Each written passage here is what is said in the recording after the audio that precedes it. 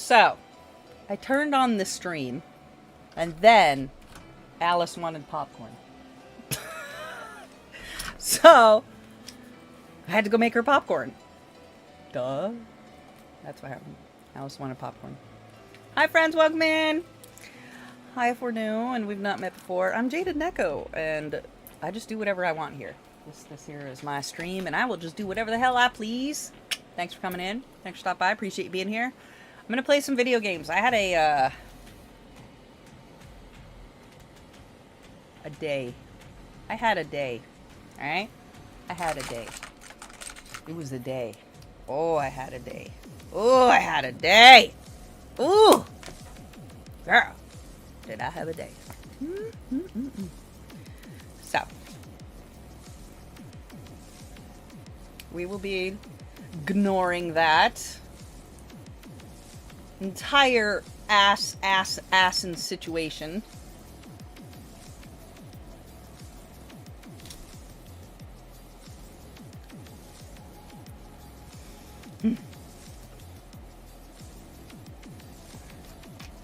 It's one of those, it's bad enough I'm not able to keep my solids down, so I might have to try. When the mommies come in, they'll remind me. I gotta try to eat soup again later, because the potatoes didn't work, so. I have to try some soup later on. Welcome in, TikTok kids. How you doing, babies? We're gonna play some. I did not. Let me go open the Discord. Let's do it tonight. Where is it? Where'd you put it in? Did you put it in mods? Oh. Where'd you put it?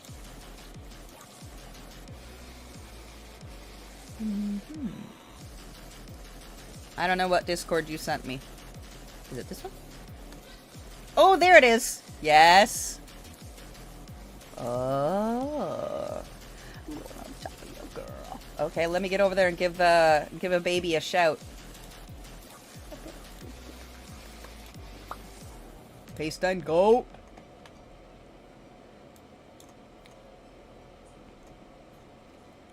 Darling.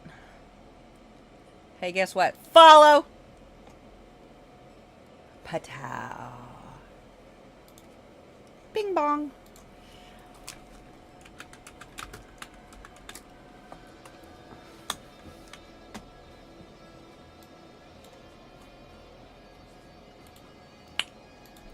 So I let her know I can't hear her. I'm live right now. But as soon as she's able to make profit, LMK, and I will send this baby bits. Oh, you know what? I can already send her bits. Hang on, let me refresh this. Can I already send her bits? She's affiliate now. Tell her to go turn her affiliate shit on right now. Go turn your affiliate shit on, baby. You could be getting money already. Yeah, go get your money on, babe. Go get your money on! Tell her to refresh her stream manager, and she might be able to turn her money on already.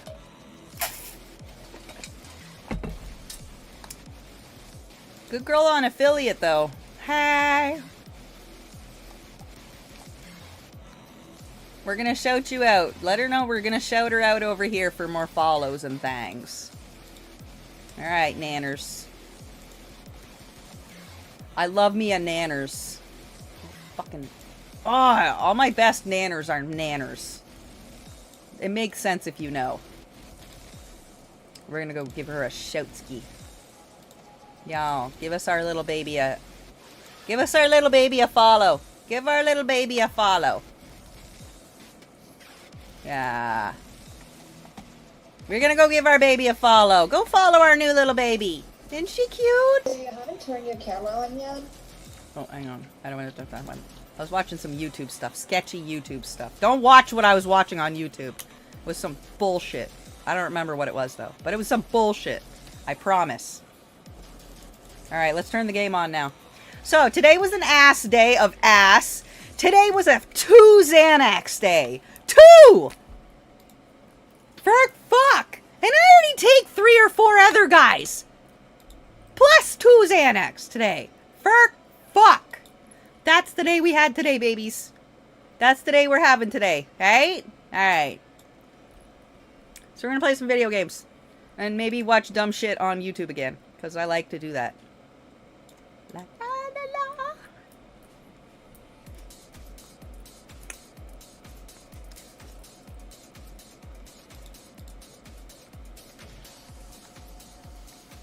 Alice is crafting with a full belly and is not interested in anything I've got going on, so okay, buddy. She can just chill for the rest of the night however she wants. What the hell? Oh, that's my autosave.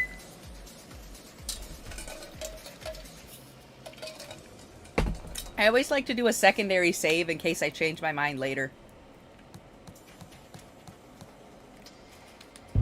But also, I need another kitchen or a bigger fridge. How do you get a bigger fridge?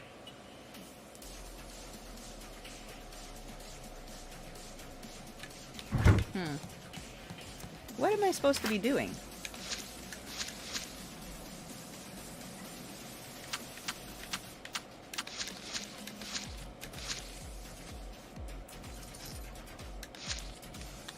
I don't remember what I'm supposed to be doing. Ha ha ha. Minigame?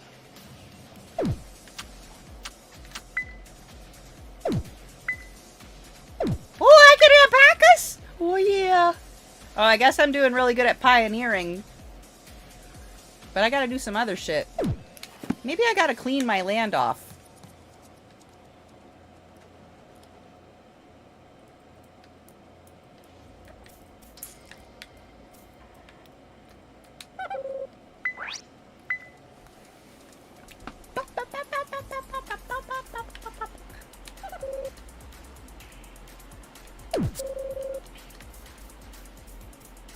Do I have any little sprites yet? Oh, nice. Oh. Go suck a dick, suck a dick, motherfucking dick, suck a dick, Suck a huge or small dick.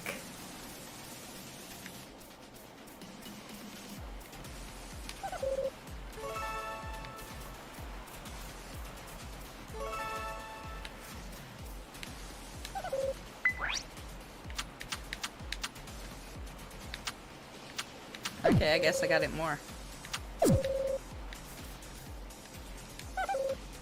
Cool! Them little dudes just gave me some free shit. That was so nice. If you're wondering why I look so professional today, I had court.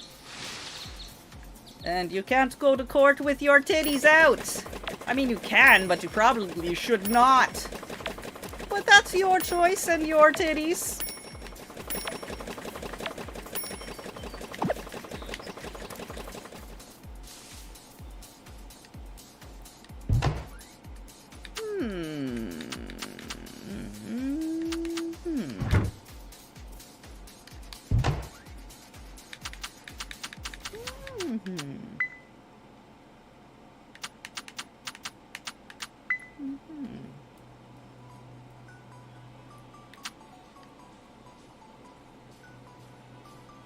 Did I put textiles in here? Oh, I did.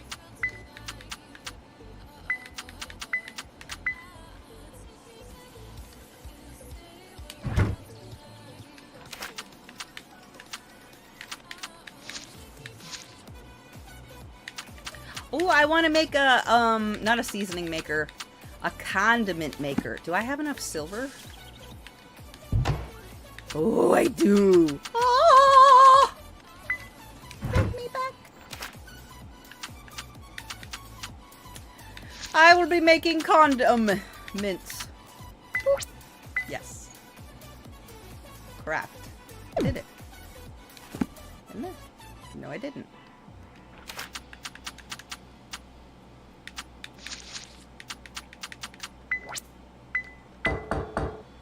Boop, beep, boop.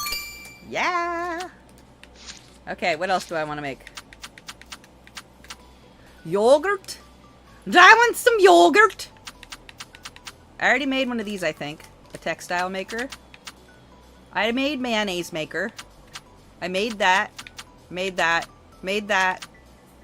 I did not make that. But I did make that, I think. Textile maker. How many iron do I have? Oh, we don't have enough iron. Take me back.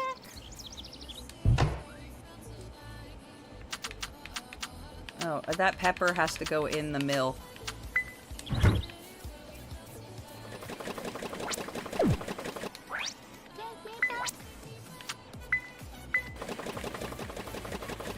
Yeah, there's the textile maker. What all can be used in the textile maker? What all can be put in the powder maker?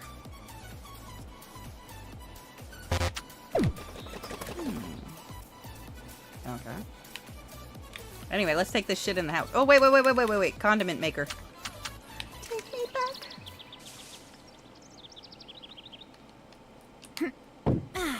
Ah.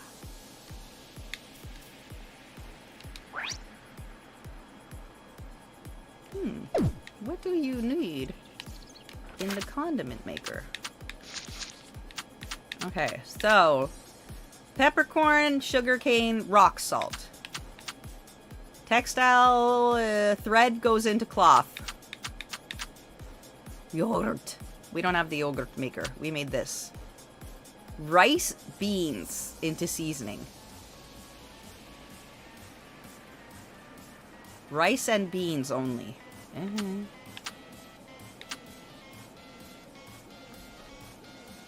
Ooh. How do I make fish bait?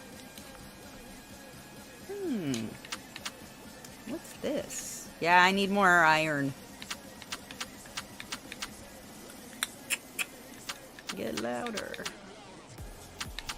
Yes, I have the lumber maker.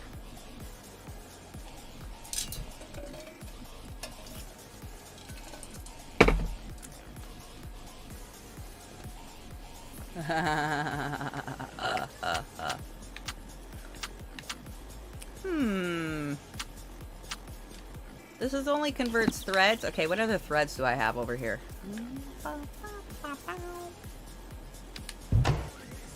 None. That's textiles of a different sort. Oh, can I do the iron?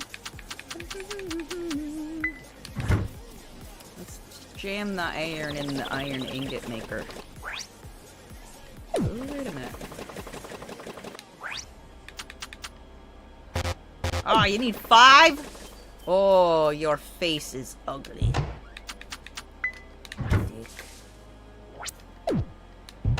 Ba, ba, ba.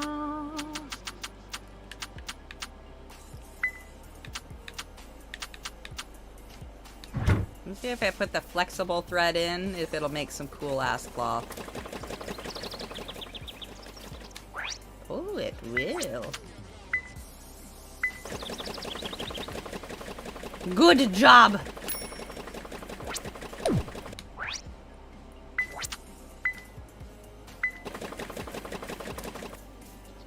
Okay. Should probably go feed the critters. Oop. I'm dead.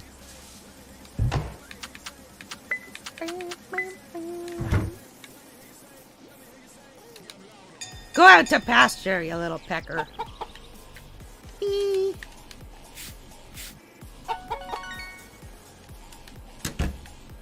Chicken.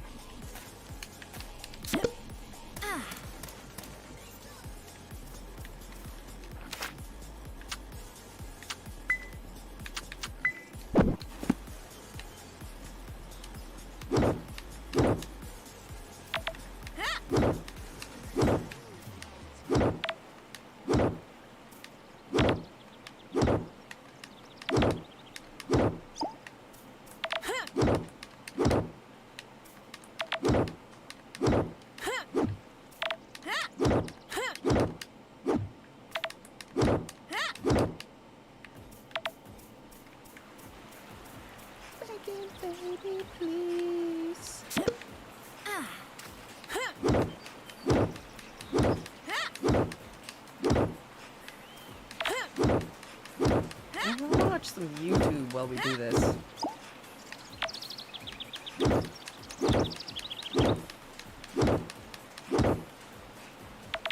Damn.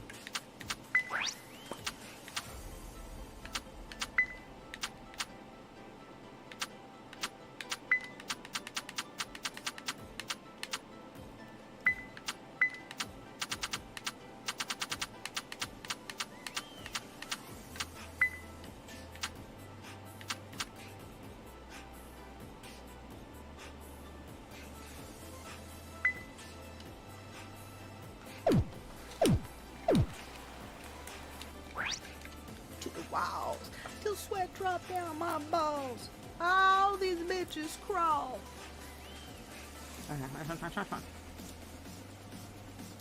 God damn. God damn.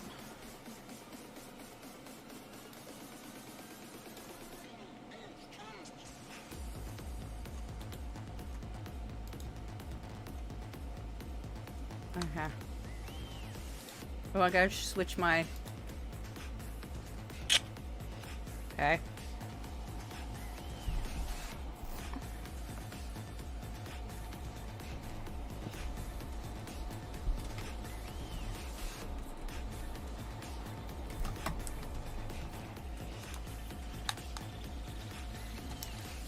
Ass and titties. Let me see you get low.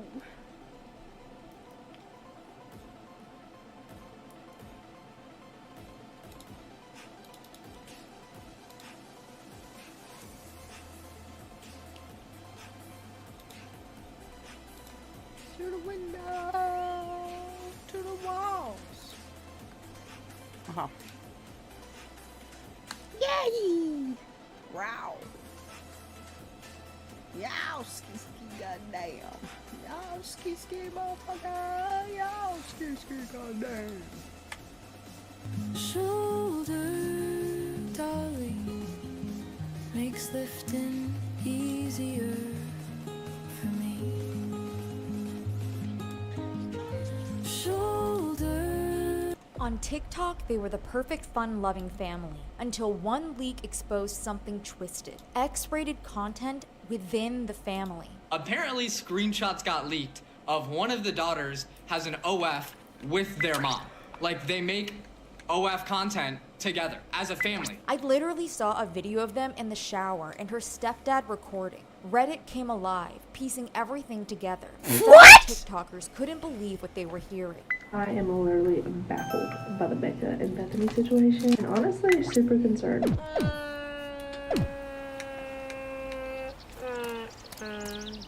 What's going on? With some even going so far as to allege grooming. There has to be some kind of grooming going on. Yeah, what else would you fucking call And that? things Like, quickly got messier as new allegations were exposed. She told her mom, okay, like, he was touching me, like, some essay had happened, and now they're not talking. They went dark on their socials for a while, but now they've quietly come back and picked up right where they left off, including the father who allegedly stood behind the camera for the X-rated content. The following video deals with matters of SA and alleged grooming of minors. Viewer discretion is advised. If you or someone you know is the victim of SA, there is help available. She is like Texas. Y'all, you want to hear something fucked up? I'm from a family like that. Groomers and problems.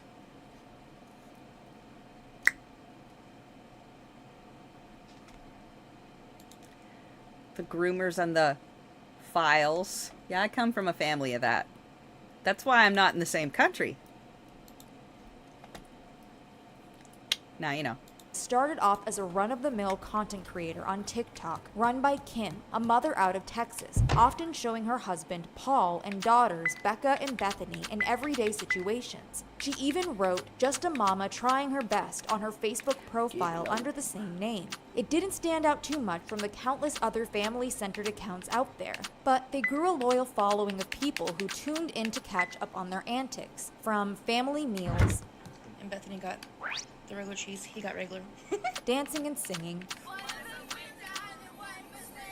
to the ordinary rhythm of home life.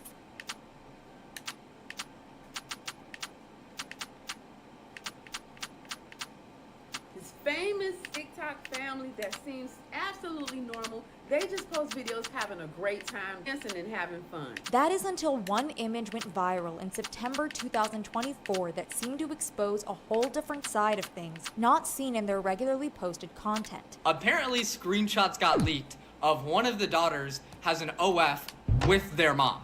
Like, they make OF content together as a family. Like, this mom and this daughter. That is the craziest I have ever heard. That's right. The screenshots were allegedly from an Instagram story by Becca that shared a link to an OF page, and once users clicked on it, they were met with the following. Tonight, we, my mama and myself, did some pics and short video clips of us inside the shower together. This was fun. Since it's us together, please don't lowball us and don't be disrespectful. Inbox me for more details. And in case you weren't quite sure of the nature of photos and videos she was referring to, she allegedly finished off by explaining, I really think y'all will like these. Some are all nude. And this wasn't the only post similar in nature. In follow-up posts, Becca allegedly wrote, new solo pictures and videos. With her mom! Plus, Mama took 3 more pics together, and another with an undisclosed photo captioned, Mama and I. And though some people were hoping that her reference to Mama and I was just a euphemism, I was really hoping Mama was a nickname she had for someone who wasn't actually her mama. Me too. I know a lot of women used to call each other mamas. This makes me literally nauseous. It sounds like she belongs in jail, not on OF. That was clearly not the case as more evidence emerged that really solidified things. First, a nearly identical message appeared on the mother's wall allegedly saying, tonight we, daughter and I, did some pics and short video clips of us inside the shower together. This was fun. Since it's us together, please don't lowball us and don't be disrespectful. Inbox me for more details. Which had some believing that it was the mother who wrote both posts in the first place. It's so obvious this was not written by a young girl. This whole text is giving 55 plus. If you compare this and the message that her daughter wrote, it's identical. She uses the same punctuation. Then there were the photos. We, of course, won't be showing the uncensored photos, but they were reposted to Reddit threads as proof of the validity of the situation. But it was something else that had people even more shocked. It allegedly appeared that the dad, Paul, was filming their shower content, which has since been deleted. Scribe is how you stop explaining the same thing over and over at work. Watch this. Sweet Jesus. Raise your Alice hand if you told pajamas. your boss how to do the same thing. In it, viewers claimed they could see his reflection in the background. I literally saw a video of them in the shower and her stepdad recording, so how are you gonna say it's not true? You're weird, LOL. As far as I know, Becca and her mom had an OF and they were posting content together. Her stepdad and possibly Bethany were helping take pictures and working behind the scenes. Someone on Twitter showed where in the shower pictures you can see the reflection of her stepdad taking them. There was some confusion amongst the sleuths and commenters whether Paul was the girl's step, adoptive, or bio dad, but it seems as though Bethany confirmed it herself when one of her followers posed the following question. I'm sorry, but I gotta ask, is that your father or your stepfather? I've been following you guys for a long time, and at one point he just disappeared. He adopted me, so now he is legally on my birth certificate. But some people had some alleged insight and theories to share about Becca and Bethany's father, Paul. Some claimed that he was charged with SA in 2003, though we are not able to verify this document, so we want to be clear that these comments are all alleged. Stepdad has charges from 04, filmed Becca plus mom in the shower fully naked for OF.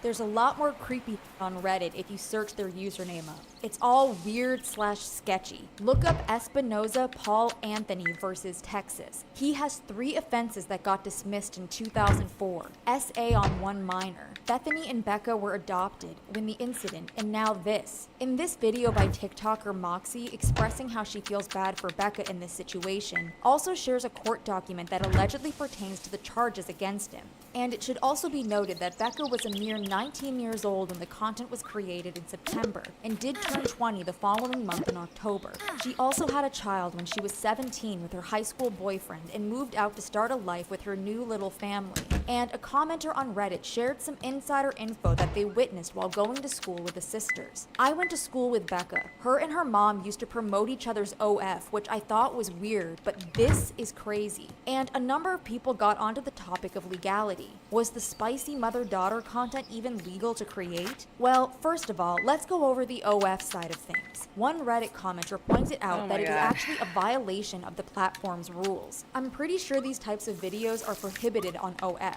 I hope someone reports her because this is foul. And they were correct because OF's acceptable use policy does explicitly prohibit any content that depicts, implies, or promotes inter-family content. The platform's guidelines ban both real and simulated acts between family members, including mother-daughter or step-family role-play scenarios. The policy states that creators may not upload or distribute material that depicts or promotes any type of violence or inter-family content, and violations can result in permanent account removal or referral to law enforcement. But what about real-life repercussions? Does the state of Texas have laws against this as well? I have ever heard. I don't even think that's legal in like any states. I looked it up. It's considered a criminal offense. Like they'll probably get a fine if they ever get charged. But to be a mom and then to be like, oh wow, my daughter's like really pretty, that's normal. But then to be like, maybe we should profit off of this and like post naked videos together.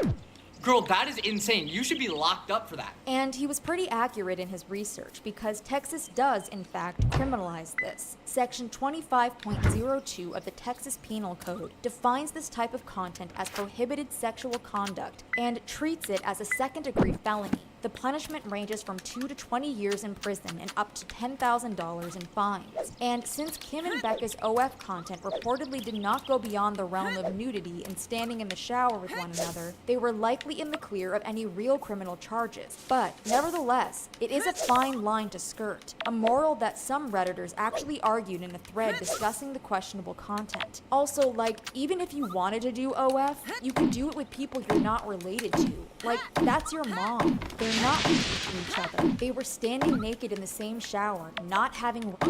They are posting it to a site that is marketed towards porn. Advertising is some sexy thing. The physical act isn't the only way for it to be wrong. It's also wrong to be marketing it as some sexy thing to be desired. It's disgusting. Nah, some boundaries you don't also, cross, and they that's can one of them. message And later and be reportedly like, hey, one of we the want to only see women you in the doing family that who were in dabbling person. this type La of la la content la in la. order to earn money. Though it wasn't anything controversial that involved their parents, Bethany was allegedly selling photos of her feet and possibly more to willing buyers online as well, while she was underage. Bethany has been selling content since she was 16. They're all in the wrong direction. She's in on it too. She sells pictures and has nudes on the internet. Bethany isn't innocent. Problem is, nobody knows what was going on behind closed doors when Bethany was a minor, as far as taking and sharing nude photos. The daughter at 17 selling feet pics is one thing. I know somebody that was doing that to make extra money. If you're doing it on your own free will and just feet pics at 17, whatever. It's a whole other story if your parents are the ones that are having you do that. That is disgusting, and I know there's some mothers and daughters that have OF, but they don't make content together. But all of this content from Becca and Bethany led many to believe that this collaboration with Kim arose out of a disturbing past. Y'all really not processing the fact that Becca is only 19 and was clearly long-term groomed for her to feel comfortable to shoot this kind of content with her mother. Their parents literally groomed them. What part of that is okay to you? That's obviously an issue that they started way before she was an adult. You don't just wake up one day thinking that's normal. Her mom's the monster. I mean, imagine being 19 and struggling with a kid and your mom tells you gotta make OF content with her to feed your baby. Becca's still just a kid herself, man. Her stepdad takes the pictures, so I'd say that's where the problem began.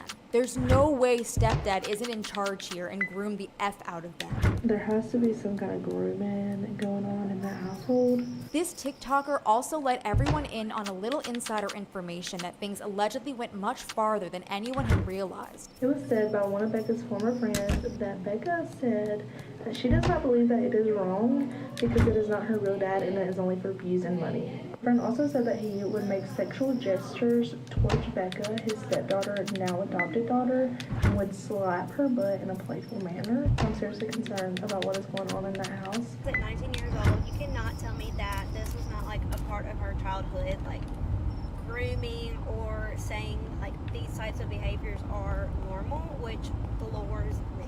This girl says right here that at 14 years old, the stepdad was already making inappropriate jokes and touching her. And these claims were backed up by a video showing Becca after getting a bad burn from a tanning bed. Hello. Tanning bed for 12 minutes. Becca sat in a tanning bed, you guys, for 12 minutes. Because somebody told me to. And look, it burned her. How am I supposed to know? I've never Look at been. that. That is burned, guys. Oh, y'all. Yeah, it is bad. Oh my gosh. 12 minutes. So y'all. My butt cheeks are burnt. I'm not burnt. She didn't come I out ain't never burned, sleeping but. the night again. This is what I get for spending the night. Hello. My butt cheeks are on fire. But I've also been sunburnt for the past week. My butt cheeks. So her dad is putting aloe vera. Are you gonna do the tanning beds again? Tomorrow, bro. Are you gonna use tanning beds again? Get your spray tan soon. That's great. This video seems to have been deleted from She Is Like Texas's TikTok account, but reposted by a fellow TikToker, and the visual of Paul applying aloe on Becca's behind really rubbed people the wrong way. It wouldn't be too bad, but him filming her doing corn makes this weird to look back on. Also, my dad would never rub cream on my bum at this age, lol. Are you serious? She literally has a child and her stepfather is rubbing stuff on her bottom? It's disgusting. That's what's wrong with it. It's not normal. Your family shouldn't touch you like that, and if they do, your family has issues. I honestly don't care what he is to them. He shouldn't be touching his daughter like that. That's the thing with grooming. They're taught it's normal from a young age. She is perfectly capable of doing that herself, bro. Especially on her bottom. She's grown. Also, this is weird. But when news of the leaked images of Kim and Becca went viral and the controversy that arose from it reached them, they had a few things to say in response. Becca posted on her OF, "It's pretty sad that some of y'all couldn't keep your pics and video private. I will only do solo stuff from now on. All I'm trying to do is take care of my son. So sad, like maybe get a real job?" Some comments expressed concern for Becca's son when he's older and comes to find what his mom and grandma were doing. I'm sorry, but that poor kid. He gets older and realizes mom and grandma shot corn together and used him as the excuse to why. Therapy is definitely going to be needed in his future. Her son wouldn't be happy to see his mom support him with that type of work.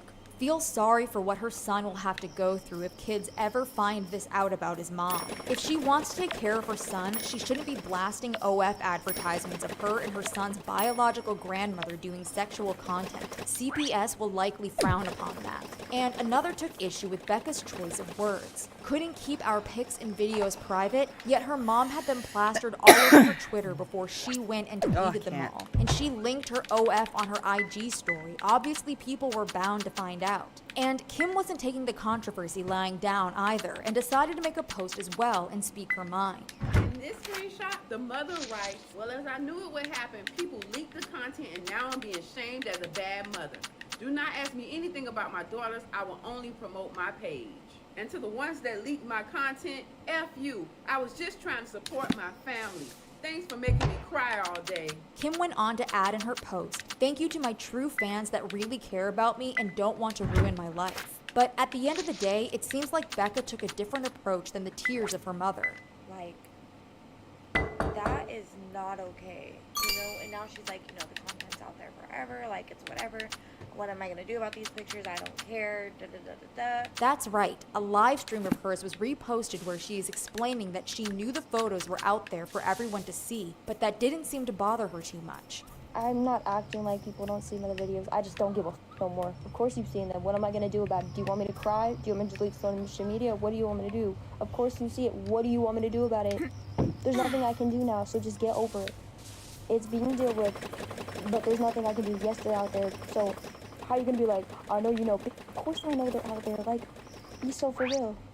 Of course I know they're out there. I'm not stupid, but like, what do you want me to do? And she continues by revealing her unsettling truth. See, it's called being groomed, so how was I supposed to know? Though the video glitches, it seems as though she was revealing that she had been groomed into thinking this behavior was acceptable, much like many people were alleging. And she went on to assure that her son was okay. My child's perfectly safe and happy. Nothing happened to her. which was likely brought on due to people on Reddit who had seen the video clips and images, shared that Becca's baby was seen on the bed in the background of a few of them. What's worse is she's making content with Becca's baby in the background. I can't believe they posted a picture with the baby in the back on the bed. They should be in jail. Nevertheless, following this, the whole family seemed to go dark and remove their social media accounts for a short time, as well as their OF pages. But something else disturbing that allegedly happened within the family, according to TikTok commenting sleuths, More SA. She said on live she got assaulted by the guy. I think he is stepdad. I thought I saw a video of someone talking about the content, saying it was of Becca, looking like she wasn't having a consensual time with someone, as though she was just laying there, not moving. The impression I got from that person talking about it, the stepdad or the mom's BF SA'd her and groomed her to do it. There's also a video, just found it straight up on Google, of Becca getting you-know-what, and I'm like pretty sure it was the stepdad doing it to her. She has her eyes closed and looking away and not even moving.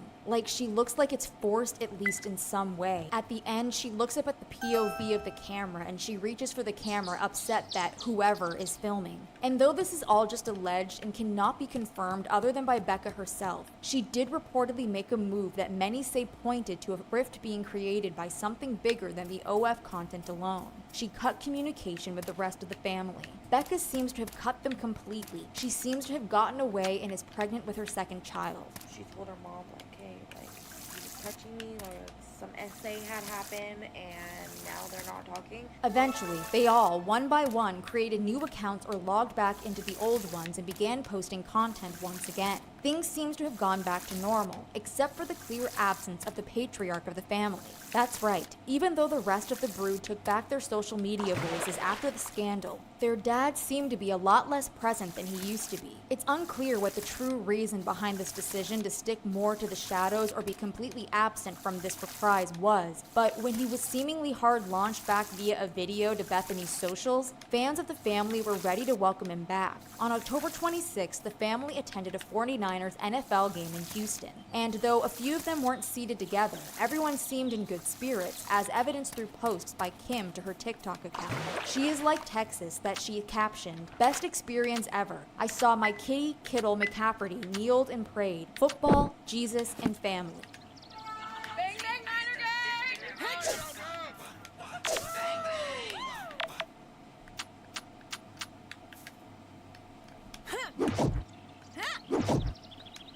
As well as Bethany, who posted the following.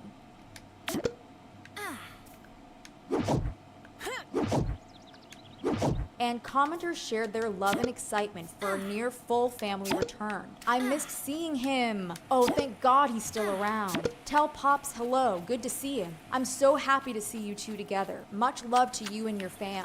And though Becca was Pops, noticeably isn't absent from the guy family that they were outing, just talking she did about just had deliver her sex second with her child. and stuff? It's unclear if she has returned to speaking terms with her family, but if there are any changes there, it will likely be shown in family posts to their social media pages as they continue to document their lives. And it seems like some of the family has recovered from the viral backlash that arose following the public outing of their attempted mother-daughter side hustle. In the end, a run-of-the-mill family account that twisted away from their above-board roots returned to business as usual, while the internet is still piecing together what was real, what was rumor, and what lines were quietly crossed along the way. The YouTube algorithm doesn't have much mercy, but your support keeps stories like this alive. If you made it this far, it really helps when you like the videos. I did! Shut up! Alright. That was bananas.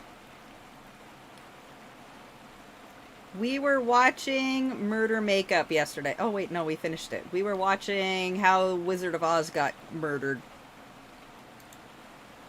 How far did we get in this? Oh yeah, we were almost done. Fuck it. Fridges and dishwashers, Let's go to the next one. couches, mattresses, same day notice, or 3 weeks in advance. It's good to know you're like making a difference instead of just Oh, I throwing the already stuff in the watched dirt. that. You're actually making sure it goes where it needs to go. All you have to do is point. Book online today. We'll do some 1-800-junk.com. BJ, and Let's do a couple then David updates. Charlotte. So shout out to Kadisha Lynn for her brilliant and timely coverage on this David matter. I mean, she really does just get these videos out, and she does them so what's the word I'm looking for, efficiently. It takes me 2 hours to say what she could say in 4 minutes 38 seconds. All right, my fucking shout out cow to is her. boxed The in. thumbnail says everyone knew. David exposed.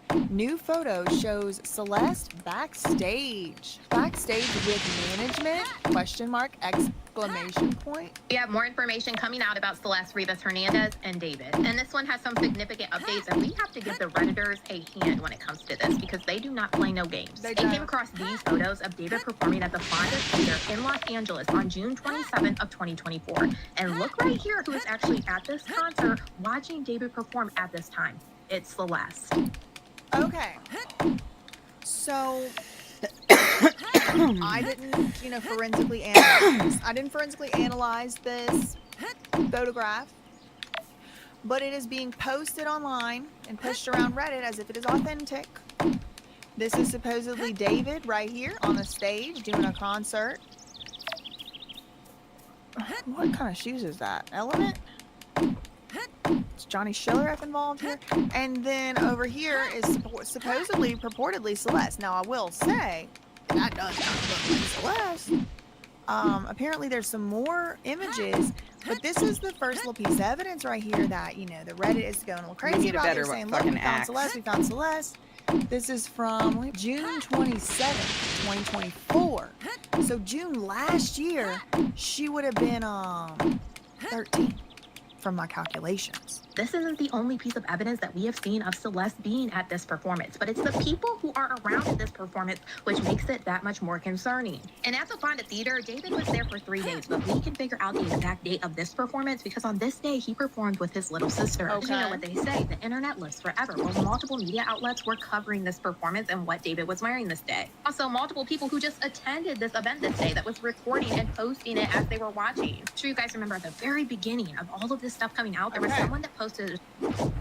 So this is narrowed down in the timeline because the little sister performed. He was in this one area of doing concerts for 3 days, 3 concerts. But they could narrow down which show it was because his little sister performed at only one of said shows.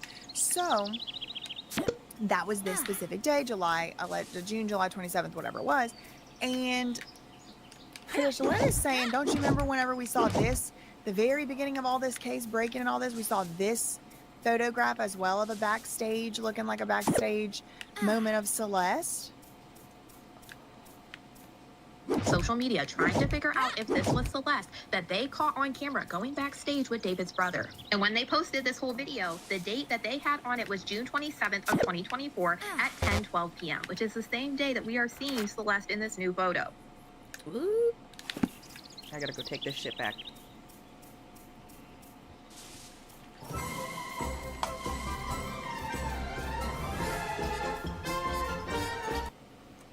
Yes, in this video, she has on the Hello Kitty sandals, which is in the description of her missing person poster. Also, another huge indicator of this information is in this photo, Celeste is wearing a black hoodie. She was also wearing a black hoodie in the video footage that came out. We have video footage of Celeste going back. It's like almost like she had one pair of shoes and one hoodie. Like he wasn't getting her no clothes or nothing. Stage with David's brother, but also she's around people that are very close to David in this photo. For another confirmation, pay attention to David's little sister's outfit. This was a group photo taken of all of them on this day of this performance. I mean, you can't tell for sure because this is like a black and white photo. I'm just looking at the different people in the picture. That's David's mom. That's David. That's apparently his little sister. Whoever Robert M is, Lane C. Is this his brother? I don't know what his brother looks like, or I don't know. This kind of look like he could be David's brother. I don't know who this guy is. I don't know who these people are. So they're trying to say apparently this dress right here is the same dress as this, which it could be. I mean, we can't know for sure. And even if it is the same dress, I mean, people wear things more than once, etc., etc. But it looks like it's probably the same. Also, she's around people that are very close to David in this photo. For another confirmation, pay attention to David's little sister's outfit. This was a group photo taken of all of them. Yeah, I was thinking that too. The photo of the backstage photo, this one, people are saying it looks photoshopped. It looks definitely altered somehow. And that's why I said, who knows? You know, I didn't do the forensic analysis of the photo. It looks like at the very least it may have been retouched, like cleared up with like a retouching app type of thing. But it could be full on Photoshop. It could be full on AI. I mean, really, truly, I have no idea. Any of this could be anything, and that's why I told y'all this is opinion. This is like literally fourth-hand information from a Reddit. Like, that's the level we are in this case. But I did want to at least bring it to y'all's attention today, because it's something that is going around, and it does appear to be a pic to me. It looks like a picture to me. But it could be fake, it could be photoshopped, it could be digitally altered in any way. It could be Celeste, it could be not. Who knows? We just have to look and examine what we see in the public record, and then y'all have to use your discernment and decide what you think is going on until we get more evidence. We don't have any evidence, really. Photo taken of all of them on this day of this performance. Not only do you have David's parents in attendance and his little sister wearing the same outfit, which I assume is after her performance, we also have key members of David's management team. We have Josh Marshall in the back there, Robert M. and Lane. And yes, Josh Lane is Marshall? the one that is standing next to Celeste backstage. And So that's remind you, Lane. at this point in time, it's only 2024, so Celeste is only 13 years old. And it wasn't just David's family and his management company that were present this night. Also, some of his closest friends were in attendance as well. So David's this friend one right Asia was one here of the is Asia, and she was one of the ones that came out and was like making a statement. She made a statement like on Instagram or something. But then recently some of her messages, alleged messages, got leaked. Again, she would later come out to say, don't believe everything you see, don't believe everything you read on the internet, etc., etc. And I agree. You can't believe everything you read and see on the internet. That is certainly true. But this is some of his friends here. I think this is, who is this? Forgot his name. Is this Neo or whatever? This is Asia. And she's the one, another one too, that people were thinking was Celeste. Remember, there was like a couple different people who were kind of like lookalikes. And this is one of them right here. This is Asia, not Celeste. Again, I don't know if that picture, other people are saying that that picture looked suspicious. Somebody in here said that the photo has been in Discord since 2024. Could have been, but people are saying there's a lot that's off about that pic. The aspect ratio seems off. True. I mean, look, y'all, I'm not a forensic photo analyst. Hopefully, if there was anything untoward going on and these pictures have anything to do with it or can help, then they do get into the hands of the right people. David's parents did travel with him quite a lot. From what I understand, that was in the David documentary that he put out. Meet the most insightful way to never scoop again. Litter Robot 5 Pro. people in that photograph. And just last week, we saw information about years old. And it wasn't just David's family and his management company that were present this night. Also, some of his closest friends were in attendance as well. David's friend Asia was one of the people in that photograph. And just last week, we saw information about this DM being leaked on Reddit. You have no way to authenticate this DM, but I will say it does look pretty legit. And if it is, it's even more of a big deal because this DM happened on February 16th of 2024, months before this June 27th, 2024 performance. It shows Asia allegedly replying to somebody's story. So this is very interesting. So what Michelin is pointing out, this is an alleged screenshot from an alleged DM. Again, who knows if this is real? This could be photoshopped, but it has been making the rounds, and it's like the missing girl, Celeste. And this is February 16, 2024. And this, I believe, was just 2 days after David's manager had signed that lease. Like, she was missing at this point, I think, for the first time. I don't know if they officially had reported her, but she went missing on Valentine's Day, but Valentine's Day also had been the exact date that David's manager, Josh Marshall, had rented that house. It's like, okay, well, I wonder where she went. But then Steve Fisher was like, there's no evidence she ever was actually in the house, but probably she was, et cetera, et cetera. So this is right around that time, 2 days after she went missing. Missing girl, missing teen. Bro, this is my friend's girlfriend, and a bunch of question marks. And this is supposedly Asia, that girl we just saw in the picture. The person responds, is there a way you can confirm? And Asia, David's friend, allegedly. Now, she's now come out and said, don't believe everything you read online. So maybe she's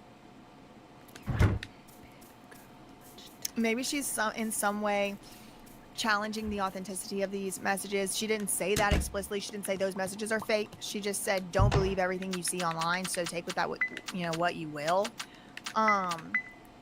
Is there any way you can confirm that she was 13 and the supposed, Asia supposedly said, WTF? Of a missing poster of Celeste saying, "You're lying. Bro, this is my friend's girlfriend." And this person replies, "Is there a way you can confirm? She's only 13." And she responds, "What the F? You're lying." After that DM was reported on, Asia did take... So I kind of said it like backwards. Is there any way you can confirm that that's your friend's girlfriend? Because she's only 13. And then Asia said, WTF, you're lying. Now, again, I don't know if Asia really said that. That's just what's being reported on the Reddit and by Krishalyn.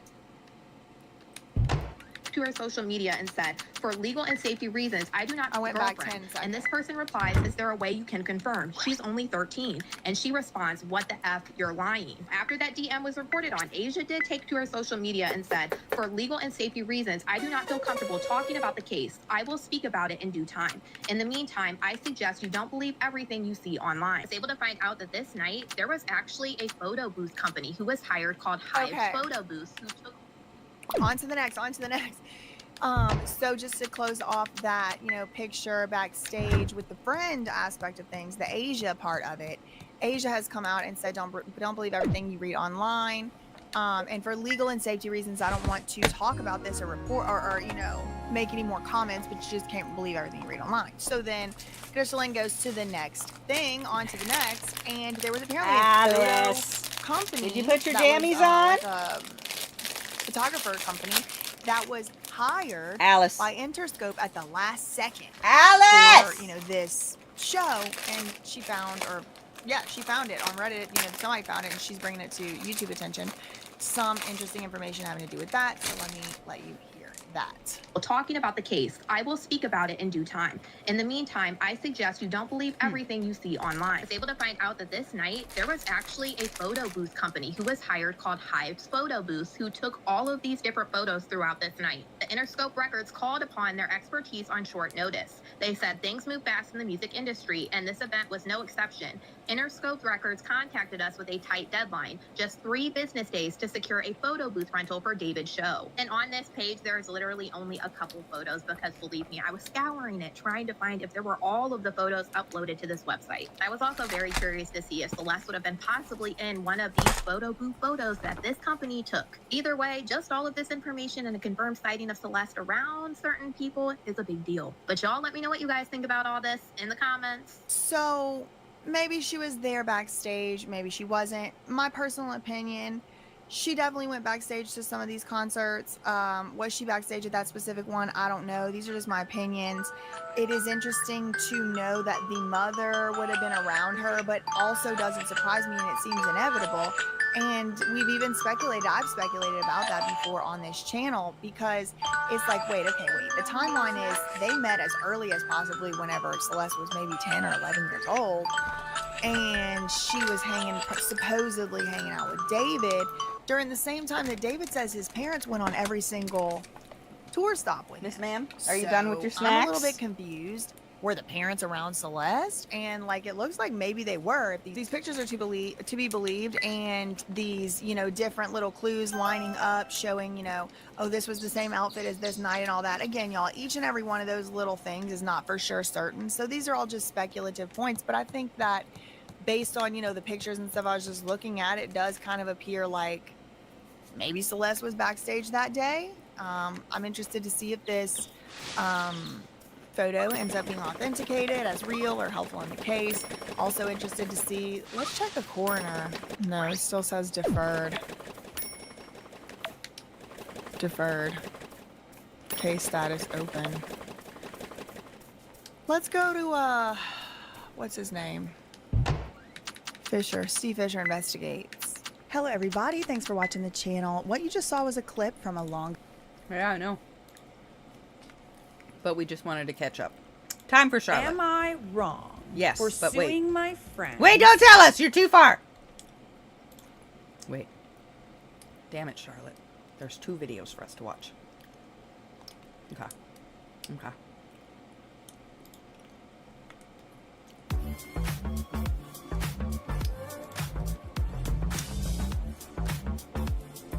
My mom's rude I'm able to keep my customer food down. turned out to be my girlfriend.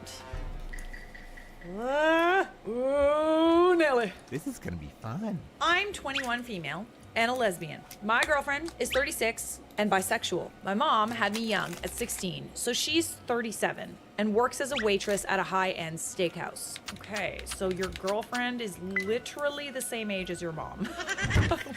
Okay. I just moved in with my girlfriend 2 weeks ago after dating for 2 months. Okay, that's pretty quick. Wow, that was fast. Moving in with her is a culture shock because she made close to 7 figures last year, and I'm a struggling actress and college student. So my mom is serving the lunch crowd and goes to greet a woman. The woman did not acknowledge my mom's greeting and interrupted her when she's rattling off the specials. When her soup comes, she tells my mom her wallet costs more than what she made in a month. So be careful. Yeah, I don't love that. She snapped her fingers to get my mom's attention, but when she came without her beckoning, she rolled her eyes and said, "Will you leave me alone? Only come to me when I snap for you, dummy." Yeah. At the end, when my mom asked if she could take her plate, she sarcastically asked if she had any other bright ideas. My goodness. Who peed in her cereal this morning? I don't think that this is the case of just her having a bad day. I have such little respect for people who treat customer service workers, people in the service industry like this. Like, if there's one thing that shows how little class you have, it's this. It doesn't matter how much money you make. This is insane. Like, this is literally insane. In the end, my mom went to take her Amex and saw the name on it and put 2 and 2 together. She got a very poor tip at the end of it. Ugh. Ugh. Disgusting. To add insult to injury. She said she's given me the information and that what I do with it is up to me. I'm in denial that my girlfriend would be like this. She's always been sarcastic, but in a very attractive way. You've only been dating like 2 months. Like, have you gone out to dinner with her? Like, in fact, the only problems we've had is that she sometimes comes off as flirtatious to others. And I get jealous sometimes because I can see she has a lot of options. When we've gone out, she's been nice to the waiters. In front of you, maybe. But my mom and I have a very close relationship and are very honest with each other. And I see that the thought of anyone being rude to her. When I asked what the woman was wearing, my mom told me exactly what she put on this morning. Doesn't look good, man. Does not look good.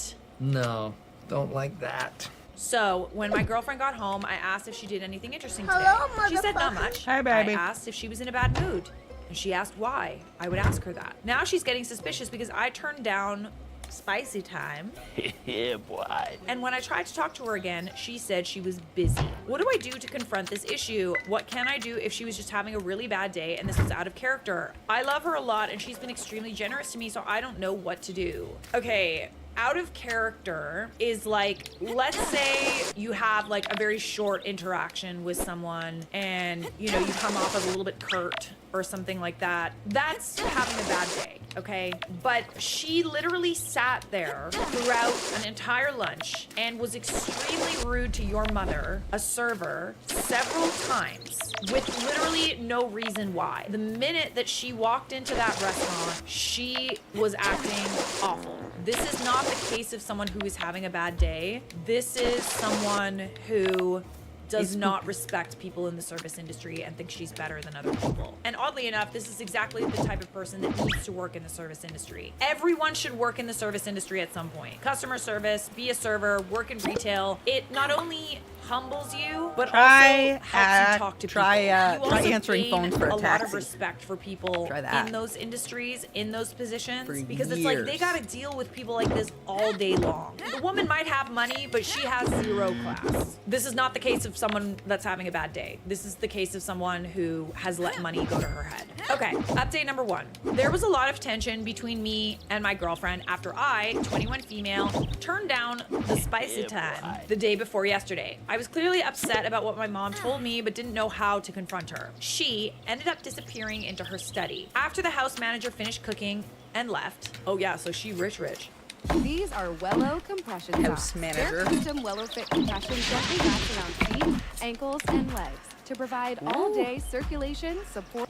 I don't need anybody's money. I'm really rich. She came out in going out clothes and didn't say anything to me. I asked where she was going and she said nowhere, just meeting up with some friends. I text her a few hours later to ask if she was coming home to eat or if she needed a driver. She doesn't text back for a while until she sends me a picture of a hotel drinks tab that was in the thousands, saying she was paying for everybody. You took a picture of the bill? Yuck. Then she stops replying to my texts. I don't know who booked the room or who she was with. I didn't want to say that she cheating, but I hear her stumble in at 3:30 a.m. and she reeks of booze and other random smells. She wakes up at 2 p.m. and goes to her study. I go to her study and she doesn't acknowledge me for a good minute. Okay, sounds like you're getting finally a taste of like what she's really like. She finally says, last time I checked, you were 21, not 12. Adults speak when they have something on their minds, and tells me to out with it. So I confront her about being rude to her waitress, my mom. She says I've been sulky all week, and she's been walking on eggshells since last Monday, even though I thought we were perfectly happy then. So doesn't take responsibility for what happened, and then puts the blame on you. Correct! She acknowledged she was at the restaurant, but said none of what I accused her of even happened. She said she was served by multiple people and said at fancy restaurants, waitresses should know to only approach when the customer beckons, and she lightly recalls one of them breaking such protocol. Actually, that's not true. In fine dining, it's part of the experience to be approached by a server who waits for you to have a bite. You try the bite, they ask if everything sounds good because you've taken a bite, they'll leave you alone for a bit, they'll come back, and then they'll ask you if you want anything else for dessert. You can politely wave them over, maybe go talk to them if you are like in a rush or something like that.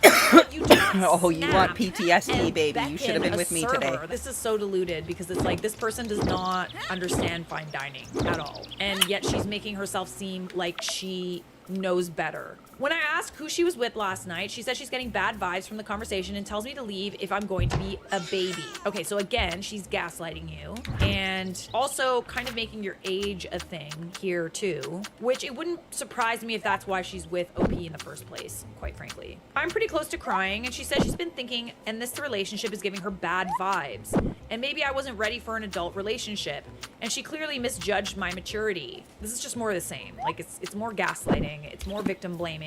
It's a whole lot of, I'm not gonna take responsibility for how I treated someone. I start crying, saying she's the most successful person I've ever met, and I think she's too good to be true, and a long thing about how I felt she's too good to me, which scares me now because everything I said was completely from the heart. She then says that when she met me, it's like the stars aligned. She asks if the life advice she gave me was not helping, if this relationship already was not changing my entire life forever. She reminded me that I was living with 4 roommates and now I live like the 1%, and she's helping put me through school. She said she even introduced me to her well-connected friends, and when she told them how I was acting, they were sorry for her. But she told them that bad moments happen to the best of us. So I would actually argue that she's excusing her own behavior in that sentence. She's holding all these things that she's doing over OP's head. Because like, yes, on the one hand, she's doing all these nice things, but on the other hand, she blatantly disrespected not only someone in the service industry, but also OP's mom. I don't like the manipulation 20 more that's going minutes on and then here. it's bedtime, I asked her Mama. if she would consider meeting my mom to talk things out, and she said she didn't want to meet my mom Be right all now. done snacks She wants and to brush help your improve teeth. my life.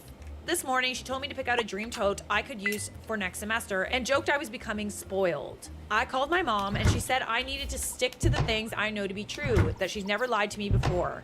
But what terrifies me is how unprepared I was for her reaction or how scared I was when she asked me to leave. I don't know what to do. I feel ashamed that I set out to get answers and I screwed up. And now I feel ungrateful and like I'm self-destructing my life. She still works extensively with her ex-husband of 11 years and I feel like I'll never measure up to him. I honestly think the power balance in this relationship is no bueno.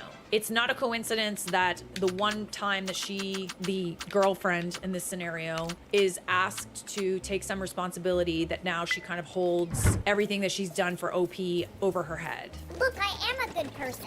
Look at everything I've done for you. Don't you appreciate me? You can do nice things for people, but behavior that isn't right should be called out, and you can still love someone and not respect how they went about things, but taking responsibility is super important. And the girlfriend in this story is not doing that. Let's read some comments. You are in a toxic relationship and need to get out of it, like right now. She accused you of being immature by not saying what was bothering you, but then her idea of a mature response was to go out, blow thousands of dollars on booze, and party it up.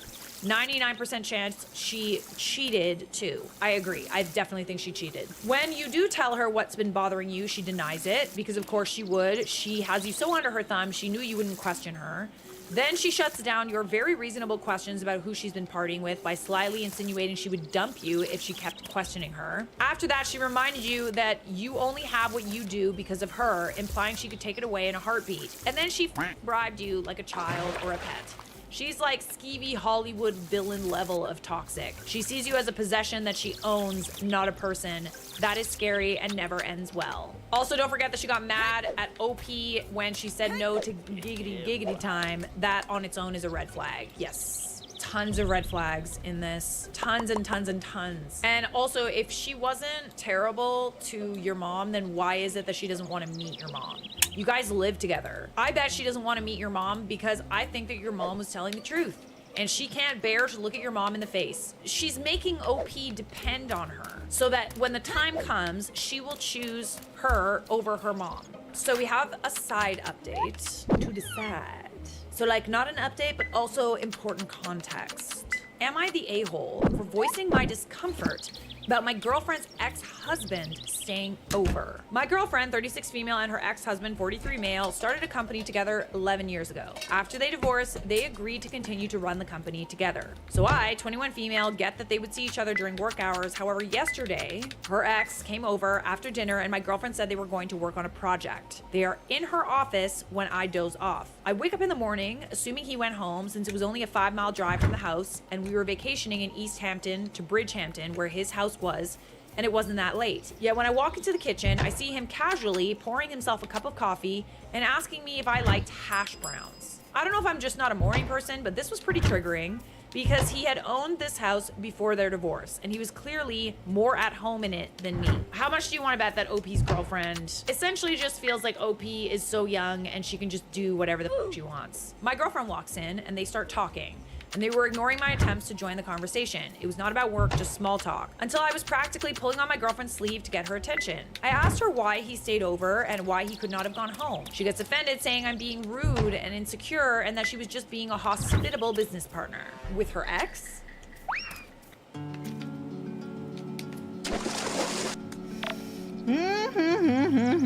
Her ex-husband starts petting the dog and says that it's all his fault and he just missed the dog, but sits down and makes no motion to leave. Where did he sleep?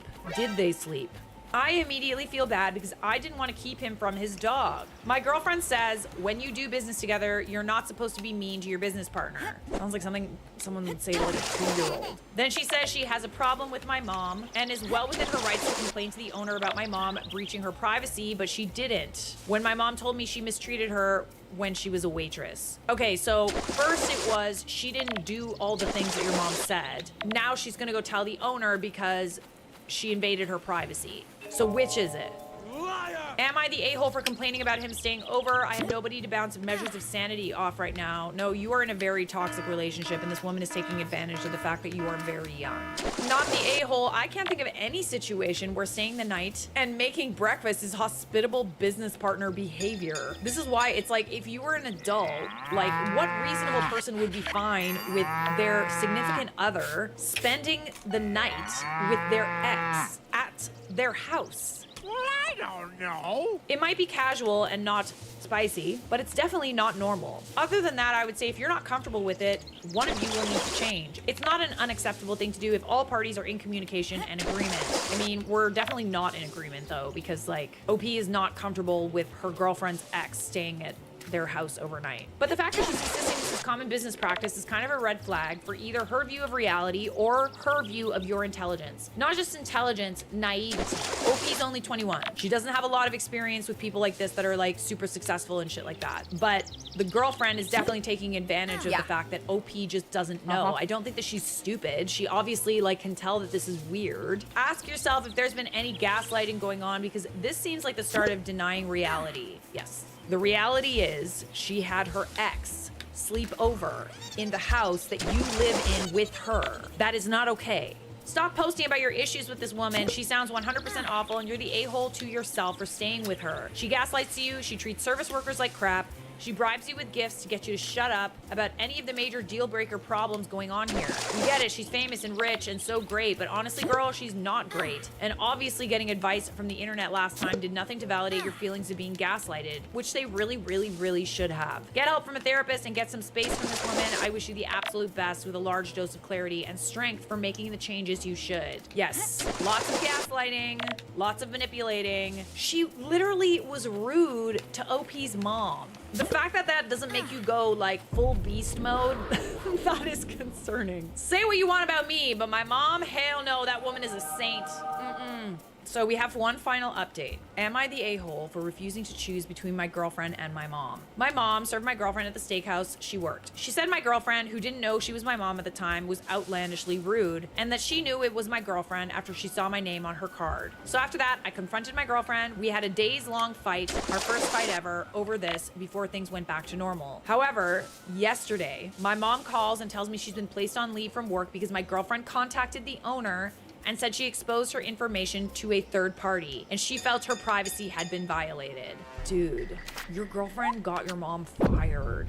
Like on leave, but like still fired. This wasn't a case of, oh, she just had a bad day. Like she's continuously disrespecting your mom. What the f? The restaurant owner happens to know my girlfriend in passing, very distant acquaintance. Yeah, and like honestly, really awful restaurant owner to not like stick up for their employees, because this is nuts. My mom says my girlfriend exaggerated her tale to the owner, saying she rattled off numbers of her Amex card to me and also exaggerated the stuff my mom accused her of. My mom said that since it's a she said situation, she needed me to tell the owner she only described her general behavior and a few true comments that stuck out. Okay, your mom needs your help to stick up for her. I love my mom, but my life with my girlfriend is so intertwined at this point. We're vacationing in the Hamptons. It's been but like I'm a moving with her couple back of in Los months. Angeles, where I'm going to college. She's helped me book acting jobs, and I only secured a future internship through her. Oh, please. Struggling with medical mysteries and unexplained symptoms? Whole genome sequencing analyzes 100% of your DNA. Lord have mercy. My girlfriend literally got on her knees, cried, and said she worked so hard for everything she had in her life, and what my mom said about her could have destroyed her, and that she didn't want to lose me. Okay, so playing the victim again. Why would your mom even like bring it up if it wasn't true? When my mom called again, I expressed how angry I was that she was giving me this ultimatum and that I wasn't getting involved. Hell no. OP, prayers for you. You are choosing between your girlfriend and your mom. She gets tearful and accuses me of resenting her for not giving me a privileged life. My grandma calls me angrily and says I was being a bad daughter, who they didn't raise to become this. She refuses to listen to the fact that I'd be alone and possibly homeless if I choose sides. Am I the a-hole? I feel like I should have the right to choose to not get involved in situations that are between my mom and my girlfriend. Am I the a-hole for refusing to burn bridges when I don't have to? This post was made over 2 years ago. OP has not posted since. In this case, you are absolutely choosing your girlfriend over your mom. Your abusive girlfriend, I might add. Sorry, had to drop the A word, but that's what All right, she no is. more snacks. Let's Brush all your teeth, understand baby. collectively that in relationships like this, especially relationships where the power dynamic is so off, it is hard to leave.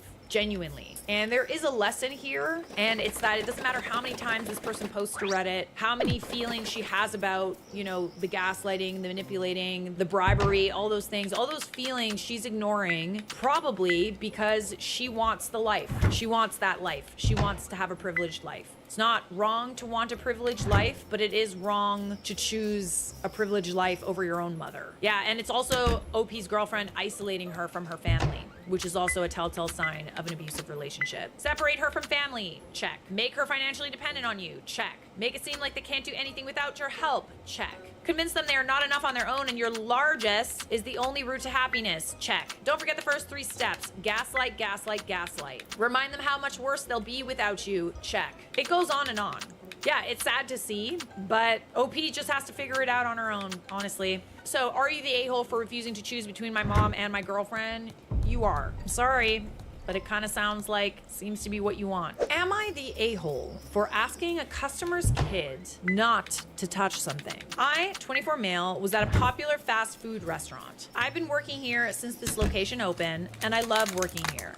I love my coworkers, my boss is great, and I've never had any problems. Why don't you put it in a freezer bag and put it in your lunch machine tomorrow? near the front of the store. You want to pack Today, your lunch? a family of 3 came in. A mom, dad, and their daughter who looked about 4 or 5. I was the cashier for the day, and the dad came to take their order, while mom went to sit down at the benches we have at the door to scroll on her phone. Their daughter, however, beelined to the drink station. Noticing the daughter about to stick her hands inside the Spy-Got for the iced tea, which is separate from the soda machine, I calmly Maybe say, that's what and I happened. didn't raise my voice at all, they and another family were in the store. Oh, it Excuse is me, little cheesy one. popcorn. Could you please not touch that? Mom looked up from her phone, immediately got defensive, and yelled at me. Don't yell at my child. I'm right here. You could have just gotten my attention. Yeah. I mean, you were a little busy on your phone. Yell at her child. No yelling. There was no yelling. Oh. He was doing the parenting that you should have done. Now, I get it, stranger danger and all that. Don't want strangers talking to your child. However, I needed to stop her before she actually touched it. It's a health Watching hazard. Charlotte? People get drinks out of that. And I don't know where your daughter's hands have been. Honestly, nasty places. At 4 or 5, do you know what's going on in those daycares? There's a reason why parents of like toddlers are almost always sick.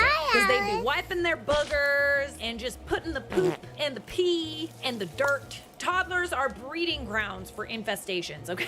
Like literally.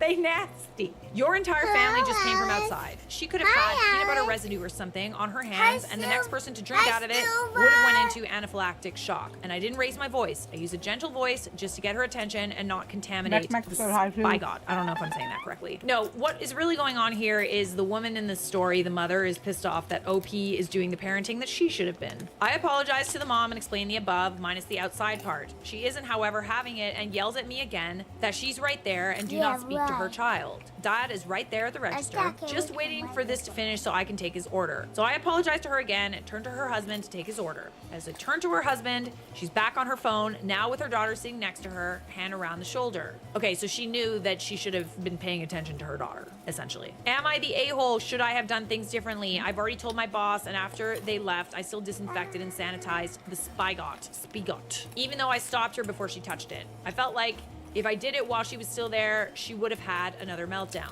No, this was far more about her than it was about you. Stranger danger, yes, but it's not like you're inviting the kid into like a van. You just told her not to touch something. Not the a-hole. I would have told her she needs to watch her child. I spent 5 years at Burger King and a year at Taco Bell. Customers are a huge pain in the butt, and at some point I got sick of their BS.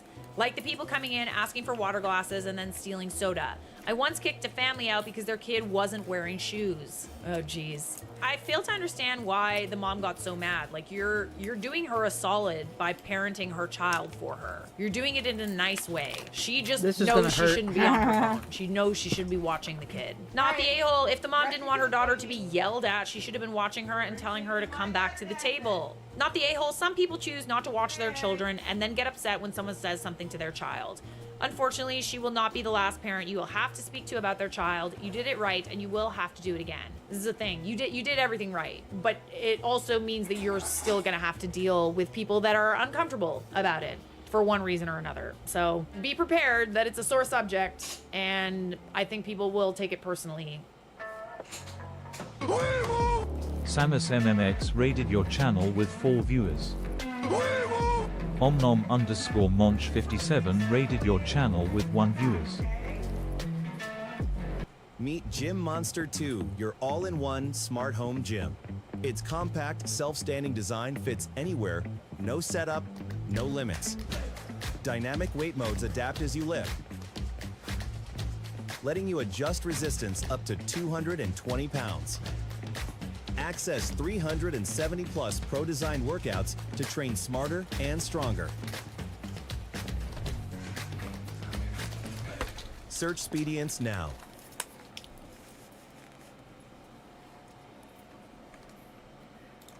Update. Thanks for All your right, what I feedback. missed. While Wait, it made sorry. sense to take his order. As it turned to her husband, your phone, yell at her child. No yelling. Okay. There was no yelling. Hey, Sam. He was doing Wait, the what did I- parenting that you should have done. Now, I get it. Stranger Ah, danger. fuck, no, I got no raided? Strangers talking to your Bruh. kids. However, I got needed to stop raided. her before she actually touched it. Whoops. It's a health hazard. People get drinks out of that. And I don't know where your daughter's hands have been. Honestly, nasty places. At 4 or 5, do you know what's going on in those daycares? There's a reason why parents of like toddlers are almost always sick. Because they'd be wiping their boogers and just putting the poop and the pee and the dirt. Toddlers are breeding grounds for infestations, okay? Like, literally. They nasty. Your entire family just came from outside. She could have had peanut butter residue or... Hi, friends. Welcome in. I walked away from the computer to put Alice to bed. Hi, friends. Welcome in. I'm Jada Neko, and I'm playing video games and watching YouTube and trying not to eat a bottle of Xanax.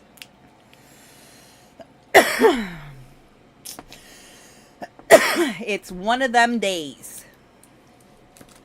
So, hi. And I look very nice and appropriate and adult today because it was a court day. So, we're watching YouTube, playing video games. something on her hands, and the next person to drink out of it would have went into anaphylactic shock. And I didn't raise my voice. I used a gentle voice just to get her attention and not contaminate the by God. I don't know if I'm saying that correctly. No, what is really going on here is the woman in this story, the mother, is pissed off that OP is doing the parenting that she should have been. I apologize to the mom and explain the above, minus the outside part. She isn't, however, having it and yells at me again that she's right there and do not speak to her child. Dad is right there at the register, just waiting for this to finish so I can take his order. So I apologize to her again and turn to her husband to take his order. As I turn to her husband, she's back on her phone, now with her daughter sitting next to her, hand around the shoulder. Okay, so she knew that she should have been paying attention to her daughter, essentially. Am I the a-hole? Should I have done things differently? I've already told my boss, and after they left, I still disinfected and sanitized the spigot, even though I stopped her before she touched it. I felt like if I did it while she was still there, she would have had another meltdown. No, this was far more about her than it was about you. Stranger danger, yes. But it's not like you're inviting the kid into like a van. You just told her not to touch something. Not the a-hole. I would have told her she needs to walk her child. I spent 5 years at Burger King and a year at Taco Bell. Customers are a huge pain in the butt. And at some point, I got sick of their BS. Like the people coming in, asking for water glasses, and then stealing soda. I once kicked a family out because their kid wasn't wearing shoes. Oh, geez. I fail to understand why the mom got so mad. Like, you're doing her a solid by parenting her child for her. You're doing it in a nice way. She just knows she shouldn't be on her phone. She knows she should be watching the kid. Not the a-hole. If the mom didn't want her daughter to be yelled at, she should have been watching her and telling her to come back to the table. Not the a-hole. Some people choose not to watch their children and then get upset when someone says something to their child. Unfortunately, she will not be the last parent you will have to speak to about their child. You did it right, and you will have to do it again. This is the thing. You did everything right, but it also means that you're still gonna have to deal with people that are uncomfortable about it for one reason or another. So be prepared that it's a sore subject, and I think people will take it personally. Update. Thanks for your feedback. While it may seem obvious I wasn't in the wrong, I was doubting myself since this was the first time I witnessed someone got so defensive over their child doing something wrong. Just the other day, we had a kid climb up on the table after not listening to his mom, but when I gently told him to get down and did, mom thanked me. This is what I'm saying. So the other lady's response kind of surprised me. Exactly. You're doing this mom a solid. You're doing all moms a solid by helping them parent their kids. So today is my day off, and I just got off the phone with my boss. I'm not in trouble, and she reassured me about that. She called me to tell me the mom came back and tried to complain. This is secondhand from her, so some of it might not be accurate. According to her, lady came alone and tried to file a complaint that I screamed at her child and frightened her. I'm so glad the restaurant has cameras with audio. So my boss played back the incident for mom to watch. Boss said she had to max out the volume because she could almost not hear me over the generic music we have playing in the store. After the video played, boss says to lady, so you want me to punish my coworker for stopping your kid from messing up all the iced tea? Because if he hadn't, and she successfully did so, I would have made you pay for all the iced tea she ruined. Ooh. I find that just like, wow. You must be so bored in life if like you're... I'm gonna go down to that restaurant and give them a piece of my mind. Like, shut up. Do you have literally no other problems? Like, get the fuck out of here. And she would have. My boss is a short, middle-aged black lady from the South. She knows how to insult people and make it sound like a compliment. Don't worry, she doesn't use this power for evil. Ooh. I love my wife because she can do the same things. She said, bless your heart. Oh, girl. Container holds about 5 gallons. Boss said lady got wide-eyed and backpedaled hard on her stance.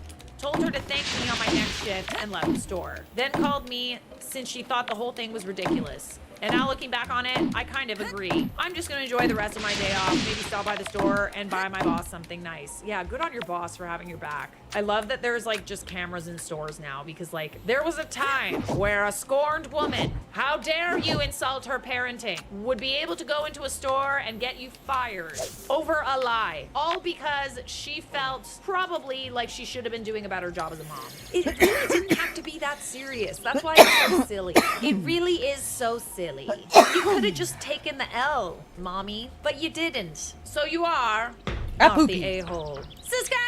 I am. Friends after their wedding.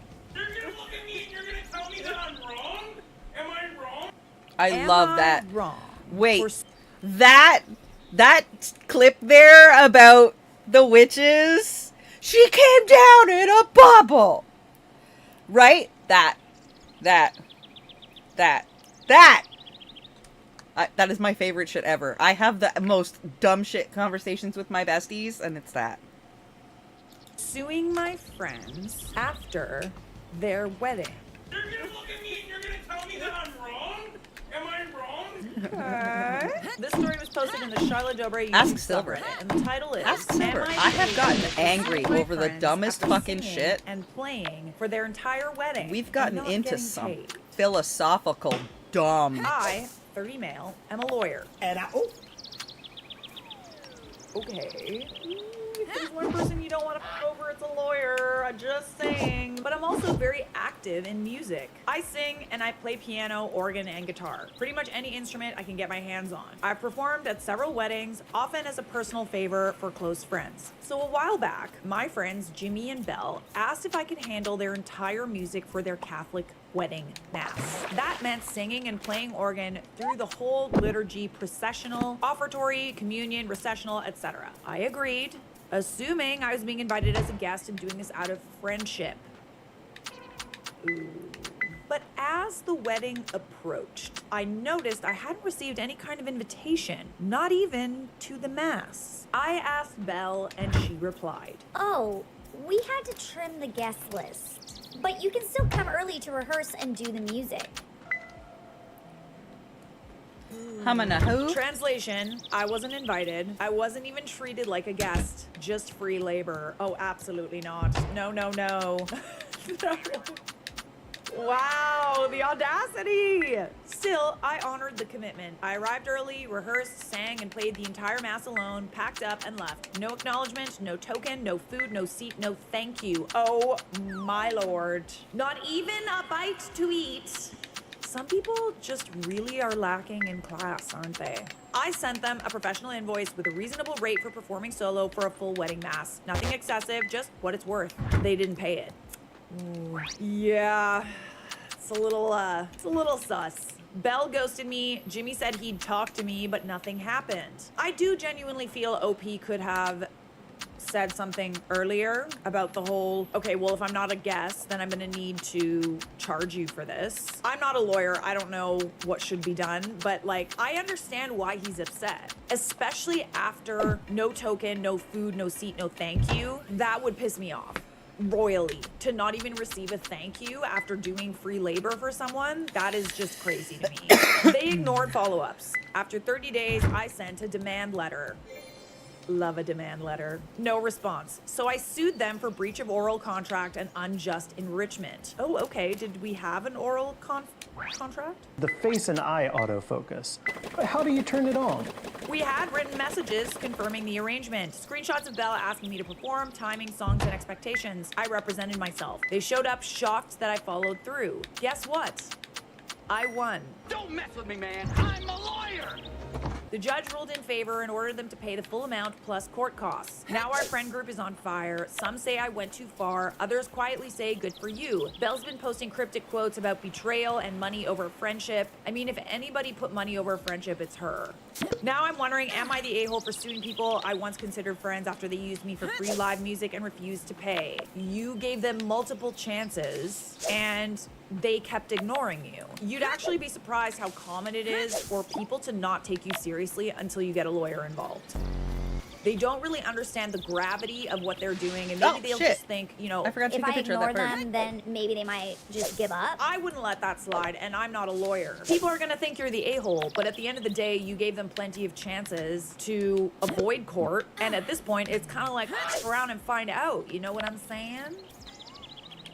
Not the a-hole. If you were not allowed to attend as a guest, that means you were hired to play. This they pay. It's funny how friendship did not extend to an invite, but now she's saying money over friendship. Bingo. Friendship. This friend was not a good enough friend to get an invite to your wedding, but they were a good enough friend to play for your wedding for free, without so much as a thank you. If OP was a friend, he would have been a guest. Not a friend, here's the invoice. Pay up, not the a-hole. This would be my response every time. Friends get invited to the wedding, performers are hired and paid, and are supposed to be fed too. That's the other thing, right? For those of you who are going through weddings, even if you hire someone, see if you can find the time to go around and thank your vendors. Whether it be in your speeches or a personal thank you, it really goes a long way to make them feel appreciated. I genuinely feel like the bride and groom really tried to avoid OP as much as possible because they knew what they did was wrong. But they just wanted a free musician. Have a little class. You're saving hundreds of dollars. The least you can do is give this person a plate. Hundreds, if not thousands, honestly. Musicians for weddings are not cheap. As a friend, would you not want to pay a friend for their work? Expecting a friend to do something for you for free is not a friendship. That's like transactional, and like he's not even getting anything out of the relationship at all. So like, where is the plus side for him? So this is an interesting point. This may be an unpopular opinion, but even friends should get paid for services provided unless they've explicitly offered to do it for free, or if you've arranged a contract that their services are being considered a gift. Expecting free from friends always ends poorly, and that is one criticism of OP. Obviously he won in court, so it doesn't really matter, but like the payment thing maybe should have been discussed before the wedding. I doubt that it would have changed anything. It just creates like a little more of a paper trail, you know? And I'm not a lawyer, but I am. Are you the a-hole for suing your friend after singing and playing for their entire wedding and not getting paid? Absolutely not. We got some more wedding drama for you. Ooh, deleted. Why are we deleting, guys? Does this mean this was a little saucy? Am I the a-hole for telling the bride I won't be shaving my dog for her ocean-themed wedding tomorrow? Questions. I beg your finest pardon. Oh my Throw god. away because I love my that. name has my real name and I know the bride's stalks. Oh, that's why we deleted the account. So I, 26 female, I'm a bridesmaid in my former best friend Kelsey's 27 female beach wedding. The theme is ocean magic or something like that. Think mermaids, starfish, driftwood, blue ombre gowns, that sort of vibe. I've done everything she asked. I paid for a $300 seafoam green dress that I will never wear again. Went to her destination bachelorette in Tulum, where we nearly died in a sketchy ATV crash. Don't ask. Been there. Bachelorettes in Tulum are like a different beast, I swear. It chews you up and spits you out, that town. And even helped write her vows because her fiance doesn't inspire her creatively. Red flag much. If you can't think of like some nice things to say about your fiance, that's kind of crazy, but okay. So the wedding is tomorrow and she just told me I'm not allowed to bring my dog unless I shave her. Why though? Why is that on theme at all? Like a naked mole rat at her wedding? Yes, shave her, as in remove the fur on my miniature Dachshund Mercedes because her brown and black coat will ruin the aesthetic in pictures. Apparently her planner said all pets need to have neutral tones or be groomed to match the sea-themed palette. Get the out of here. Are you kidding me right now? You kidding me? Are you kidding me? I've heard of brides having like restrictions on what guests wear, but pets? So, how's the escape plan coming? I laughed when I read the message. I thought she was joking. Mercedes has been in my life for 6 years and is basically my child. She has a long silky coat and she's super chill. She was gonna be my date since the wedding is technically pet friendly and I'm not bringing a +1. But Kelsey said, and I quote, I'm not trying to be a bridezilla, but this is my vision, and it's one day. Can you just do it for me? It'll grow back. your vision. I can't even imagine having like a weirdly shaved dog at your wedding. Like, that is so bizarre. This is a very strange hill to die on. I told her I'm not shaving my dog bald so she can look like a beach rock in the background of her Pinterest photos. That's so bizarre. Like, at that point, just why are you allowing pets? This is so dumb. Like, I can't. I said if she wants a wedding where even pets needed to color match, maybe she should have just hired models instead of inviting friends. She freaked out, called me unsupportive, and removed me from the bridal group chat. Now the maid of honor says if I show up with Mercedes unshaved, she will kindly ask us to leave. Oh no. Of all the things, you must have a perfect wedding. If you're fixating on little problems like this, honestly, so much comes up. This is not an issue that needs your attention at all. I feel like I've bent over backwards for this wedding, but now some people in our friend group are saying I should have just left the dog at home or compromised and dyed her coat or something. No. This is literally the day before and Mercedes is staying with me in the hotel anyway. So am I the a-hole for refusing to shave my dog for this wedding? Or am I the only sane one left on this barnacle encrusted ship?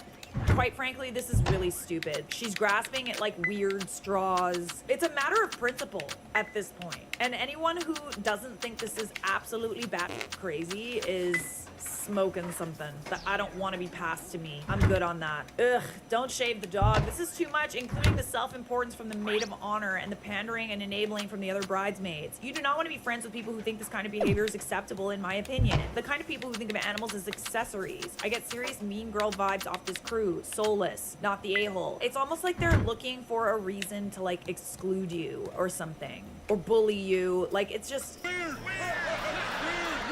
I don't see why this is an issue that they're fixating on. Like, this is really weird. I feel like there's something else happening here. Having pets in general for like an ocean-themed wedding, unless it's a fish, I don't see why you even want pets at an ocean-themed wedding to begin with. People pointing out that shaving a dog is not good for them. They have fur for a reason. It won't grow back the same way. I also agree with that. Like, it's not the same thing as grooming. Some people are saying you could buy Mercedes a little blue sweater if you feel like accommodating. Even that is better than like outright asking an owner to just shave their dog. Be for real right now. Is Bridezilla jealous of OP and her dog? I absolutely would not even want my dog around people like that. Leave her in the room and be done with them after the celebrations are over. These are not her friends. These are the group of girls that keep that one pity friend. OP, cut your losses and peace out of that friendship. That's why I feel like this is, it just seems like they're just going out of their way to make her feel bad for a reason that like really does not affect the wedding at all. I'm just very confused, but we do have an update.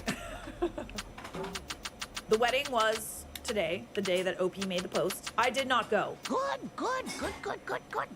And no, Mercedes was not shaved or dyed green or dressed up like Sebastian from The Little Mermaid. Although those comments had me crying laughing. Y'all are evil. I love it. Anyways, after she booted me from the group chat and sent me that wild message about shaving Mercedes, I decided to be petty with Grace. I gave her a wedding gift. Boxed up my $300 bridesmaid's dress, the custom sea glass collar Mercedes was supposed to wear, and a card that just had a smiley face on it and labeled it for the blushing bride. The tea comes courtesy of my friend Leo, one of the groomsmen, who had no idea about the whole dog shaving fiasco until I told him after the ceremony. Apparently, they had no backup flower dog. None. Kelsey had assumed I'd cave and show up with a bald Mercedes like I was bringing a rotisserie chicken in a leash.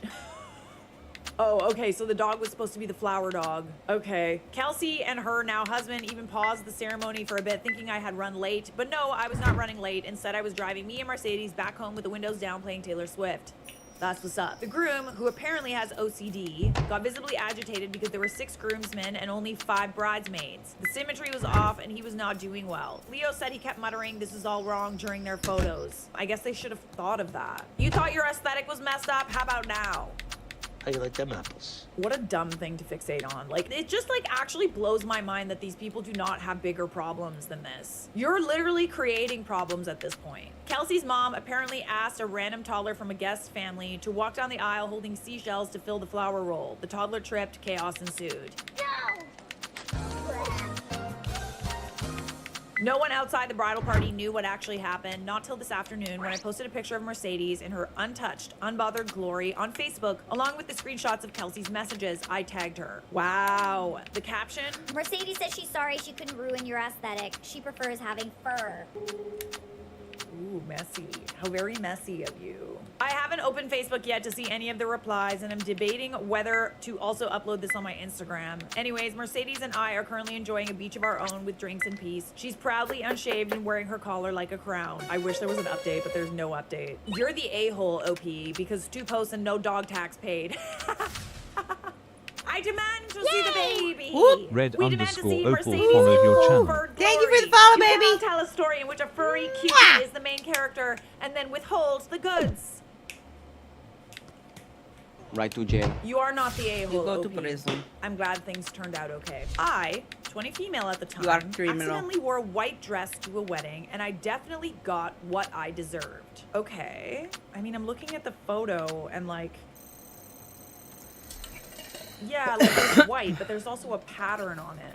Okay, let's get into it. 7 years ago, I made the horrifying mistake. I wore a fully white dress with blue accents to my ex-boyfriend's cousin's wedding. Before you come for me, I swear I didn't know the no white at weddings rule. I was 20, deeply naive, and tragically lacking wedding etiquette. Like truly dumb and clueless. I thought it looked cute and wedding appropriate. I did not think I was making a power move or being disrespectful. But the bride, oh, she clocked it immediately. After the ceremony, as she was walking back down the aisle with her new husband, literally mid-smile and celebration, looked me dead in the eye and said, Oh, you wanted to be the bride today. okay, no, that's kind of... she took time out of like her walking down the aisle to say that to you. And that was just the beginning. All night, her bridesmaids came up to me with the most polite yet devastatingly pointed compliments. You know the kind. Wow, you're so brave to wear that. And I could never pull off something like that to someone else's wedding. Such a bold choice. I didn't even realize at the time why everyone was being so weird. I got super anxious, felt totally out of place, and ended up crying outside the reception at one point. It wasn't until years later, thank you so much, Charlotte, that I realized, oh, I really messed up and was completely horrified. Since then, I've sincerely apologized and have never made the same mistake again. But I wanted to show y'all the dress and ask, was the dragging justified or was it unneeded wedding drama for them? See, this is the thing about like outright bullying people who wore, this is not what I would call a white dress. I just don't agree that this constitutes a white dress. Like, I think it's a pattern dress with white in it, but you would never confuse this girl for the bride. Like, that's the issue with white dresses, right? Like, you're kind of pulling focus. There's always a very clear reason why someone wears white. It's like, you know, the sister-in-law or the ex-best friend or the mother-in-law that's trying to steal the shine. If someone is wearing a dress with white in it, there always could be the thought that they could have asked the bride's permission. They could really not know the rule. I think that outright bullying people without like knowing for sure is a little classless. You're being a dick. Let people look dumb. If that was her intent, which it wasn't, let them look dumb. Yes, I know it's a rule, but there's a gray area there. And like, unless we know that the intent was malicious, I don't think it's fair to like bully people. I know at my wedding, I know I keep bringing it up, but now I actually have a reference point. How are you not just like in total bliss and like not paying attention and like paying attention to your husband and enjoying your day? This is such a small problem. She like cried after. I don't know. I just really feel like that was unnecessary. Let's see what other people said in the comments. I would have had no issue if you wore this to my wedding. It's a print dress, not a white dress, nor is it remotely bridal. I'm sorry you were treated so poorly. Okay, so I feel like we're kind of on the same page. To me, this is like a white and blue dress, but this is not like a white bridal dress. Exactly. Only petty people get upset about a print dress at a wedding. If you wore a fully white silk, satin, or cotton lace dress, you'd have been out of wedding etiquette. Here's the thing about etiquette, though. It's a guide for polite behavior, not something to humiliate a person who doesn't have a clue what is going on. And furthermore, you don't know what's going on behind the scenes. It could be cultural. If someone wore like a printed white dress, it's a very common thing in Italy to wear white dresses with print to weddings. Those are wedding appropriate. The guest could have asked the bride. The guest could have literally no idea idea. If someone wears an outfit to an event to upstage or upset people, then they should be called out and possibly embarrassed. That's the thing. Like, she doesn't even know the bride well, so I don't really see how this could have been something to personally offend her. Too many people think that their wedding entitles them to behave like a spoiled child who doesn't have any manners. A lot of people in the comments agree that this isn't what constitutes a white dress. I just don't like how ridiculous the whole wedding standards are being pushed more and more. Yes, don't wear white, but now you can't wear a cute printed summer dress. This is the thing. Like, summer dresses almost always are like, they're white with like flowers on them or like cute little prints. I just genuinely don't feel like the bullying was justified. I don't think that you did anything to like overtly draw attention to yourself. I think that you just didn't know. And like, I actually don't agree that their reaction was justified at all. That's super weird. Mean girl behavior. I know I talk about the white dresses a lot and stuff like that, but like, I feel like people use it as an excuse to like overtly go and comment on things and like all the rules that I've come up with or whatever that I've like the social etiquette that comes with weddings. And it's like, I'm not saying that you should go and like bully people that like don't know the right thing to do, that like could have had a dress approved by the bride. It could be cultural. Like, I feel like people really kind of take the wedding etiquette thing a little bit too far. It's kind of up to the bride, but like a good friend of mine wanted to wear a very similar dress as this, and she's just like, I know it's like there's white in it, and I'm like, girl, there's like, that's not a white dress. Relax. You know what it never was? That serious. It was never that serious. But I'm chill, you know what I mean? Like, I'm chill. Some brides are like not okay with it. It is what it is, whatever. But like, it's a summer dress. It has blue in it. I wouldn't say that this is like, okay, she's overtly trying to upstage the bride. Brides, the website said, is it ever acceptable to wear white to a wedding? Historically, Western tradition dictates that guests should avoid wearing white to a big couple's day. And while the rule still stands, it can be confusing to know how far it extends. For example, can you wear a printed white dress or jumpsuit? Or is any glimmer of the neutral hue completely unacceptable? Generally, it's best to stay away from outfits that feature the color, including a pattern gown. Wrong! That's wrong! So many brides are incorporating color into their wedding wardrobes now, so you wouldn't want to show up in something similar to the bride. If the bride's also wearing color, you're not allowed to wear whatever the color of the bride is wearing? Like, what the So yeah, this website said, can you wear a printed white dress to a wedding? An etiquette expert called Diane Goffsman said, no, it's not acceptable. I don't know, man. Err on the side of caution and avoid it. You could ask the bride. I think she looks great. I think she put effort into herself and she looked beautiful. I've been to like so many weddings, and the amount of men that wear like white suits, the amount of patterns that I see, like people wearing like white feathers and white bags and like print dresses with white in them. I just don't really see it as a big deal, especially if they've asked the bride's permission. Anyways, that's just me.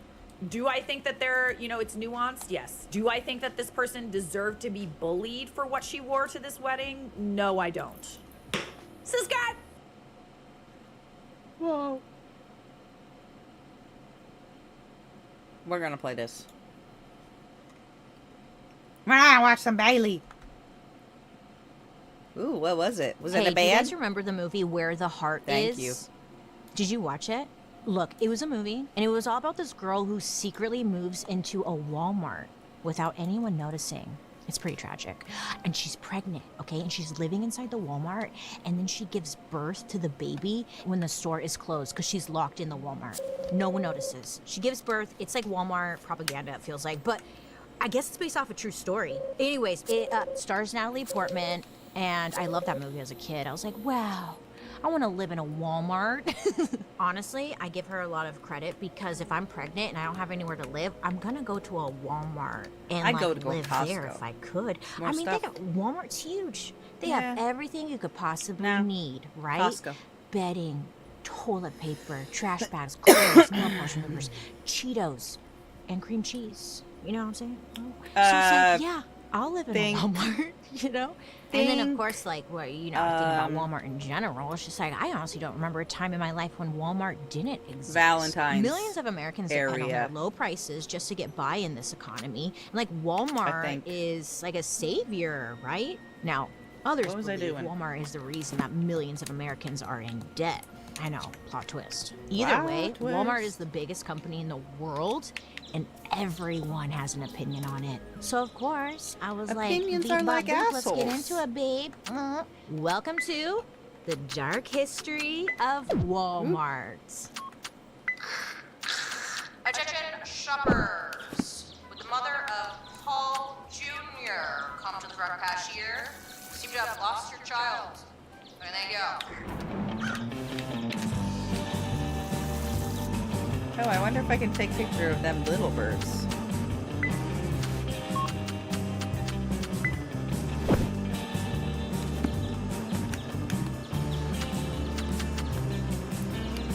Hi friends, I hope you're having a wonderful day today. My name is Bailey Sarian and I'd like to welcome you to my podcast, Dark History. Here, we believe history does not have to be boring. It might be tragic, sometimes it's happy, but either way, it's our dark history. Before we get into it, don't forget to like and subscribe. I'm always posting new content. And let me know what you think down below in the comment section. I love hearing from you. Now, let's get into it. Where do we start, huh? I don't know about you, but whenever I think about Walmart, I think about a lot of things. But I think a standout is Paris Hilton. Remember on The Simple Life, she didn't know what Walmart was, and it's a pretty iconic moment because she's like, What is Walmart? It's like they sell wall stuff? What is it? Like she truly did not understand what Walmart was, and I think all of us who were watching it was like, our minds are exploding. How do you not know what Walmart is? Everyone goes to Walmart. It was wild. Before researching this episode, the only thing I knew about Walmart was that, you know, their stuff is cheap, and sadly, I always hear about how unhappy the employees are, right? That's all I've ever heard, but I've never, like, looked into it, right? And because they're, like, such a huge company, I figured, hey, Bailey, now's the time. They probably have a shady past. This could be an episode. Let's do it. And here's what I learned. Walmart is so much bigger than any of us realize. Okay, it's a punchline to a lot of us, but to this day, Walmart is the biggest company in the world. They have 2.1 million employees, and they make 1.9 billion in sales every day. Do you understand that?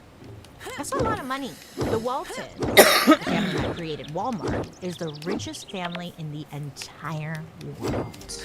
While everyone in the media is always talking about Elon Musk and Amazon guy, you know, the billionaires trying to run the country, the Waltons are getting richer and richer by the freaking minute to a level that you and I will never see. And that's not being shady or anything, it's just we'll never understand their type of money, okay? Now, they stay out of the news. We never hear about them.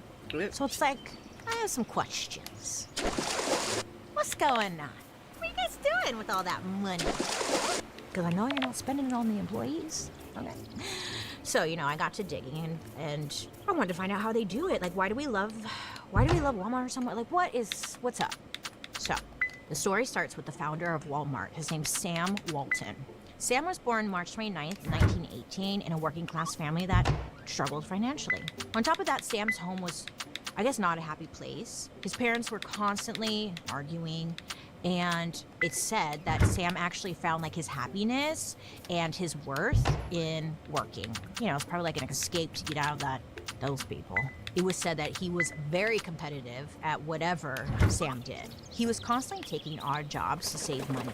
And even when he went to college, he was working several jobs just to pay for school. I'm like, go for him, right? He hustled. He's like the grandpa that would tell you, back in my day, I pulled up my bootstraps and I worked and I paid for college and my family. He's that guy, you know? And he did it, to give him credit, you know? Anyways, 1940, Sam graduates college and he decides, or he gets a job working as a salesman at JCPenney's. I know, JCPenney's. And right away, I guess he really liked the business. He was great at sales, everyone loved him. But when it came to like the technical stuff, like paperwork and like being organized, numbers, some people are really, really strong on that and some people are not that great at it. And Sam wasn't that great at it. I guess he like screwed up a lot. Sam's boss pulled him aside and told him, hey, listen, you're not that great. And you're never gonna make it in retail. I'm sorry, this job's probably not for you. So, I mean, this was upsetting to Sam. He's like, oh man, I really like this, but yeah, I know, I do suck. Anyway, so at the same time, like World War II was now rolling around. So Sam decided he was going to do his part, help defend the country. And he ended up serving in World War II from 1942 to 1945. He serves in World War II. He comes home and he gets married. He ends up settling in Arkansas. I And he need decides to get back upgrade the one my he really hammer. enjoyed, retail. I mean, he didn't want to like give up his dream. He really liked it. He liked something about it, right?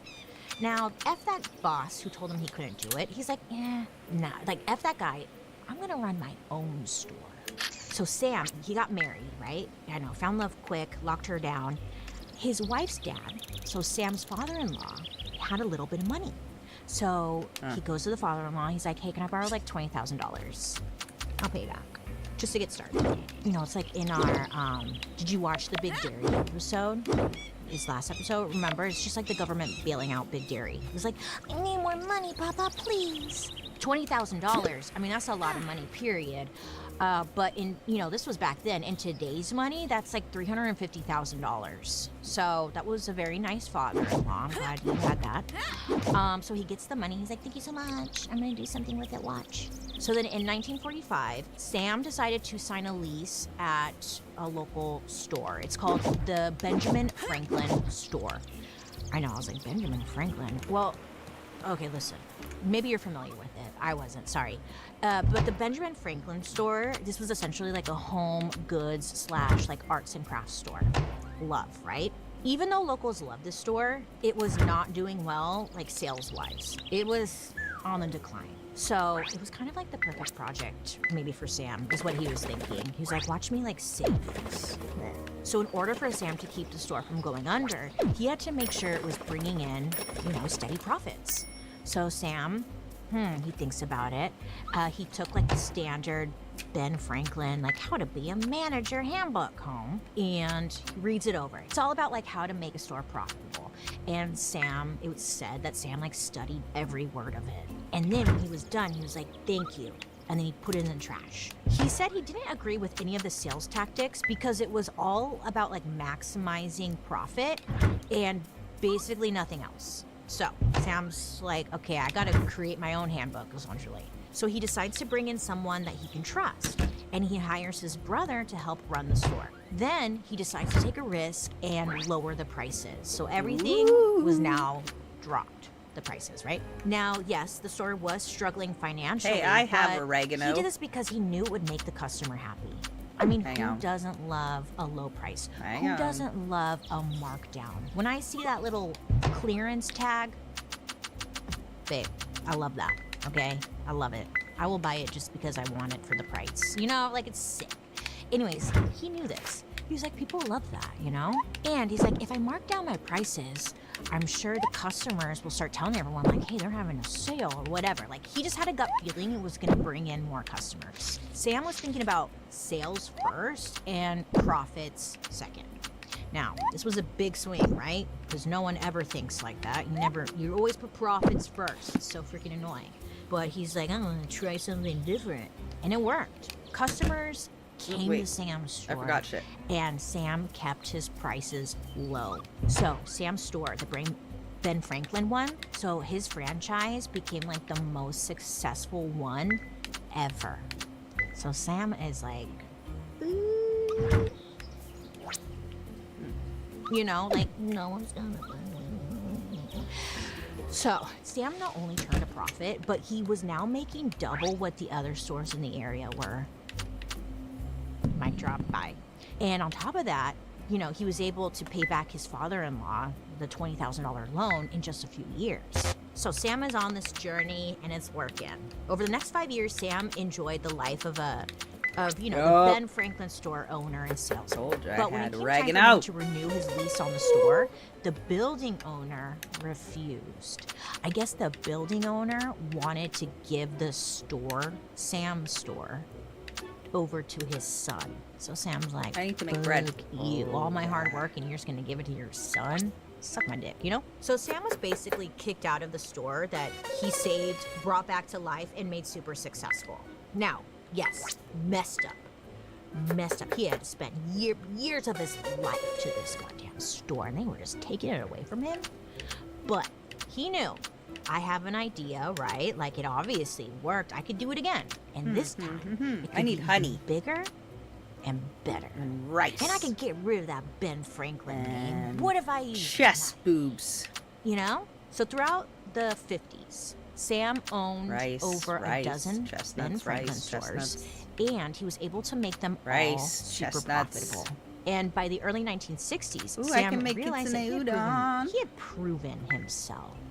Okay, he didn't need this Ben Franklin store anymore.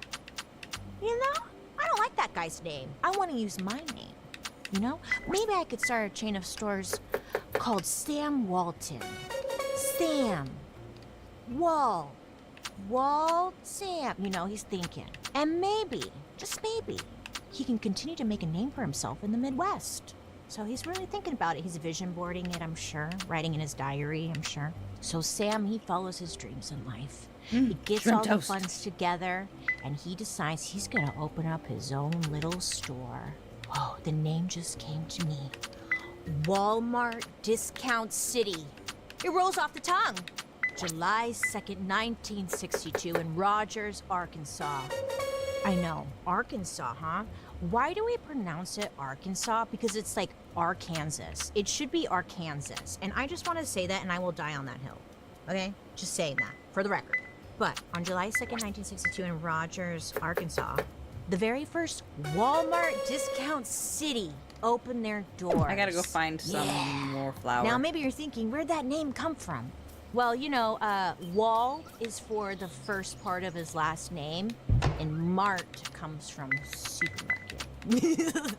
So Walmart. He's like, sometimes you ever like get those light bulb moments like in the shower or on the toilet, and I bet you it just smacked him in the head. He's like,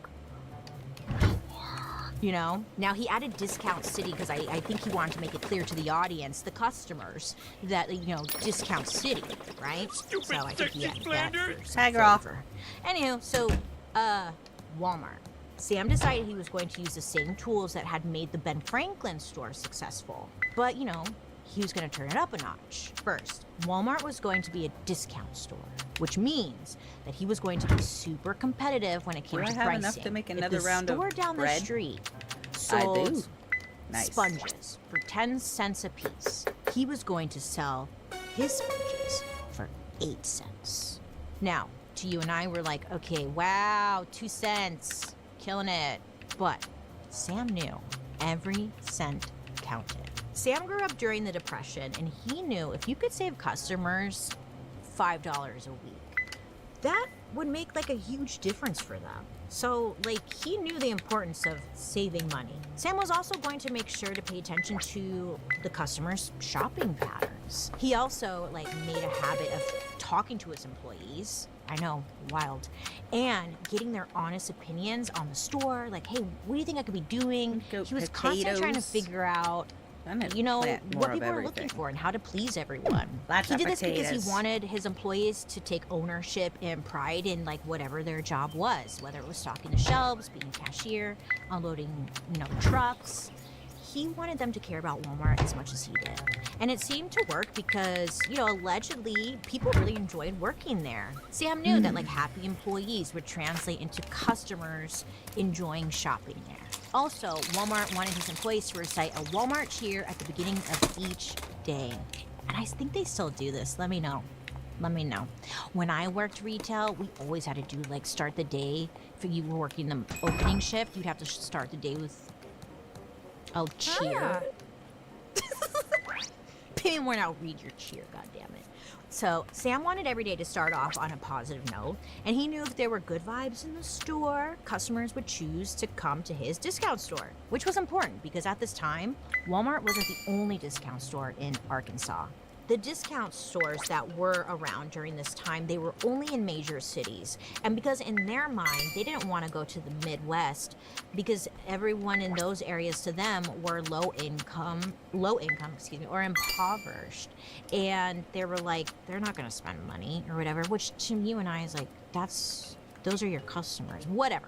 It was an inconvenience though, because if you lived in a small town and you wanted to get something like an iron at a discount price, you would have to take a long drive to the nearest main city, get your discount iron, and then back. And if you do the math, gas, time, blah, blah, blah, is, you know, financially, does this even make sense? So it was a missed opportunity that these other stores, they weren't there for the people. He never thought less of like small Midwest towns at all. It's where he grew up. So he actually set Walmart apart from those other big stores by opening his stores in these small towns. And it seems like common sense, but at the time it wasn't, you know? This was like, what's he doing? That's not gonna work. He was bringing respect to these areas, essentially saying like, hey, I see you. You deserve discounts too. Now, customers love this shopping experience because the employees were so nice and they engaged. How's your day today? You know? Hey. And of course, I mean, they love the low prices. Plus, Walmart was great because it was like they had everything. Lawnmowers, underwear, basic groceries. It was very convenient. Sam brought the city in one store to the Midwest, you know? Hello. He's like, you no longer have to go to 10 different stores. You come to my one store and I will be able to have everything for you. Sam was able to keep profits up and costs down by like trimming the fat that most retail stores in the area had. So for example, he almost never spent money on promotional flyers or decorations for the store. So everything was bare bones. It's ugly to look at, sure, but it saved with cost. Now, at this time in the 60s, the way a store looked was a very big part of like the shopping experience. So a lot of people saw this as like Sam taking a risk, but it was a risk that paid off. I mean, obviously. It turns out people really didn't give a crap about how a store looked if they could just save some money. Walmart Discount City was so successful that just a few years later, Sam was able to open 2 more stores in Arkansas. A lot of people were like, it's so ugly. Like, it's just ugly to look at. They didn't believe Walmart was gonna last at all. One of those people was a man named David Glass. He attended one of the new store openings and said, quote, "It was the worst retail store I had ever seen." Is that Ira Glass's dad? I love Ira Glass. Do you guys listen to This American Life? Love. Years later, David Glass, you know, he had to recant his statement because he realized, wow, I'm dumb. And this was actually a really genius move. F me. And he actually went on to work for Walmart. I don't know, what a beautiful story that is. Over the next few decades, Walmart grows at a shocking rate. Stores are now opening across the country. By 1987, there were 1,198 Walmart stores that were bringing in $15.9 billion. Okay, listen, that's 1987 money. 15.9 billion. He was a billionaire in 1987. Everyone else is slow. He's like, catch up to me, bitches. You know? What? Yeah, that's a lot of money. I feel like you could tap out, Sam. Yeah, but Sam doesn't cash his checks and like take a vacation like other CEOs. He doesn't get a facelift. He doesn't get like a hot young little mama. He continues to visit every single store he opens and reminds the staff of Walmart's #1 rule. The customer is always right. He knew if they lose the customer's trust, they're screwed. Walmart had like a second rule too, so not just one rule, there was 2 rules. If the customer is mistaken, just remember, they're not. The customer is always right. That was rule number 2. I love that. By 1990, Walmart was the most profitable retail store in the In manner of taste. In matters of taste. I'll give him that. We can go. Is the quote. Forgot. No one here is alive. Hold up. Alana in Texas just placed the dreamiest protein coffee order. She picked Snickerdoodle, Original, and French Vanilla. Dessert. Shut up. Yeah, they take off. Booming. This is also the time period when McDonald's comes into the Walmart food court. Do you remember that? You would walk into Walmart and smell those fries? They got us. They got us gooched. I don't know if that's a word, but I like it. Okay. Oh, I love those fries. Oh, you would go to like, it was smart because it was like, hey moms, we know you're shopping for toilet paper. you can make your kids happy by giving them some fries. And it was just like, yep, I walked right into that trap. You know, I loved it. The worst though was like, okay, you'd eat all these fries and then your fingers would get all greasy and salty, and then you would push the shopping cart.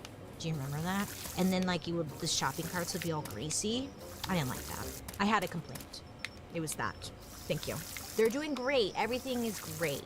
Many people in the suburbs of America like prayed that a Walmart would open in their town. Okay, I mean, it was cheap, it was convenient, and it was good for the economy because it brought jobs to the area at this time. But we already know, when something seems too good to be true, it usually is. Walmart was a huge success, but it was changing the way Americans shopped. And, you know, not necessarily in a good way, okay?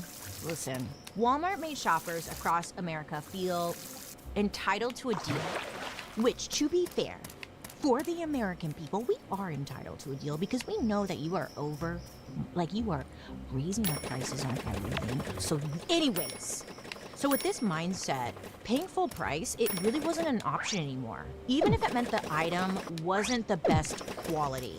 For example, back then you could buy a microwave. Yeah, I know, wild. But you could buy a microwave from a local mom and pop shop for $100. Now, it was good quality. It was implied that this microwave would last you until you died, okay? You would never need a microwave again. Walmart would bring in cheaper microwaves for $40 and like list them for $40. And yeah, it might only last the customer 5 years, maybe longer, I don't know. But even if the microwave broke after 5 years, our microwaves are only $40. You can just come and you buy another one, right? And they're conditioning us to kind of think like this. Cheaper quality, yes, I get the cheaper price and I could just buy another one, toss out the other one. Whereas before, it was all about investing in stuff that was gonna last you a long time. I mean, think about when you're growing up and stuff and you'd go to like your grandparents' house, or grandparent figure, and, you know, they would always have stuff that was so old. They'd be like, yeah, your grandpa got this toaster during World War II. And you're like, Grandma, it's 2025. What? Like, and their stuff lasted forever. You ever open up your grandma's medicine cabinet? They'll have Bayer aspirin from 1940. Anyways, products were made to last, okay? You can have the toaster when I die, Joseph. This is how Walmart literally changed the psychology of what it means to own something. Oh yes, the source. We don't care about like passing things down to our grandchildren. Ugh. Plus, they don't want your crap anyways. Like, we want our stuff cheap, and we want it fast, and we want it to work, and we want it now. Okay, I want to plug it in, and I want it to work. And then when it dies, I'll just get another one, right? Because of this, like, Walmart changed America's shopping habits. We, as a nation or whatever, I don't know what we are, but we went from valuing like products that had quality and durability to products that were now cheap and easy to replace. But like, I get it too, you know? Like, I get it too. Like, if you don't have $100 for something, you know, you can find a cheaper option.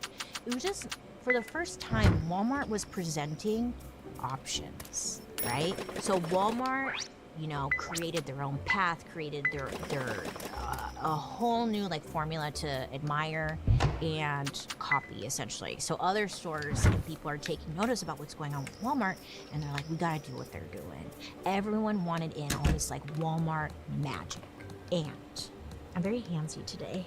A perfect example of this was deodorant. Yeah, which actually is a nice call because I got deodorant marks on my shirt. Look, I hate when that happens, huh?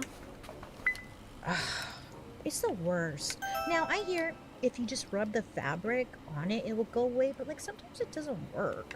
Any tips? Let me know down below. Now, I know what you're thinking, Bailey, deodorant, who cares?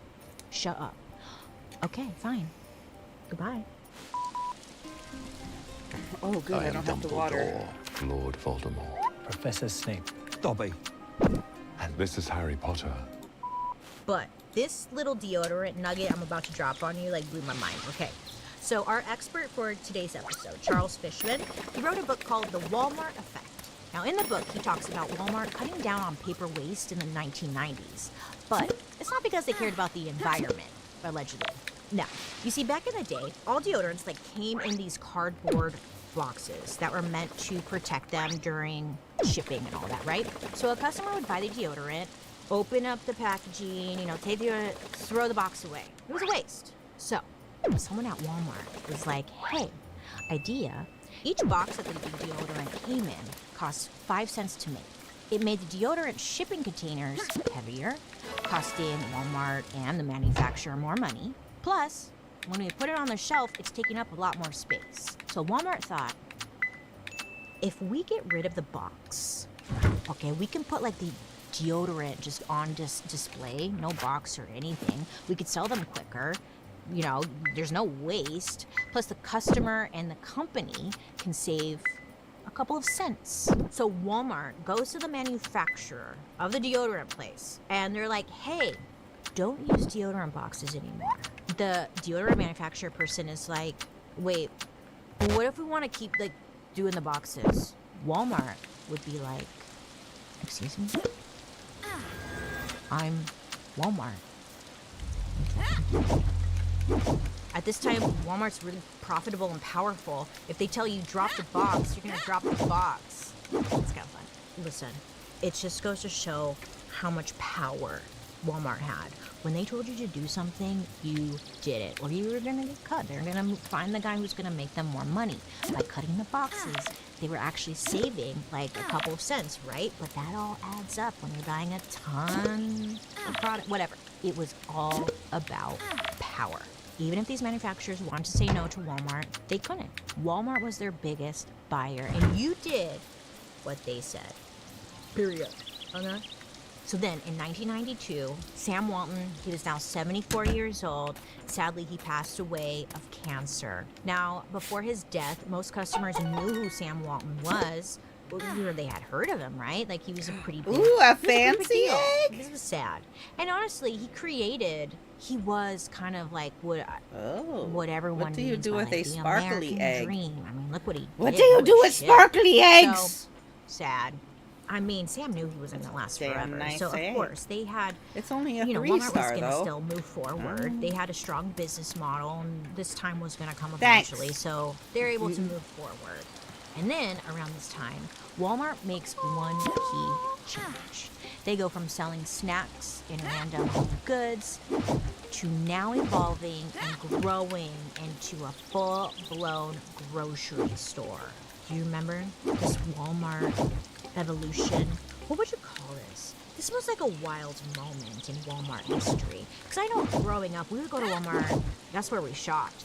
And then they started slowly adding in like fruits and stuff. And it was like, I don't come to Walmart for fruit. Like, I don't know. I did like their freezer section though. They had like a huge freezer section and the ice cream buckets. Oat milk and pies. Oh, duh. We didn't even talk about them doing like oil changes and stuff. I used to go to a Walmart to get a new battery or my oil changed all the time because it was so cheap. Okay, but the 2000s became Walmart's like supercenter era. Oh, mind you, at some point they dropped the Walmart like discount city. They were like, we don't need that, just Walmart. But now they're evolving, they're growing into the next era, the Walmart supercenter era. And for 10 years straight, Walmart opened 4 supercenters every single week. Where were they finding the place? They did though. Meanwhile, other grocery stores, or like when a Walmart comes to town, they're like, they can't compete. They're paying livable wages. They can't compete. Anyways, so other grocery stores, they were dropping supplies. 9 U.S. grocery chains filed for bankruptcy during Walmart's growth. Walmart got rid of Lucky's. Did anyone shop at Lucky's? Shout out to Lucky's. Never forget. I love the commercial because it was like the lady with the short red hair. She looked like Reba. I love Lucky's. Okay, so sad. A lot of stores were closing because they couldn't compete with Walmart. So today, Walmart now sells more groceries than any store in the world. They sell 25% of all groceries sold in the United States. But despite all this growth, over the years, Sam's focus on the idea of happy employee, happy customer, kind of got like, pushed aside, forgotten, hidden, removed, faded. goodbye, you know? Behind the scenes, scandal began creeping into Walmart workplaces all across the country. All those low prices were affecting the people nobody was thinking about, the employees. So by the year 2000, Walmart has a ton of stores, like 4,000 stores, and they also have like, I think near 1 million or over 1 million employees. It was cute that Sam used to go around and talk to all the employees and stuff, but this day and age with this growth, it was like they couldn't keep up with every employee at every store, right? You can't. With Sam gone and like the pressure to keep profits high, employees started to feel disrespected, underpaid, overworked. And like to them, it felt like they were the last ones Walmart seemed to be thinking about. So when companies are the size of Walmart, there's usually a push within the employees to unionize. When employees unionize, God, they're teaming up and saying like, hey, we deserve fair pay, decent hours, and to like not be treated like garbage. Thank you. And then a bigger organization, aka the union, steps in to help make sure that it actually happens. The union will negotiate for better pay, safer working conditions, and just really looking out for the employees. To big companies, unions are seen as the enemy. It's such a fucking eye roll, right? Okay. When workers unionize, usually that's gonna come with a cost. The company's gonna have to pay a lot of money, okay? And then on top of that, the company is now gonna, be at risk of getting sued or fined if they don't follow the union rules. And a lot of big companies don't want to do that because they want to take advantage of us and they want to not pay us and they don't. We should do an episode on unions. My heart's fine. I'm only 40. Ignoring your heart health risk is no way to go through the world. Take Bayer's 2-minute assessment at seeyourrisks.com to understand your heart health risk factors.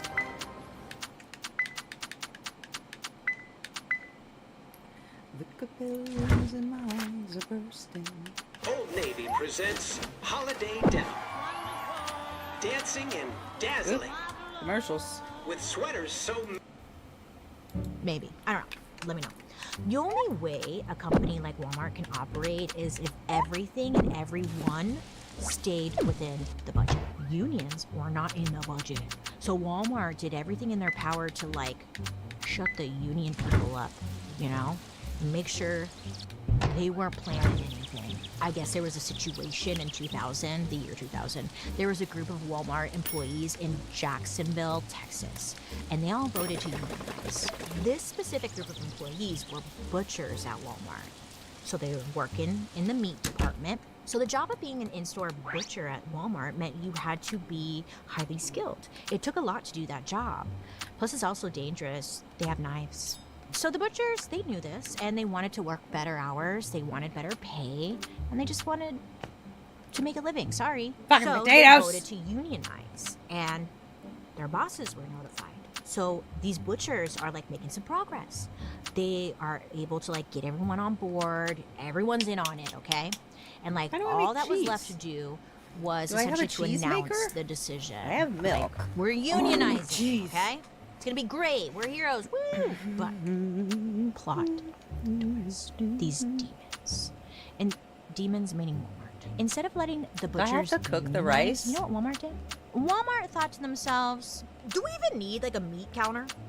Oh, I have to cook the rice. And all the executives were like, yeah, we don't get meat at a counter. Yeah, you're right. We don't need butchers. Walmart was acting like the Godfather. Slashing people, trying to act like they're being nice about it, but low-key. They had some issues. Your job. You're asking too much. You come to me asking for a raise to unionize the butchers. Well, I got butchers of my own. We're gonna slice you like we sliced the meat. We don't need butchers. Butchers need us. So you know what they did? Walmart got rid of the butchers and completely eliminated their jobs. Yeah, that's why you don't see a butcher anymore. Have you seen one? Exactly. Now, I'm not just talking about the butchers that were in Texas Walmart. They got rid of butchers in every single Walmart across the United States. Congratulations, Walmart, you did it. Walmart, they still kept the meat department, But now they were selling pre-packaged meat. Assholes, huh? Now the employees obviously were very pissed, and they tried to fight back against this whole situation.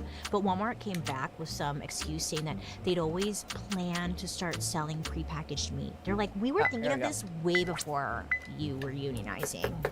No, this was already happening before that. Sorry. Regardless of whether or not this was true, we know it's not true, let's be honest. The butchers had no way of fighting them. They now had no job. They had nothing. They got, yeah. Now, this sent a pretty strong message to everyone who was paying attention. All these employees. You mess with Walmart, we're gonna take your job. Do you want that? You want that? No, you don't. Well, you better follow the rules. Walmart never faced any consequences for their actions. Why would they? They're Walmart. Yes, it sucked. But many employees were now like, dude, if I say anything, I'm gonna lose my job, whatever. So a lot of them just kept their heads down, kept working. Because a lot of us we just need the paycheck, right? It's fucked up. Then, in 2001, one brave Walmart employee decided to take the risk and expose what really happened behind Walmart's closed doors. In 2001, a Walmart employee named Betty Dukes, I know, because can you think of like cute jeans? Betty Dukes. But that's not the point. Betty Dukes decided to sue Walmart, okay? Not only did she sue them, she filed a class action lawsuit. Now Betty, she worked for Walmart as a cashier, and eventually she became a department manager. She claimed that Walmart paid women less than the men, even though she and all the other women were doing the same exact work. Right? She also said that Walmart didn't promote women to manager positions like they did with the men. Now, the lawsuit also described how female employees, at Walmart, were usually pushed to lower paying departments. One of the biggest complaints in the lawsuit was how women allegedly had to deal with a sexually hostile work environment. Do we believe it? 100%. Oh my God. I worked retail 20, all my life. And yes. Do you know how people sexually harass you as a retail worker? It's out of control. It's weird. Anyway, so she's like, listen, I'm tired of this shit. I want to do something, right? And she did, and I love that for her. There were sworn declarations from around 110 women describing what they had to go through on a regular basis. There was a male department manager who told a female employee, quote, God made Adam first, so women would always be second to men. So obviously they're kind of dumb. Then there was a Florida store manager who said men are paid more because, quote, men are here to make a career, and women aren't. Retail is for housewives who just need to earn extra money, end quote. Anyway, so allegations are coming out left and right. People are writing down their experiences and sharing it, and a lot of it was if you were a woman working at Walmart, it just did not seem like a safe space at all, or you weren't supported. There's a lot more stories. There's way more stories and allegations that came out. And just to make things worse, if these women tried to call out these men for their behavior, not even call them out, but just correct them, of course, they would face retaliation at the workplace, right? Why are you being such a bitch? Oh, you're being bitch. This case ended up being one of the largest employment class action suits in America's history. It actually made it all the way up to the Supreme Court. This is because the Supreme Court had to approve this lawsuit before it could move forward. Now, America, yes, it gets to the Supreme Court. Yes, progress! Ugh, I need to watch it all burn down because the Supreme Court didn't approve. They didn't approve it as a class action lawsuit. Why? I don't know, because they don't like us. And instead, they encourage these women to file their own lawsuits or form a smaller class action, lawsuit group. It just, It didn't make sense to them. The women had already spent, so much time on this lawsuit. With all of the evidence they needed, they're obviously upsetting people. It's not like you just go back solid to Walmart silver and mortar. Yeah, I'm sure they're 50 solid. Arms. All right. That's So, these trees. most of I need a them, better when they had this axe. news, they couldn't move I am all forward. iron. It was I just gotta a come over here and huge smash all these for bummer. iron. Even though each of these cases happened at different Walmart stores in different states, in my opinion, it was like the perfect example of how modern day Walmart seemed to care more about their business than their employees. It seems like unless you worked at a Walmart and had firsthand experience, most of the public didn't know what was going on behind closed doors. But then in 2004, something else popped up. Guess who? Peekaboo, it's me, New York Times. Hi. The New York Times. They were doing an investigation about what had been going on, you know, at Walmart after hours. How were they treating their employees? You know, what was going on when no one was looking? Well, they had been doing an investigation for like months, and they found some spicy information. Die So, maker. allegedly, there were some employees with sticky fingers. They were stealing everyday items like personal hygiene products, toilet paper, I don't know. They were probably thinking no one was going to notice, right? Eventually, the night crew that restocked I wanna Walmart get some shelves sweeties. discovered that they were missing products, and then they realized a lot of the time it was the employees who were stealing it. In my personal opinion, I was like, if your employees are stealing basic hygiene products, toilet paper, tampons, deodorant, whatever, to me that says you need to pay your employee more because they can't afford to get this stuff on their own. That's what I gather from this, but fuck me, you know? I won't get into like the nitty gritty of the numbers and details of it all, you know, whatever. But essentially, Walmart can afford to keep prices low as long as they're not losing too much products to theft. For example, if someone steals like a single container of deodorant, Walmart would have to sell 10 deodorants just to make up for that one that was stolen in order to break even. So like low-key, if it's one deodorant, one time, okay, you know, like it's not a huge hit. But if thousands of people are stealing across like all Walmarts, that cuts into Walmart's profit. And what did I say? You mess with me, I'll fuck with you. Oh, that's a good idea. Okay, if we all go to a Walmart and we all just take one thing, God will forgive us. But we could probably take down Walmart. You better load up that shopping cart. We could take down Walmart one deodorant at a time. Oh, wait, we kind of have the power here, actually. So in the early 2000s, Walmart like low-key made an announcement that there's a lot of theft happening in their stores, especially late at night, especially in high crime areas. So someone, not sure who, decided to come up with a plan that would kill two birds with one stone. Managers were told to lock employees into the store overnight so they couldn't get out. They're like, there we go, problem solved, you know? That was not a The cephalopod. logic was like, if they can't get out, their stolen merchandise couldn't get out either. Walmart, they said that they did this to protect their employees from robberies, you know?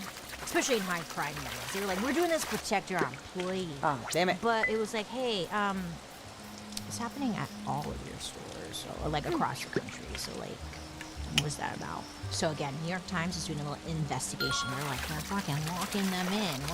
The New York Times found that 10% of Walmarts were locking in their employees, which means over 450 stores were locking in thousands of employees so they couldn't leave their shifts with stolen merchandise in like the middle of the night. Fuck. Now, remember, like not everyone stole. Dude, Walmart was just like making assumptions here. Now, the investigation revealed that Oh, wait, for stop over fishing. 15 years, some I'm Walmart gonna stores die. enforced Ooh. this quote-unquote lock-in policy, so nothing would damage their precious profits. If you've been watching Dark History for a while, you should remember, I think it's the season 1, they bed. did the Triangle Shirtwaist Fire, where they were locking in employees in the workplace, and then a fire broke out, and a lot of people got stuck. They couldn't escape because the doors were locked, and a lot of people died. And this started a whole movement for workers' rights and safety in the workplace and stuff. It's been suggested to me from legal that I should say, this has to be illegal, right? No, bitch. No, this is illegal. Boo, get the fuck out of here. You can't lock your employees in a place. Sorry, you can't. Period. Thank you, legal, for that suggestion. We should rage. I'm really upset. And we should go steal deodorant. So, New York Times, remember, they're doing this investigation. Nobody knows. Nobody knows that it's going on, and I love that. But Walmart, someone found out that this was going on, someone at Walmart found out that the New York Times was about to publish this little expose, or just a story, I don't know. Right before it was published, in just a matter of days, those hundreds of stores, I don't know, it was like a miracle or something. They just miraculously stopped locking employees inside. Now, Walmart didn't come out and like make a statement or anything. It just like, what are you talking about? We don't lock them in. Look, Walmart denied the allegations. One spokesman said that, look, if employees really needed to leave, like they could have gone through the fire exit. What are you talking about? Like they weren't locked in. That's crazy. That's like so dumb, you guys. Like, why are you saying that? But again, if you like read that New York Times like article or whatever, like to this day, it's like we know that that bad. Two things can be right at the same time. That's bad, but I do need a toaster, and Walmart is right there, you know? So it's like people didn't stop shopping at Walmart because of this. They were like, oh, that sucks. Pop-Tarts. Yeah, you know? So what I'm getting at is like, okay, this didn't really hurt them. By the mid-2000s, millions of Americans depended on Walmart to get affordable groceries and home goods or whatever they needed. In fact, at this point, half of the adults in America shopped at Walmart every single week. Besides the employees, the people who really suffered from Walmart's success were the mom and pop shops. According to an article from Bloomberg, quote, in 2006, months before a Walmart store was opened in the Austin neighborhood of Chicago's West Side, researchers counted 306 businesses in the surrounding area. 2 years after Walmart opened, 82 of those businesses had closed. So most of these businesses that were closed were small businesses. You work with Walmart. You buy with them. You don't work with Walmart. Yeah. Meh. I don't know about you, this is a side note and a personal opinion. It's so hard to remember what a small business was back then because everything now is so corporate. You see the same chains everywhere. It's hard to remember what it was like before Walmart and these large chains were around, right? I don't know about you, maybe it's just me, but like, it's hard to remember, which is sad. Sad. Hashtag sad. Most of the businesses that closed were small businesses. And then there was research done, and it showed that if you were a business, an independent business owner, whatever, and a Walmart, store opened up next to you, the closer the Walmart store was to your business or vice versa, the more likely your business was going to close. You don't mess with the family. And it's like, it's hard. You want to support mom and pop shops, but you're living paycheck to paycheck. They got you in a chokehold, they being Walmart, right? You don't want to shop at Walmart, but you can't afford the better stuff. So unfortunately, a lot of those places, mom and pop shops, they just had to close down. Support mom and pop shops, but a lot of people just didn't have the funds to support the mom and pop shops. So it was just a shitty situation, huh? In 2024, Walmart made over $648 billion in that 1 year alone. Listen, ladies, here I got some ideas for us. Okay, the Walton family. I bet you some of them are single. The son have sons. I need one of you little bitches out there to work your way into the Walton family. Secure the funds. And then I need some of you sluts and hoes, and I love you. I mean that in a good way. To get on the inside and fuck with the family from the inside. Let me know down below. Now, the family that seems to be profiting from all of our bargain shopping is the Walton family. When I say the Waltons, I'm talking about 6 of the children and grandchildren of Sam Walton. Yeah, I can't even explain how rich they are. It's disturbing. The Waltons are worth over $432 billion. Okay? As of right now. It could change tomorrow. Yeah, and they're quiet, aren't they? People that rich who are quiet worry. I don't know. They're the richest family in America and the world. I mean, the Waltons were lucky to be born into a family that founded a company that literally changed the way humans shop. Because Walmart pays their workers so little, tens of thousands of the workers are forced to turn to taxpayer-funded public assistance programs like, food stamps or just whatever, just to get by. And Walmart likes it this way. Because guess where, people are using their food stamps? Walmart.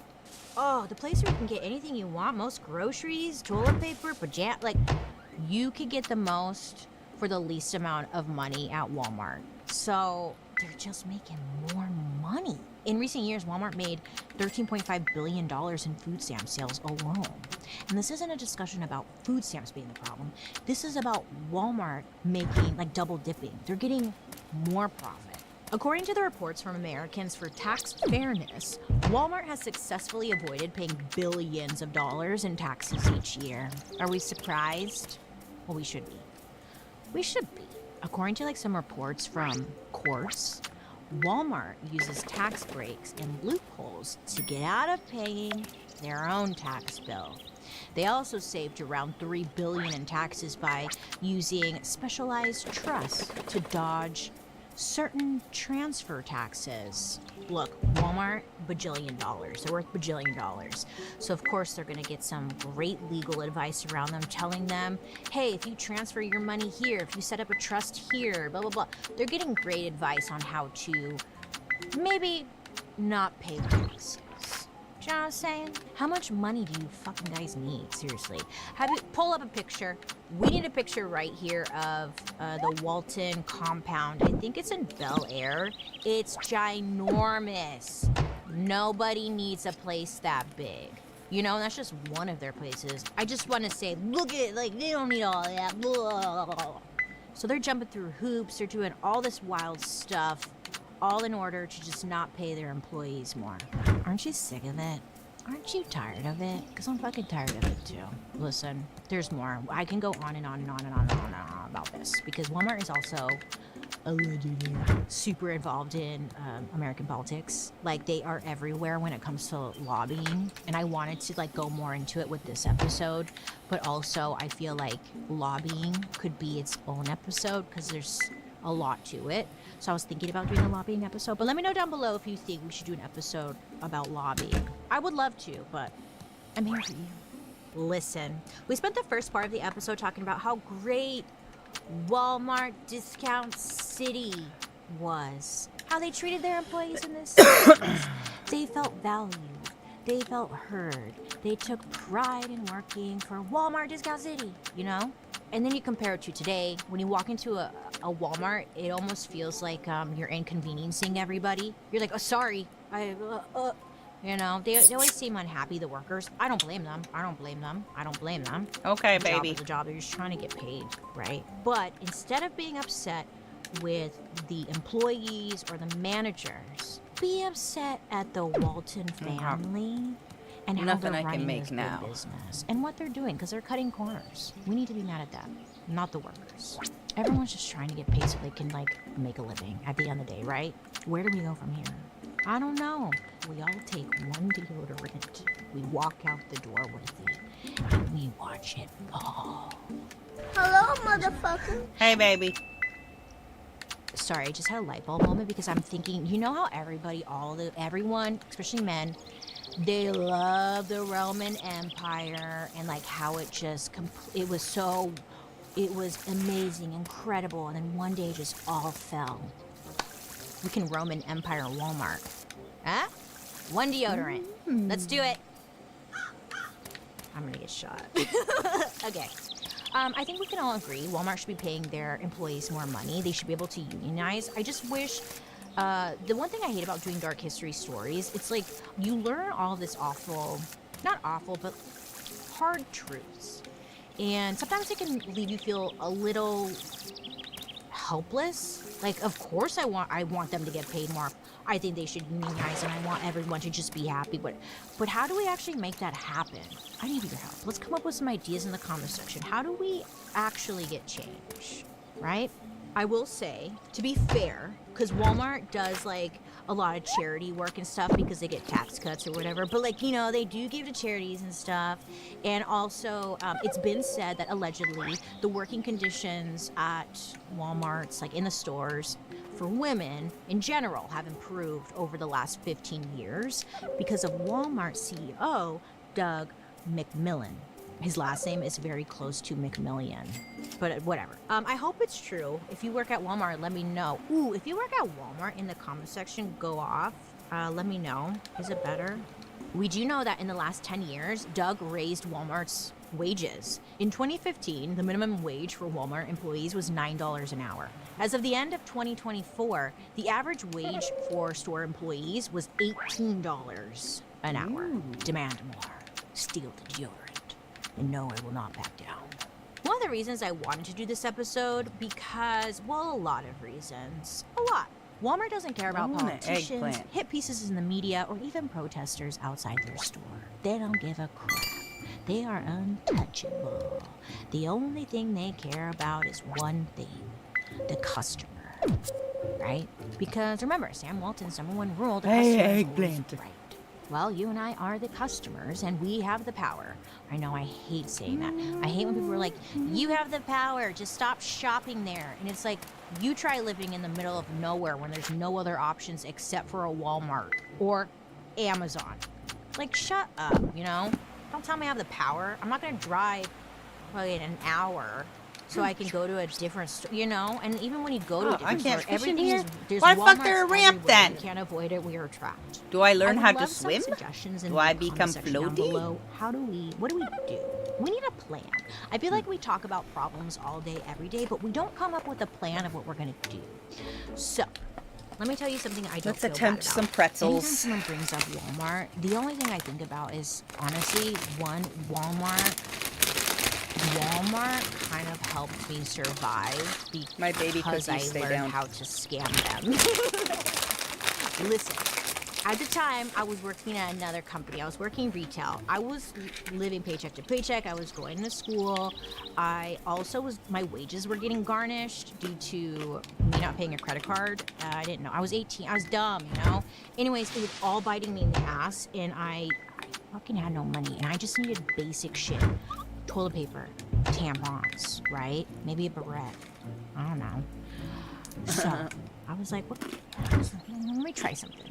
So, at the store I worked at, I would get discounts, okay? I would get anywhere from 10 to 40% off of something. So, I would buy DVDs with my employee discount, and I wouldn't open them, right? And then I would make sure no tags on them. No tags on them. Take the tags off, but make sure they're still sealed because they won't accept it if it's unsealed. So I'd go to Walmart and be like, my grandma gave me these DVDs for my birthday, and it's just like, so I'm not gonna watch them. I'm just a silly woman.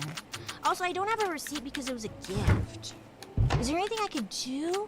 So then, give them, and if you don't have a receipt at this time, they've changed their customer services. But at this time, they would more give you predators. a store credit because the customer is always right. So, go me, you know? I don't know how I milk thought into that. butter. Go me. I need more silver. Anyways, am I getting in trouble? It doesn't matter. I didn't do it anyways. I'm making this all up. So, I would return it, and then they would give you like the lowest price or whatever. I didn't care. Like, it was a credit that I needed. I needed toilet paper, like, you know, so they give me a store credit. And then you best believe it, I would get the stuff I needed. And I used to feel kind of bad about this, and now, honestly, I don't. I'm sorry. I mean, if they want to play us as friends, well, guess what? I'm gonna play too, bitch. What I've learned here on Dark History, especially with like these large corporations and stuff, they all know how to play the game. So guess what? Get in on it and play the game. We know if we steal one deodorant, I will not let this go. If we steal one deodorant, we could probably take down all of Walmart. And with that in mind, what you do on your free time is your own thing to do. It's just, you know, I'm definitely, you know. Oh dear. Anyways, Walmart, huh? On another note, have any of you been to the Walmart Museum? Yeah, I guess there's a Walmart Museum. I just heard about it. I kind of want to go. I want to know what's in there. Is the happy face in there? Remember the happy face? What's in there? I want to go. Have you been? Let me know. If you have a Walmart story or, you know, anything you want to say, I'd love to hear from you down below in the comment section. I love hearing from you. Did I already milk the cow? I haven't acknowledged Paul or Joan. Paul's dressed up as a Walmart employee. Okay, I can see that, I guess. He looks more like, you know when you go to church And there's always a man who's wearing like a vest like that over his normal clothes. It's giving church. Church dad. Yeah. Long live Downton Abbey. Peacock cordially invites you. Are you coming? To raise your glass. No, I and did milk her. celebrate the Okay. grand finale. And then we have cute little Joan here. She has this cute shopping cart that I kind of want to know where'd you get this? I want it. It's so cute. I like it. Moving on. So the other night, I was laying in bed, minding my own business, watching television. You know what was on? San Andreas. Have you seen that movie? It's a movie where The Rock is out there saving people from collapsing buildings, outrunning tsunamis, and the woman in the movie are for some reason wearing heels through the whole thing. I'm like, yeah, if the world's ending, I want to look at it. But it got me thinking about you know, they've been happening for as long as Earth has existed. And there have been some pretty ones, huh? I'm talking cities swallowed by tsunamis, quakes, There's a reason I'm doing this. nuclear disasters.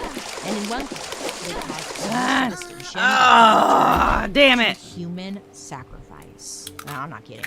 I know. It sounds very Hollywood. But this I stuff always wanted happened to faint. in real life. Listen, next time, we're digging into earthquakes. The most powerful, the most Damn it. deadly, and the big one that scientists believe will change the entire west coast of America. When will it happen? No one knows. That's the fun part, you know? 3 days But from if you wanna be prepared, Tuesday. join me next time for the dark history of earthquakes.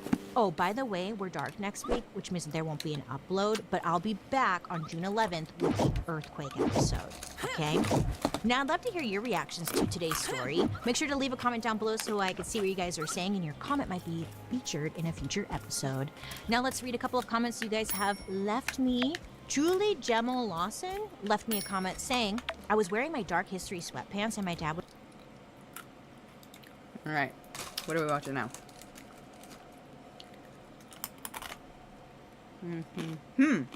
Oh. So then Catherine gets into another relationship. His name is John Chillingworth. They actually had a... I don't know about you guys, but I was very curious about...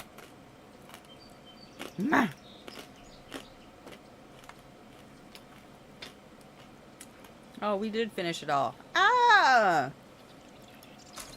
Let's go back watching something weird then.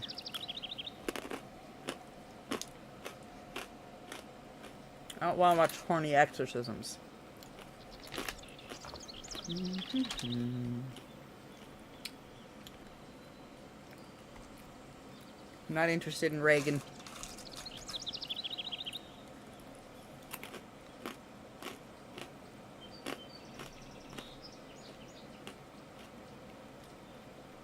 I am gonna take my headphones off in a hot second, though.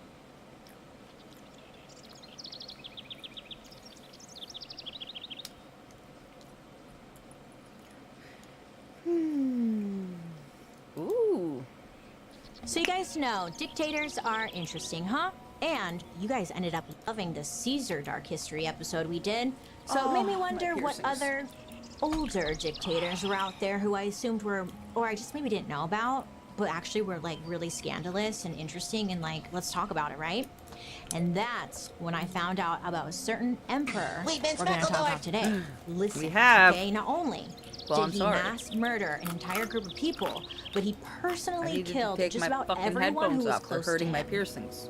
And you might be thinking, okay, typical, been there, done that, but no. No one has ever matched this guy's freak. Some of the dictators we've talked about are actually Nope. failed artists, and then they would take revenge by taking over the world. But this guy, it's almost like he didn't care about like being in power at all. All he wanted to do was sing and dance and have orgies with eunuchs. But instead, he was forced by his mother to rule Rome. Today I'm coming to you with the insane, true story of one of the world's first tyrants. Listen, this is the dark history of Nero.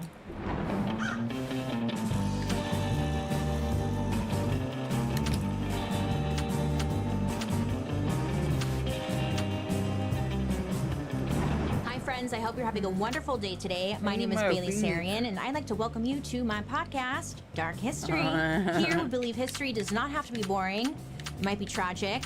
Sometimes it's happy, but either way, it's our dark history. Before we get into it, don't forget to like and subscribe. I'm always here for you posting new content. And let me know what you think down below. I like hearing from you in the comment section. Plus, we read comments at the end. Did you know that? Well, now you know. Let's get into today's story. I feel that was racially charged Nero, and offensive. Weird guy, am I right? Whatever. Nero is a great name for an evil villain. If you think about it, Nero, that kind of sounds like Zero, or like a Matrix character. But of course, like any good stage name, it wasn't his real name. This story starts with the birth of a little boy in 37 AD named Lucius Domitius. Oh, goodness. Get it? Like baby. Okay. I do my own sound effects. But to keep things simple, we're just gonna call him Nero because I can say that. It's way easier for me. And that's what everyone would end up calling him. So Nero it is. And Nero was kind of doomed from the beginning because his family tree was questionable, twisted, okay? First of all, his father, Gnaeus, had a reputation for being cruel and corrupt. He was the sort of guy who would just like beat up or hit his servants for fun, you know? I guess there was this one time when he was driving on his chariot, as one does, through the street, and he ran over a boy on purpose for giggles and fun and laughter. So, really taught that boy something, huh? And then Nero's mom, her name was Agrippina. I'm trying to put, like, who is she? Who would play her today? I don't know, but she was insane, okay? Agrippina was ambitious and extremely manipulative. She would do anything to get ahead in life, and honestly, it seemed to just run in the family. Agrippina's brother. Do you have to be wearing a bathing suit? Do you know Caligula? Should we do an episode let me on tell Caligula? you. Let me tell you, I'll rock Caligula was fucking wild. path. Caligula was like another famous and psychotic emperor from ancient Rome. They were all a little Build off. Lego in the bathtub. A little, I guess you could say.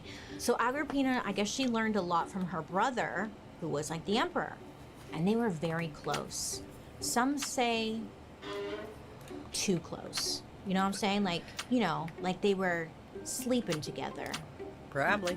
Incestual They loved that relations. incest shit back Caligula then. and Agrippina had a very messy relationship. Caligula actually ended up banishing her from Rome when Nero was just 5 years old. And I guess at this point, like, things just didn't look good for little Nero. Nero's dad had recently died. There was speculation that he was probably poisoned by Agrippina. Some Aqua Tofana shit right there. But either way, dad was gone. And now his mother, Agrippina, was suddenly gone too. She was exiled. So it was like one day she's kissing him on the forehead, Nero. And then the next day, poof, gone. Bye. He didn't even get to say goodbye. There was no explanations. She was just gone. So Nero was kind of like sent off to live with some aunt he had. And it was a downgrade, but obviously like Nero didn't seem to understand the politics of it all.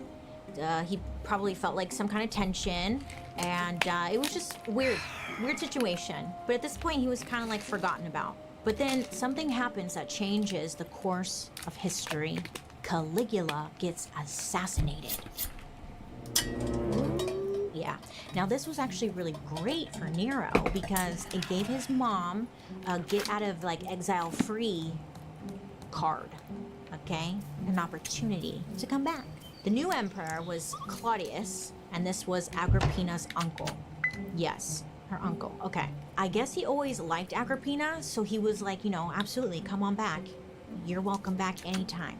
So Nero is reunited with his mom, and ta-da! It was like nothing happened. They're back in the palace. So Agrippina is back in the palace, and she gets to work immediately.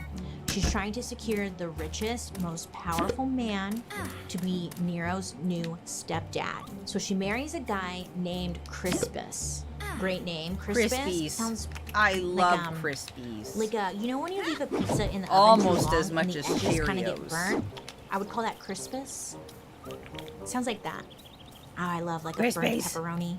Crispus. Anyways, Crispies Crispus, are this delicious. guy, he had a lot of Where's money. Crispies? He was a politician, and he was worth about 200 million in Roman money.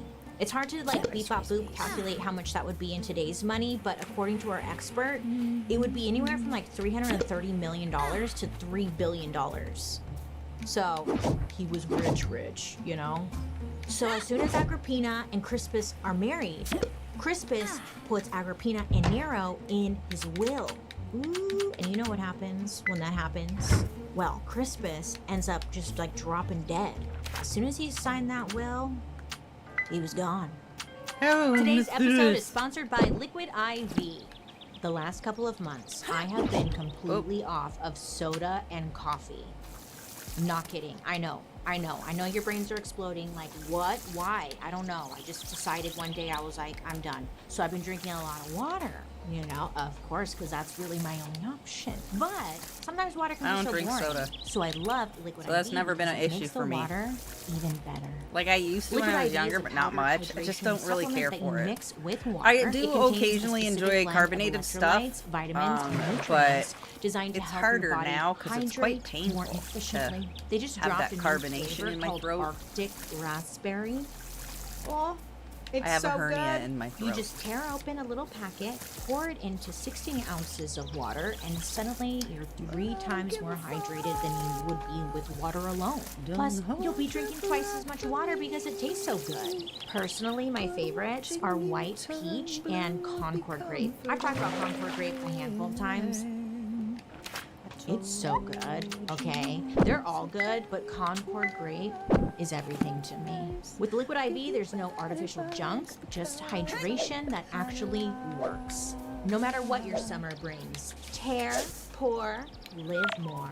Go to liquidiv.com and get 20% off your first order with code DARKHISTORY at checkout. That's 20% off your first order with code DARKHISTORY at liquidiv.com. So Agrippina was able to get her way into Crispus's will, and before the ink could dry on paper, Crispus drops dead. Coincidence? Probably not, but we don't know. Basically, everyone assumed Agrippina was behind the death of Crispus. But, you know, they had no proof, just theories. It was said that, like, Nero and Crispus weren't really that close. He never called him dad or anything. He was just there, existing. And he notices that, like, his mom isn't really that bummed about it either. I mean, it was said that Agrippina wasn't even, like, grieving. She was busy, plotting, scheming, moisturizing, and watching everyone. Agrippina especially was paying attention to her uncle, who was currently the emperor, Claudius. Why?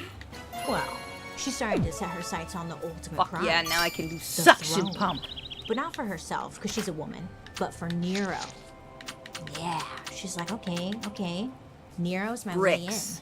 So Nero is like And 11 years silver. old. So now I need to minding make a his own brick maker. business, curling his hair. Oh, I don't know. I already have the Doing shit. something. All Have you right, seen time to their make a brick hairstyles maker. back then? Very curled.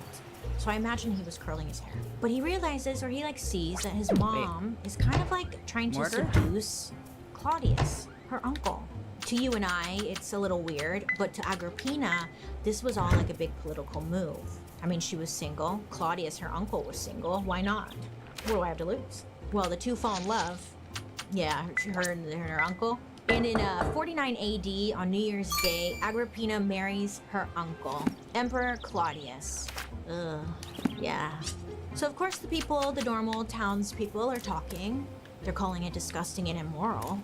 But nobody was gonna say it to her face, because now she was in charge. Claudius was said to be a little awkward, really into books. He was older. He was 59 years old at this point, and Agrippina was 34.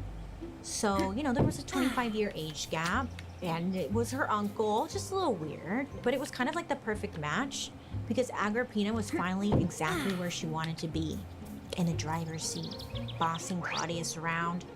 And Goes in apparently here. Claudius was like just happy to go Rocks? along with it. Before he married Agrippina, Sand? I guess no one really took him seriously as an emperor. He didn't have much experience, and on top of that, he had a limp and a stutter. So people really like, you know, they just Clay? underestimated him, poor guy. He was stone. trying. I don't know. See if that's I wasn't there. one of those. But I imagine he was trying. Oh, it is. Ironically, Claudius was a great emperor. It's mud. But no one realized it because they were Not just so busy rocks. making fun of him. But marrying Agrippina was exactly like the PR boost that he needed because people were scared of her. This was like really great for Nero, you know, but probably really confusing. Not only is your great uncle now your stepdad, but now Nero is basically a prince. Suddenly, Nero, who went from a 0, was now wearing like royal purple. He was getting the best tutors in Rome, and he was being groomed to be, you know, a potential leader. So Nero is 12 years old, and at this age, he's a little weird, but he loves the spotlight. From a young age, he was obsessed with singing for his family, the servants, anyone who was watching. He would put on little performances. Look at me! You know. Wonderful time of the year. I'm doing the robot, kinda. Not really, but he, you know, he's a little performer. So now everyone is kind of like paying attention to him and praising him, and he's loving it. Well, this rubbed one person the wrong way. Claudius's son, Britannicus. Britannicus was 3 years younger than Nero, and he was considered the heir to the throne. He's not Agrippina's son. This is another son from a different marriage. But now this Nero kid comes in. Britannicus is like, who the hell is this? You know, he's singing, he's dancing, he's like doing the little like robot or whatever, just stealing all of the attention. And it was said that Britannicus did not like Nero, like he hated him. And Nero hated Britannicus because I'm gonna hate you too, you know? You hate me, I'm gonna hate you. Apparently Britannicus would, you know, make fun of Nero and his like his singing voice and just make fun of him. And it would drive Nero nuts because, you know, like F you. I'm a performer. I'm singing. Leave me alone. Britannicus also didn't call Nero Nero. He called him by his real name, Lucius Domitius, which was just kind of rude. It was like a slap in the face. It was just very disrespectful. You know when someone is like, my name is Rob, and you're like, okay, Robert. Yeah, Robert. You know, someone does that, and you're like, I told you my name is Rob. It's like that, but not. You get it. At the same time, Agrippina basically made it her job to make sure that everyone liked Nero. Hang on, I gotta more upgrade than my Britannicus. axe before I She's like, look at my ADHD son, and forget he's amazing. again. He can perform. Dance for them, sweetie, dance. She had him getting the best education money could buy. He was getting tutored by like this famous Roman philosopher named Seneca. Maybe you've heard of him. Maybe not, okay.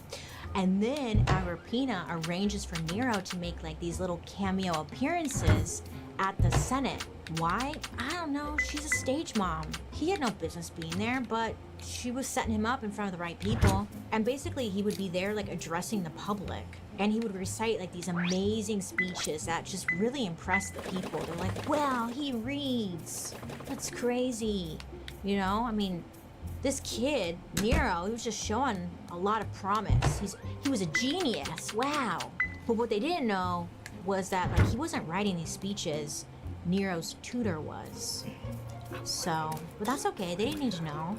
Anyways, Nero's getting all this praise, all this love, and he's getting the idea that, you know, he should be the person who's next in line for the throne and not his brother Britannicus, his stepbrother. I mean, everyone is telling him that he's like amazing and incredible. I don't so, have of a course, pet. He's full of himself, right? Agrippina, she convinces her uncle/husband Claudius to officially adopt Nero when he's 12 years old. So with this move, now Nero is next in line to rule Rome. Checkmate. Now the family is one happy family. Not really, but you know what I'm saying. So when Nero is 16 years old, Agrippina, his mom, is like, you need to get married. It's time. You're old. Get it together. Plus, it'll give the impression to the people that he's an adult. He has his priorities straight. Marriage. Britannicus. Ooh. There's a lot of names being thrown your way. Are you following? I hope you are. Me too. Okay, listen, because now Britannicus has a sister. So again, this is like Nero's stepsister, technically. Yeah. But her name is Claudia Octavia. Okay? And everyone was a big fan of Claudia. They loved her. She's a girl. She's smart. She's down to earth, whatever that means in Roman era, you know? She can't be a leader, though. She's a woman. No, can't do that. So Agrippina's like, hey, what if you guys got married? I mean, again, they're not really, like, kind of not really sort of related. They are. They're like cousins, but they're not at the same time. So shut up. Why don't you guys just get married? People love her. It'd be great PR for you, Nero. Don't you want to be on the cover of Vogue? Your marriage photos? It'd be beautiful, gorgeous. So at 16, Nero marries his 13-year-old cousin slash sister, Claudia. That's gotta be confusing. Now it's your wife. Hey sis, wife, cuz, can you get me something? You know, like, okay, I don't know. They get married. You know, it was said that they didn't really get along, but it didn't matter. It was all for show, okay? It was all part of Agrippina's master plan. So at this point, Nero is the eldest son, and now he's married to the emperor's daughter. So just a couple months before Nero's 17th birthday, something crazy happens. Emperor Claudius is not feeling very well, okay? He's been sick or poisoned, or maybe both. Depends on who you ask. But what we do know is that there was this one night, he's sitting down to eat some dinner, some mushrooms. I guess like they were his favorite. He loved mushrooms. And then he just never got back up. Sorry, I just had to like, oh. Because some people believe that the mushrooms were poisoned. Did you read that story recently where that woman like tried to poison everyone's meal? I think it was something like mushrooms or something. It happened in the UK. She like tried to poison everyone. Actually, it might have been the United States. Either way, very similar story. So he's eating mushrooms. It was his favorite. He never gets back up. Claudius dies. Now, some people believe that the mushrooms were poisoned. And a kitty. Others think that the mushrooms themselves were Do I want a doogie or a kitty? Way, I want dead. a kitty, But the but I people will are take the talking. Shiba. People are talking, and they're starting to believe that Agrippina was the one who was behind his death. They're thinking this because, you know, she had a motive. Apparently, Claudius was starting to, like, question whether or not, you know, Nero should be the next one up, or if it should be, like, his son. He's starting to, like, question the whole thing. So, yeah, he adopted Nero, but he had his other son. Britannicus, you know? And Britannicus was getting older, and technically that's like his son. So he's starting to like think, you know? Like Claudius is like, you know, maybe I want Britannicus to be the next runner-up, right? But like if Claudius did change his mind to put Britannicus back into first place, well then Nero would be cut out completely. Agrippina wasn't about to let that happen. Well, it didn't matter if Claudius wanted to backtrack or change the will or whatever, because he is dead. And just like that, baby, doing it Nero faster? becomes Like, emperor what's the at the fucking age trick? of 16. So, the next morning, guess who's in charge, baby? He's like, it's me. And the next morning, he comes out in his purple robes. You know, he's got his tutors Valid. behind him, telling him what to say. And he goes out to greet the public with his mom, Agrippina. And the crowd was cheering because to them, Nero was young, beautiful, well-educated, and supposedly guided by wise adults. Meanwhile, Britannicus, he knows what's going on. He knows the truth. Nero just stole the throne right out from under him. Remember growing up, like all the movies we watched was like about shopping and it always looked so fun? Pretty Woman, Legally Blonde, Clueless. To be honest, I've never seen Pretty Woman. I know, don't come for me. I'm so sorry, but I know like shopping was involved. I know the scene. Okay. Anyways, but then you grow up and you realize shopping is hard and kind of, I feel like it can be an inconvenience. It's like 30 minutes since you're trying on clothes under fluorescent lighting and you're like, what size am I? I don't even like this. I'm sweating. I just want to go home. And plus, malls these days. Let's do a dark history on that, huh? Yeah. Anyways, you don't have to deal with any of that if you don't want to, because Stitch Fix can do the work for you.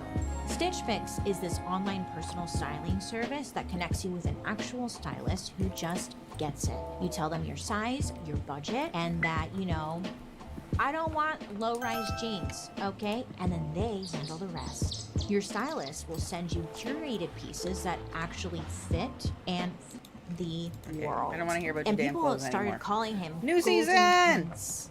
He's charming, he's handsome, and he speaks well for a teenager. So people are just loving him. And Agrippina, low-key, is like, that's my baby. That's my baby, I'm so proud, yay! Like, she is just living, she is so happy. Kind of like thinking she gets to co-rule Rome with her son. Yay.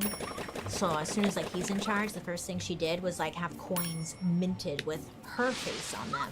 She even has statues of herself built. She's holding court, she's issuing orders, and she even sits next to her son when people come calling. So it kind of got people thinking, like, who's really in charge here? Is it Agrippina or Nero? I don't know. We don't want to question them, though. Ruling Rome is a lot of pressure, right? Well, I don't know. But it makes Nero, like, grow up pretty fast. He has a lot of responsibility now. He's in charge. People are coming to him for everything. That's a lot of pressure. He's still a teenager at the end of the day. He didn't want to be micromanaged by his mom. So Nero decides to try and like distance himself from his mother. He stops asking her for advice. He starts spending more time on his art. He starts to make friends with different singers and actors. And because he's in charge, he's just surrounded by yes men. All they do is flatter him. He's technically married, but he doesn't really like that bitch. And then he ends up falling for a former enslaved woman named Acte. Well, this makes Agrippina lose her mind. I mean, this is not what she planned. You're not supposed to fall in love. You are busy leading, being a leader. Don't get distracted. So she tries to break them up, right? But it only makes Nero and Acte's bond stronger. So when that doesn't work, Agrippina does something diabolical. She decides to start sweet-talking her stepson, Britannicus. So she's going to Britannicus and like, oh, you're my favorite. Oh. Britannicus is Nero's like enemy. He doesn't like that guy. So when he sees his mom like now liking him, it makes him mad. I mean, I guess in Agrippina's mind, if she can't control Nero, she can just replace him with Britannicus. You know, he's 13. He could be easier to manipulate. Just do it again. But Nero catches on to what she's doing. He realizes that his own mother might actually be a threat to his power. So one night, Nero invites everyone to dinner. Britannicus is there, along with a bunch of like high society Romans. And everything's normal. Everyone's eating, everyone's drinking, everyone's talking. And then all of a sudden, Britannicus takes a sip of his wine and then starts gasping for air. I don't know, very dramatic. I want to keep that Is he one. putting on a show? Well, he collapses. He starts to like gotta let the animals out. convulse on the ground. And like, what the hell's going on? Everyone's just kind of frozen, I guess. And Nero shrugs and is like, don't worry, guys. It happens all the time. It's just his epilepsy. Well, Britannicus is having a whole moment and everyone's like not helping him. I don't know. But then Britannicus dies. Dinner and a show, I say. Sad. But then Nero, I guess at this moment, just dabs his mouth with his napkin and then leaves, which made it crystal clear to everyone in the room. Don't fuck with Nero. Well, I'm sure after that dinner, everyone just kind of shut up and is kind of scared. I don't know. Did he kill him? Many believe. We don't know. But at this point, the public is, I guess, still hopeful. They're not seeing what's going on behind closed doors, you know. But the people closest to Nero, they start to notice, like, little weird things. Like, something's going on with this guy. He was always feeling, like, impulsive. He was having some major mood swings. I mean, at the end of the day, he's a teenager, so, okay. But, you know, they didn't like that. Nero had always loved singing and dancing and acting, but he was starting to get obsessed with the idea of being a performer. Like, he really thought he was like the most talented person in the whole world, you know? And he was God's gift to everyone. He's like, watch me dance. Okay, now I keep forgetting to go upgrade, and I'm good. And everyone's just like, oh my God, wow, you're so good. Like, oh my God. You know, when you're a teenager, you're just trying to figure out, like, who you are and what you're doing. Nero's going through that. Like, he starts dressing up in different costumes. He's running off. He's disappearing at night. No one knows where he's at. He's starting to race chariots. I don't know. Essence What's he maker? doing? Ooh. He's not even wearing a This. helmet. He was just like I need in 10 his bricks bad boy and little 5 teenage silver era. bars. And he didn't really care what anyone thought. If someone tried to tell him, One like, silver not bar. to I need do to go it, do some he'd more just give him silver that look like, harvesting. I'm gonna kill you. Give you the That's the Britannicus treatment. You want that? Meanwhile, Agrippina has gone from powerful to paranoid. I mean, she taught Nero everything about how Gotta to make more rise butter. to power, and now she knows exactly how he might take her down. Poison. Now, according to experts, Nero tried to poison his mom 3 different times. But somehow she always kind of knew what he was up to, and she would take an antidote in advance. Some scholars say this is because she poisoned so many people. So like she was always expecting to be poisoned, or she intentionally like built up an immunity to poison, which is kind of wild, but okay. Nero is he's trying to get rid of his mom, and he's realizing this whole poison thing isn't really working out for him. So he's like, I gotta get a little creative, channel my art side. You know, like if I'm gonna kill my mom, I gotta have a little bit more fun with it and like really just catch her off guard. So when the poison didn't work, Nero came up with like a little idea to have ceiling tiles fall on her head when she's sleeping. You know, those things are pretty heavy, right? That'll knock her out. Intense. But it didn't work. So he gets back to the drawing board. And he's like, what if I built a boat? Not just any boat, but like a boat that would collapse when you're out on like the water. And like it would like collapse Oh, and I you forgot my die. wood. That'd be kind of sick. Wood- so he draws up wood like this boat. Yeah, I gotta You get know, my a iron hammer. collapsing death boat. He's Grab called the it Titanic. My wood. But I'm just kidding. I'm just kidding. That's not funny. Nero, he secretly has this boat like made and whatever, right? These people work on it. He's like, so you're gonna make this boat, but it's like gonna collapse. Isn't that cool? Okay, great. So these guys, they make this boat, and the whole point of this boat, if I say boat one more time, but the whole point of this boat is that it's designed to fall apart mid-sail. She can't get out of that. In the middle of the ocean, she's gonna be stuck. And he really thought this was gonna be it, like he was gonna get her with his boat. So she got on board.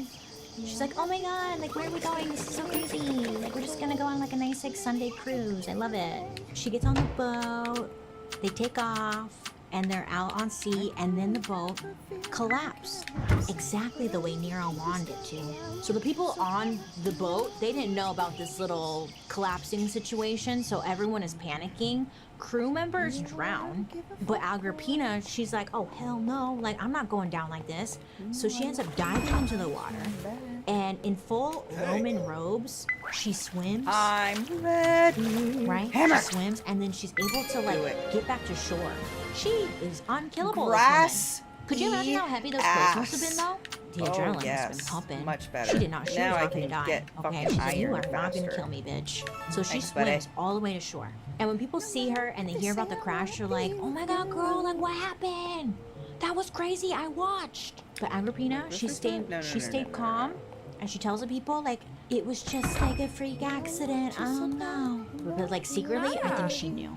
She knew what was up. New seeds? Well, word gets back Zook. to Nero that Oh, his mom fuck yeah. survived, and We he's need like, some of these. what the? We need What?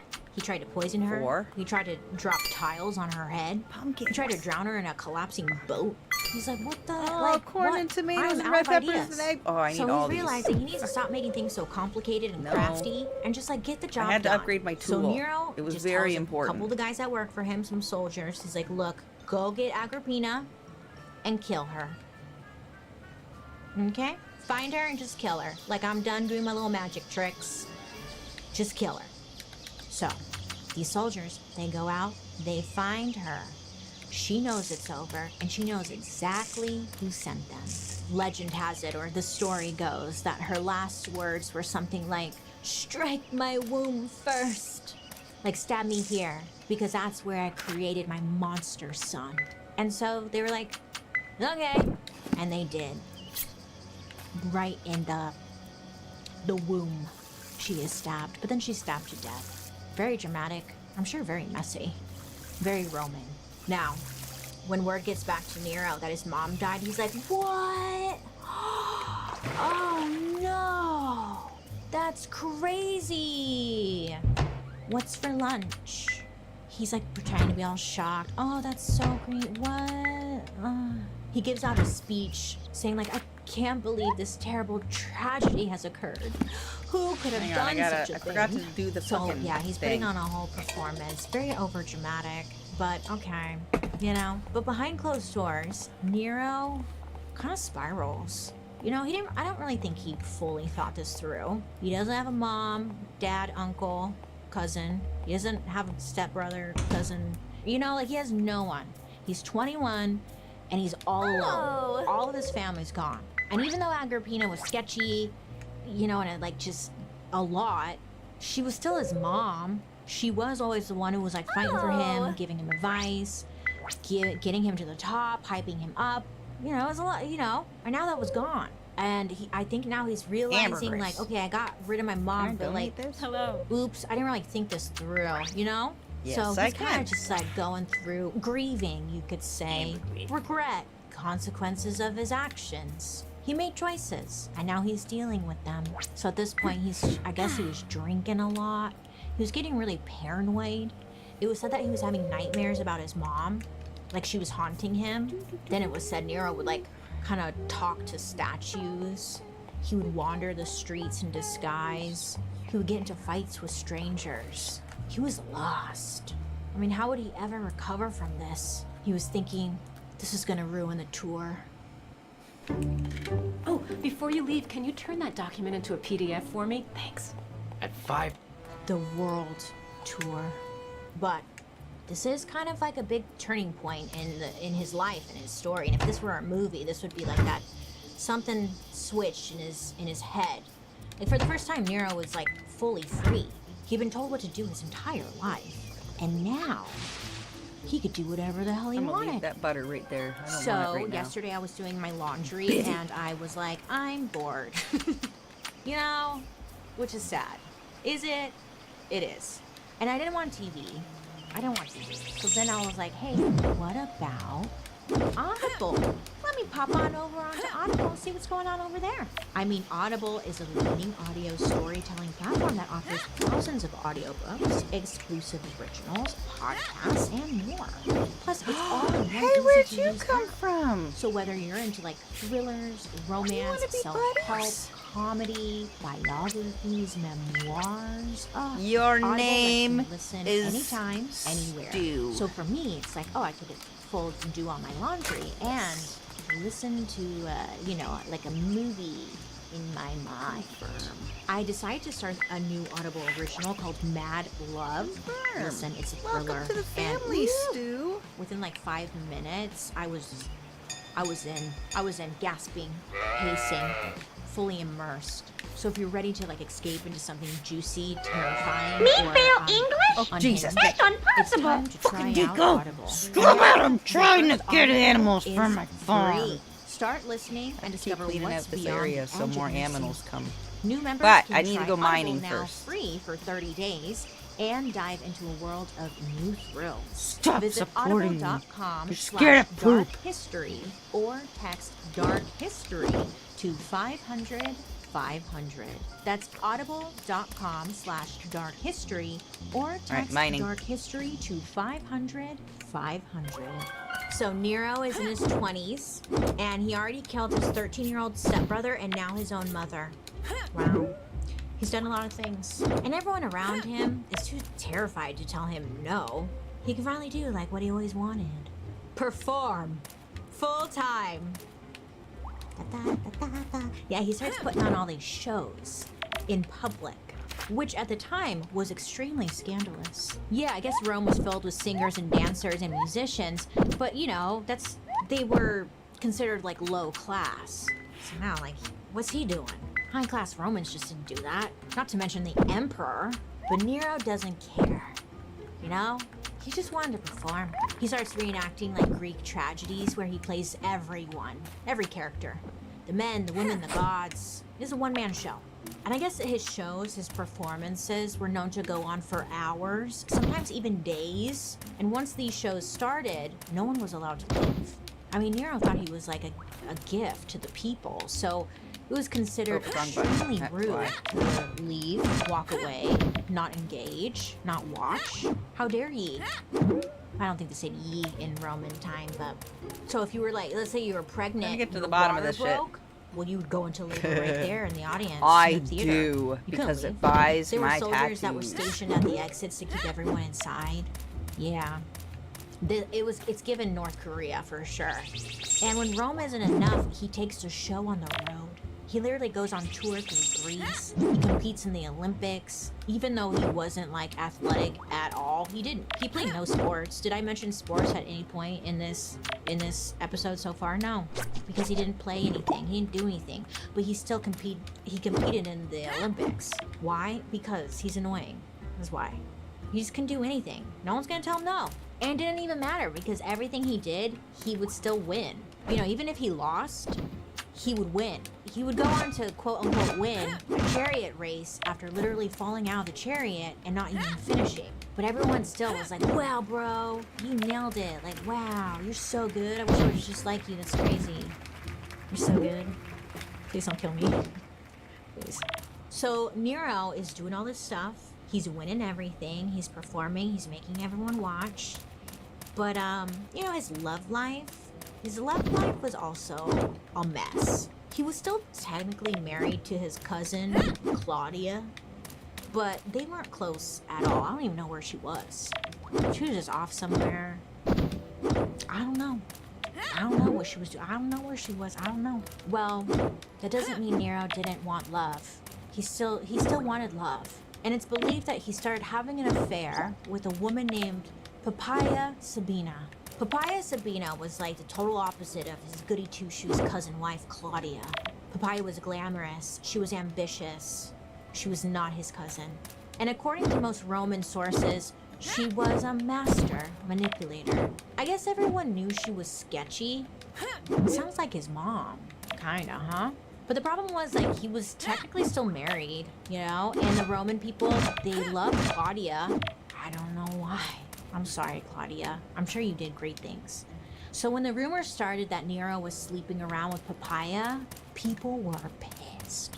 They saw Papaya as a gold digger and a schemer. Nero knew that, like, he had to cover his back, so he decides, I'm gonna throw my cousin wife under the bus. So he goes out publicly and he's like, guess what? She cheated on me.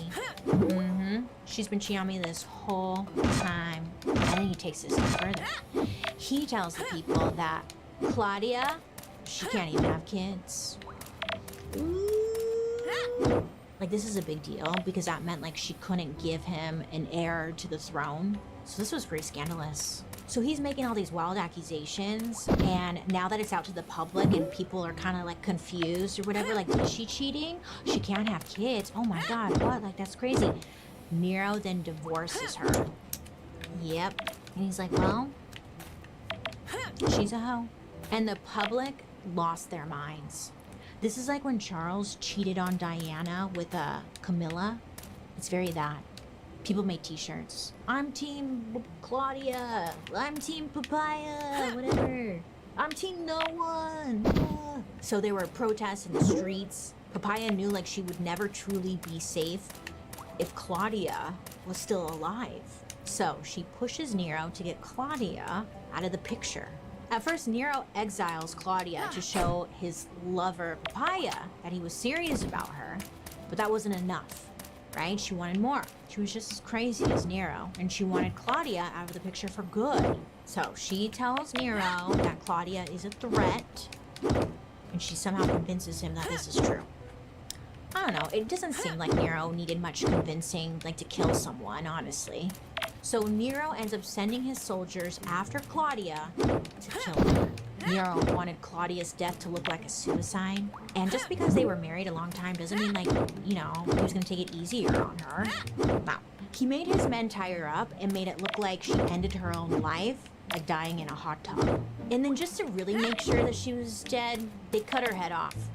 Because that's exactly what someone does when they're going to kill themselves. They cut their heads off. I feel like the story made sense until they cut her head off. Rock. Now it doesn't really look like she killed herself. Kind of goes against that, but okay, they did it.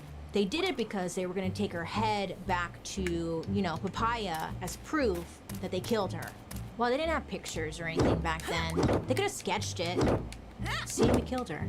So there's a sketch of it, of the crime scene. But they wanted the head. You know. Papaya's like, oh, he does love me. It was like the diamond engagement ring. But in a head form. He really loves me. As soon as she got Claudia's head in a bag, she said, let's do this. Let's get married. And they did. They got married. Wow, what a love story. You know when you're taking a shower and you're like, la la la, washing my hair, it's so great, I'm having a great day. And then you start pulling out clumps of hair. Not clumps, but like maybe concerning amounts. And you're like, I really hope this is normal. And then you put it on the shower wall. Yeah. The other day I was like, oh God, like, is this okay? Is this okay? The amount of hair that was coming out, you know?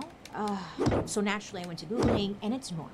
Because as humans age, because we age, our hair tends to fall out. It's just a part of life, okay? But that is why I'm so thankful for Hers. Hers Hair is a telehealth company that offers personalized, science-backed hair loss treatments for women.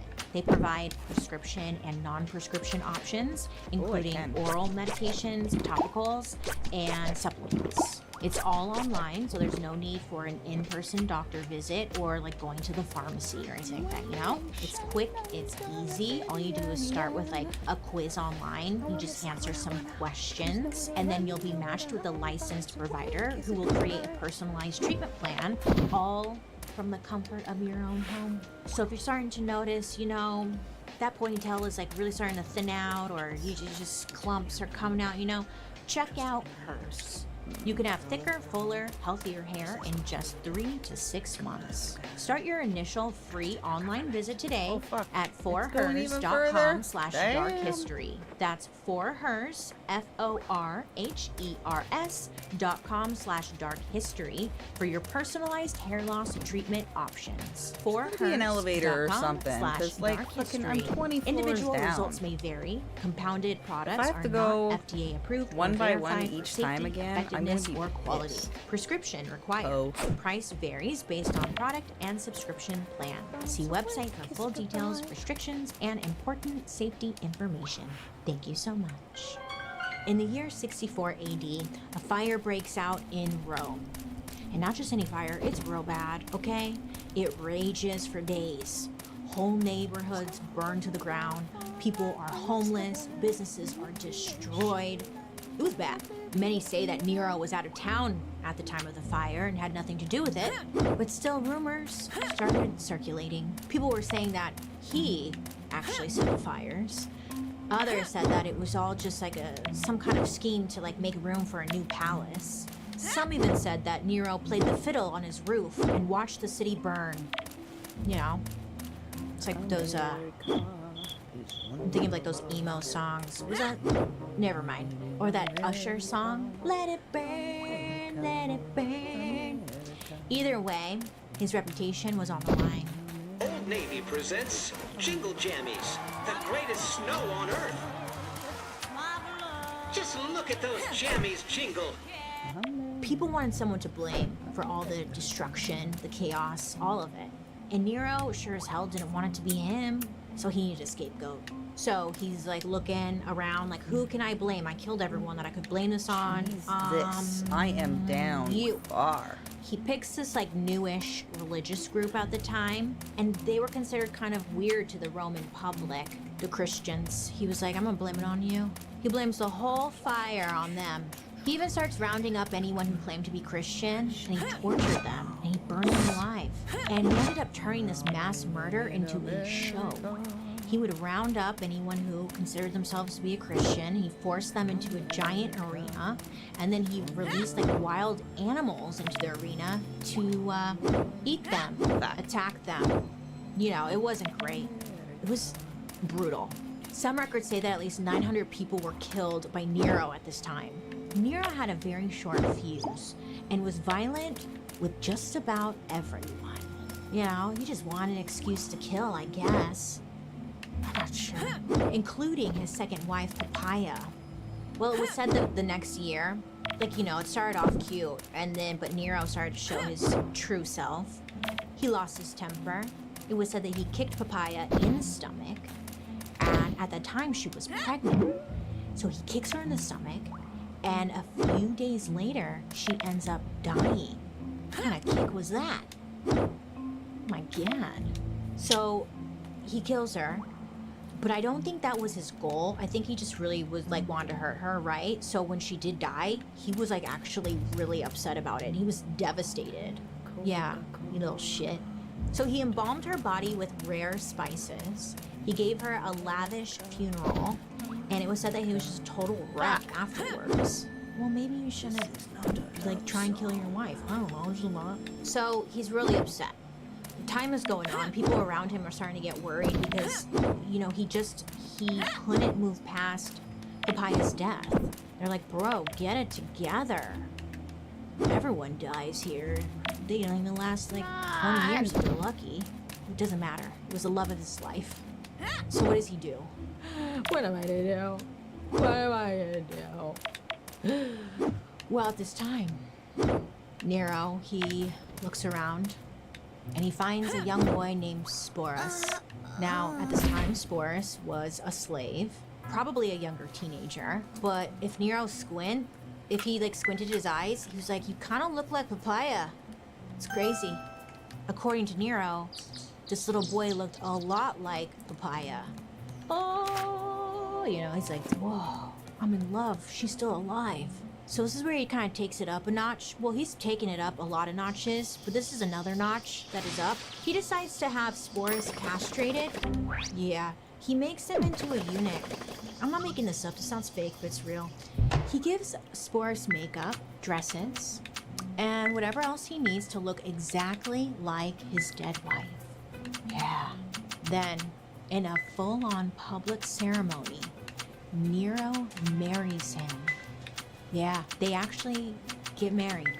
Nero instructed the wedding to be treated like as a real Roman marriage ceremony, complete with like a public celebration, Nero as the groom, and Sporus dressed as his Roman bride, in a veil, a gown, all of it. I know. I would like to hear Sporus' side of the story here.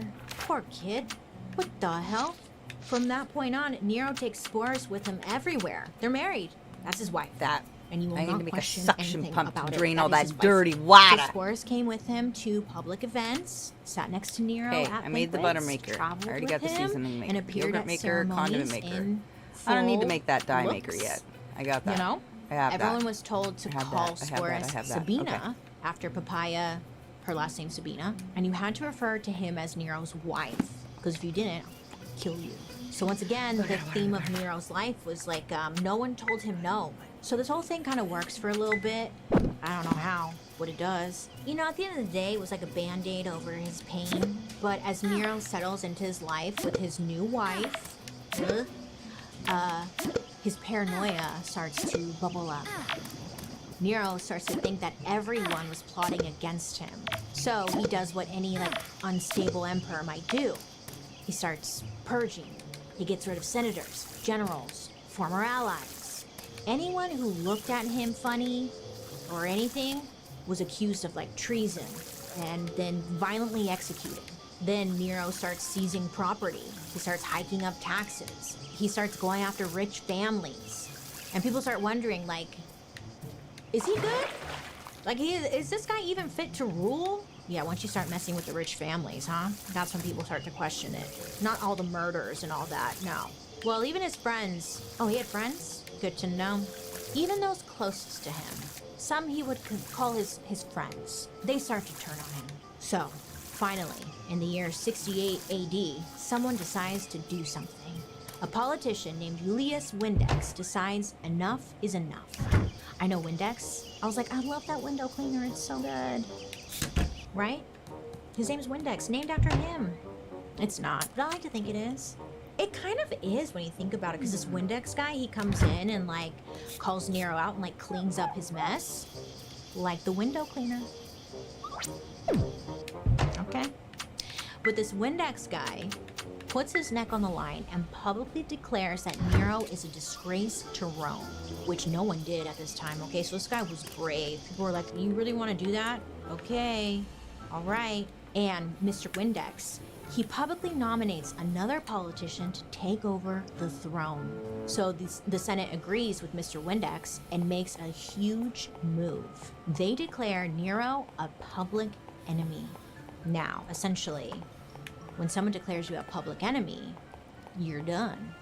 Anyone can kill you, no questions asked. When Nero hears this, he realizes his time is up. This So is a few annoying of his that you can't do it in servants, bulk. and I'm assuming his lover, they're hiding out in like a villa on the outskirts of Rome. Morale is low. Okay, Nero is asking his servants if he should flee to the east, maybe start a new career. You know, he could dye his hair, he could be an actor, he can like get a flute and play the flute. I could just like, well, I don't know, what do I do, you know? But at this point, like no one really, everyone's like, dude, it's over. And then they get a message. The Senate has officially ordered Nero's execution. They were planning to take Nero in public, strip him naked, and beat him to death. The Senate soldiers were on their way. So Nero is having dinner when he hears this news, and he absolutely loses it. I mean, he crashes out completely. He ripped up the bad news scrolls, he flips the table, he smashed his 2 favorite cups. Everyone kind of low-key expected him to kind of like, you know, end his life. It was seen as like the honorable way out of a terrible situation this time in Rome. Especially because he'd already been given a death sentence. So they're like, oh, he's probably just gonna Epstein himself. But things got pretty awkward. Because Nero, he didn't want to die. He's like his mom. In the middle of the night, Nero, he wakes up and realizes that he is alone. Everyone had left. His guards, his friends, his lover, his servants, and the walls were closing in. You know, he's feeling desperate. So Nero starts running around the villa screaming that he needs someone to volunteer to kill him because he didn't want to do it himself. Apparently he screamed, "Have I neither friend nor foe?" Give me food.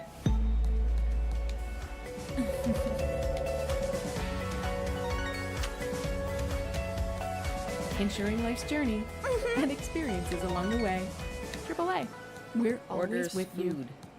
No, Nero. None. You have friend nor foe. How long do you have to stand I here love that to someone get was food? around to write this down, this quote, but didn't Give me volunteer. food. I don't want to kill you. I don't want to kill someone. Have a meal. But I'll write down this quote. Iconic. Okay, I so no one want- wants to kill him, and he doesn't want to do it himself. He doesn't want to. He's scared. So Nero is alone, and he hears the soldiers coming. It's all dramatic, right? Oh, I already have And then potato salad. it's said that he quoted Homer very dramatically and goes, dude, "The I already sound taught of you all swift these horses recipes. strikes my ears." I don't have I imagine potato that's how he salad. said it. And then he takes like a knife and he stabs himself in the neck. What's funny is that at the exact moment that he stabbed himself, a Roman guard had busted in and was like, "Wait, I'm here to save you." But it was too late. He's like, "Oh shit. Oh. Yeah." Apparently, Nero's last words were, "What an artist dies in me." Ugh. I don't know what the fuck he's talking about. He should have asked for forgiveness, okay? When Nero died, he was 30 years old, and he was the last emperor of the Julio-Claudian dynasty, which was basically the first royal family of Rome. It ended the dynasty of Caesar and Caligula and I tons need of to other make famous emperors. Neapolitan. It was I want to over. learn to It make was that done. one. Honestly, I think Nero would be happy to know that his death and threw chai and Rome cocoa. into total chaos. He sparked a crazy power struggle so intense that the next year became known as the Year of the Four Emperors. There was also like rumors going around, conspiracy theories that Nero wasn't really dead. You know, that he went to like Cuba or whatever, and he was actually gonna come back and seize the throne at any moment. You know those conspiracy theories, just all the time. It happens all the time, right? They're never dead, are they? And to this day, I mean, people still talk about him. His story lives on. And I think that's all he would have cared about. So, what a journey, huh? What did we learn today, kids? Don't marry your cousin, uncle, sister, brother. Like, what the fuck, you know? Nero was like the blueprint for unhinged dictators everywhere. He turned paranoia into politics, performance into power, and his own ego into a state religion. Even when everything was collapsing around him, he believed he was a gift from, you know, gods and the best artist the world had ever seen. Yeah. What is that, huh? I don't know. You know what's kind of interesting, though? That he was like this big performer and loved being on stage. And when you look at like Mussolini, who we've talked about, he loved writing romance novels, also an artiste. Hitler allegedly was a painter. So maybe the lesson here is that we need to fund the arts. Prevent the dictators, huh? If you just let them paint, let them write a romance novel. Because when you don't, look what happens. They take over and they just go psycho. Give them the paintbrush. It's okay here. I don't want you to be a psycho dictator. That's what I was thinking, you know?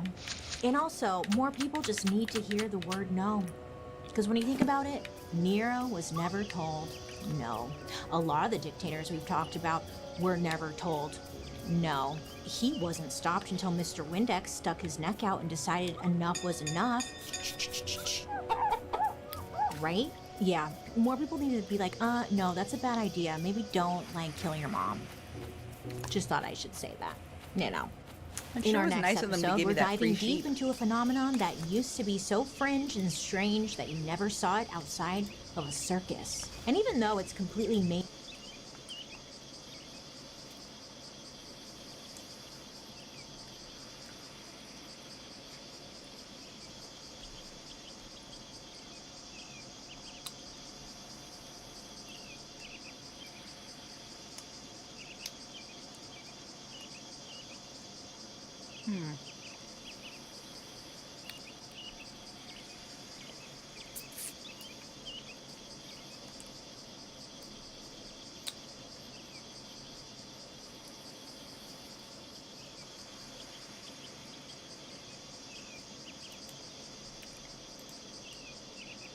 Hello, everyone, and welcome to our episode on Chippendales. Oh, did you think we were doing an episode on Chip and Dale the cartoon? Chippendale, you right. Yeah, no, we're talking about strippers, Joan. Come on. How did you miss the memo? I said dress slutty. Okay, look, we're all on different pages here, because Paul over here is just as bad. He's wearing a shirt from Alvin and the Chipmunks. What happened here? This was a miss. Okay, start over. Okay, we're back, and everyone is finally in their proper costumes, except for Joan. She's just naked. Paul is dressed like a stripper, and he even brought his little friend, Rob. Hi, Rob. Woo! I love that full head of hair. You guys look great. You're such a cute couple. Okay, so I've mentioned this a handful of times. I went to Vegas. I think it was last year. It might have been the year before. Everything's a blur. And, you know, I went to a little male strip club situation with some of my friends, and my ass got pulled on stage. Look, I brought some video evidence. I'm not going to show you the full video, but just so you could see. So that's me on stage, okay? I got called up there.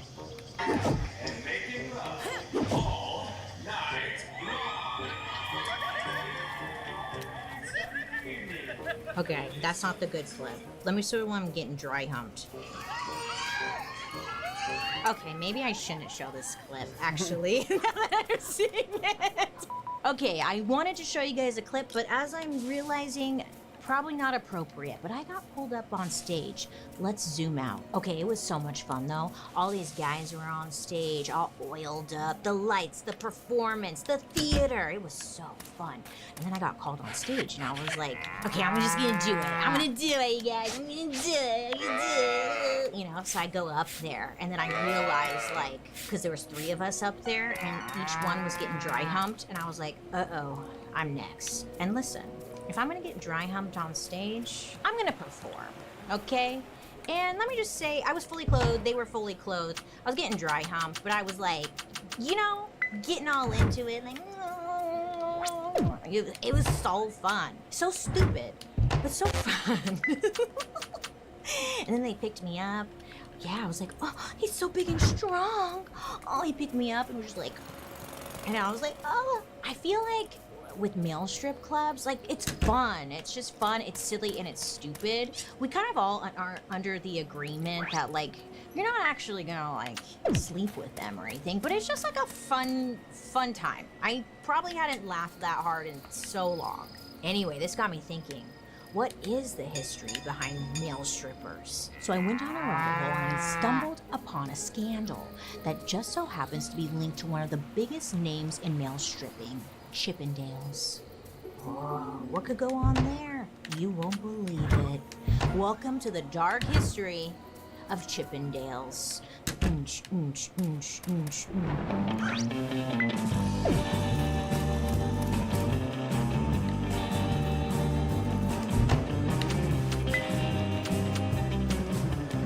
Hi friends, I hope you're having a wonderful day today. My name is Bailey Sarian and I'd like to welcome you to my podcast, Dark History. Here, believe history does not have to be boring. It might be tragic. Sometimes, like rarely, it's happy. But either way, it's our dark history. Before we get into it, don't forget to like and subscribe. I'm always here for you posting new content. And let me know what you guys think. I love hearing from you in the comments section. And I read comments at the end of every episode if you didn't know. But other than that, let's get into it. I need to make some soup. For some reason, female nudity feels way more common than male nudity, right? In pop culture, at least, we see women being sexualized and naked all the time. Boobs, right? Boobs all the time. I did hear, though, on the last season of White Lotus, there was a wiener. I might have to check this out. It's very rare. It's a rare occurrence. Do you remember Forgetting Sarah Marshall? There was a split second where you saw dick, and I was like, what? Pause. Back in the 1950s, it was only men who had bachelor parties. Bachelorette parties? Not a thing yet. In those days, women would have bridal showers and men would have their moment to go out and have a wild night. But by the 70s, feminism was going strong. Women were feeling a little more liberated. They wanted equality. And of course that meant that we wanted bachelorette parties. We wanted to have fun like the guys were having. I want to go out and be wild. And this story is really about a few guys just being in the right place at the right time. Because they started something over in Los Angeles that overlapped with the rise of porn and female empowerment. Because, if you're gonna have a bachelorette party, just like the guys do, what do you need?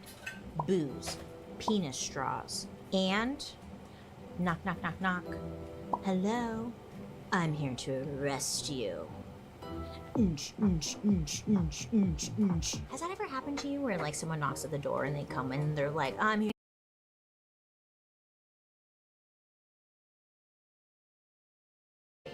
Burning the bras, we're doing it. Growing our hair legs, we love it. And this is when an Indian man named Showman Banerjee moves to Los Angeles. Once he got to America, Showman decided to go by Steve. So that's what we're gonna call him. According to our expert, this was because Steve didn't want people to look at him as an immigrant. He wanted to be seen as an American, like everyone else. So Steve found work in business. He actually had a job at Mattel. I know, I was like, was he making Barbies? What was he doing? And he owned a couple of gas stations. Like, he was doing okay. He was a pretty smart businessman here. I freaking roll because we hear this all the freaking time. He wanted to be the #1 business guy in America. He wanted to be the richest of rich. The American dream. It's all about being fucking rich and #1. It's like, God, what happened to like simple, realistic dreams? Like, I want to fly a kite. When was the last time you flew a kite? What happened to those dreams? Bring them back. Steve decides to get into the nightclub business. And in 1975, he ends up buying a business that was struggling in Los Angeles. It was called Destiny 2. Destiny 2 was not doing well, and also it really wasn't in a great part of Los Angeles. So, unsure why he made this move, but he did. Steve thought that adding a bunch of unique shows would help draw more people to Destiny 2. So, pretty soon, this club is doing anything and everything you can think of, okay? They've got dinner theater, magic shows, women's mud wrestling. Hot, right? I hate those. You ever seen those? It's like women mud wrestling or wrestling in jello. What is that? What's that fantasy? What is that? What is that? Turns out the whole mud wrestling thing, though, it literally was a mess. And it took forever to get the floor of the club clean, So it was like, okay, that's probably not a good idea. It was fun to watch, I liked watching those boobies bounce, but it's too much cleanup. This is when Steve's realizing, like, you know, this still isn't the vibe I'm going for. But perfect timing. Steve gets really lucky. He meets a club promoter. His name is Paul Snyder. Not our Paul, this is a different Paul. Paul had just moved to Los Angeles from Canada, and just like Steve, he also really wanted to make a name for himself in America. According to everyone who knew him, Paul was very bold and brash. He was flashy. He was described as, quote, animated, crazy, obnoxious. He wore fur coats and big jewel-encrusted necklaces. He was that guy. You see, back when Paul was in Canada, he had seen some male strip shows popping up at a local gay club, and he thought it was there's something there. So when he came to America, he saw what was going on at Steve's club, and Paul came to Steve with an idea. He's like, hey, back in Canada, I saw some shit where guys would get naked and stripping and stuff. What if we did that? We're not gay. It would be men dancing for women. Huh? So Paul tells Steve, look, male stripping is going to be the next big thing. You should have one night at the club dedicated to male stripping for women. Just trust me on this. Steve, he was out of ideas. So he's like, oh, okay, I'm down. Nothing else is working. So, in 1979, Steve and Paul put their heads together and decided to rename Destiny to Chippendales. If you're like me, you're like, why'd they name male strippers after Chip and Dale? Yeah? Well, actually, Bailey, you are wrong on that. I guess the name Chippendales actually comes from a style of furniture. Yeah, not even erotic. And this was the kind of furniture that was in the original club that Steve took over. Now, I guess Chippendale furniture was known for being sturdy and long-lasting. You can plop right on it. And that's as much as I can think, I don't know. They thought this would give their brand a touch of class and sophistication. Chippendales became known as the first ever male strip club catering to a female audience. Well, that's what they claimed. But to be fair, it's completely untrue. Because look, fact check, there was actually a place called Sugar Shack. Yeah, and they were first. Over in Wisconsin, a place called the Sugar Shack had opened 14 years earlier in 1965. It was run by a former Playboy bunny named Dana Montana. So Dana was a total pioneer in the strip club community. She had male strippers dancing on stage at the Sugar Shack years before Chippendales even existed. So it was like, okay, that's cute, but I've been doing it first. Just want to give some credit where credit is due. Sugar Shack, Dana Montana, I see you, girl.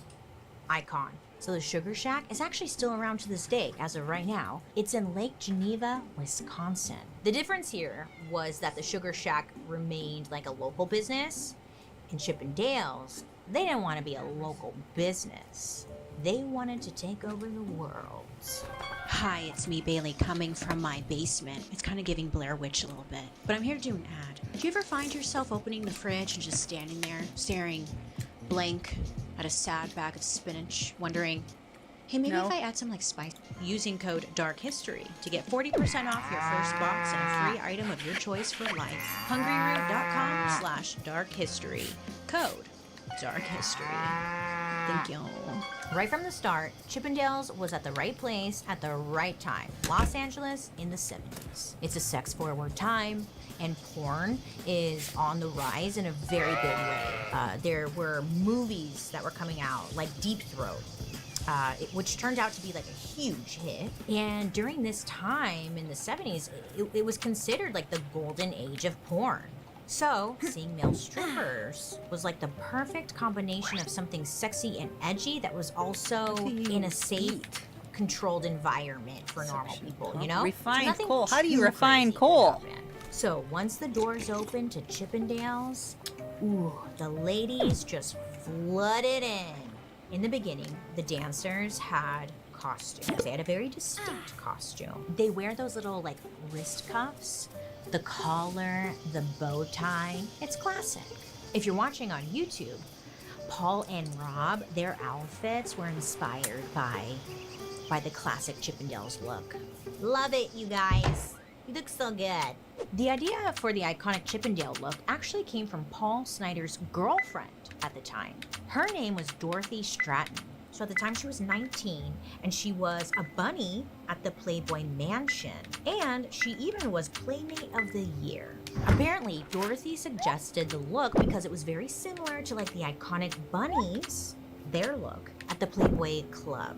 Dorothy, you know, she was a playmate, whatever, so she had a connection. Okay, and she was able to kind of get permission from Hugh Hefner, who allowed Chippendales to use the Playboy trademarked look. Instead of the hot bunny waitresses over at the Playboy Club, the female customers were waited on by hot men at Chippendales. It was like a, what's that called? Like a power switch.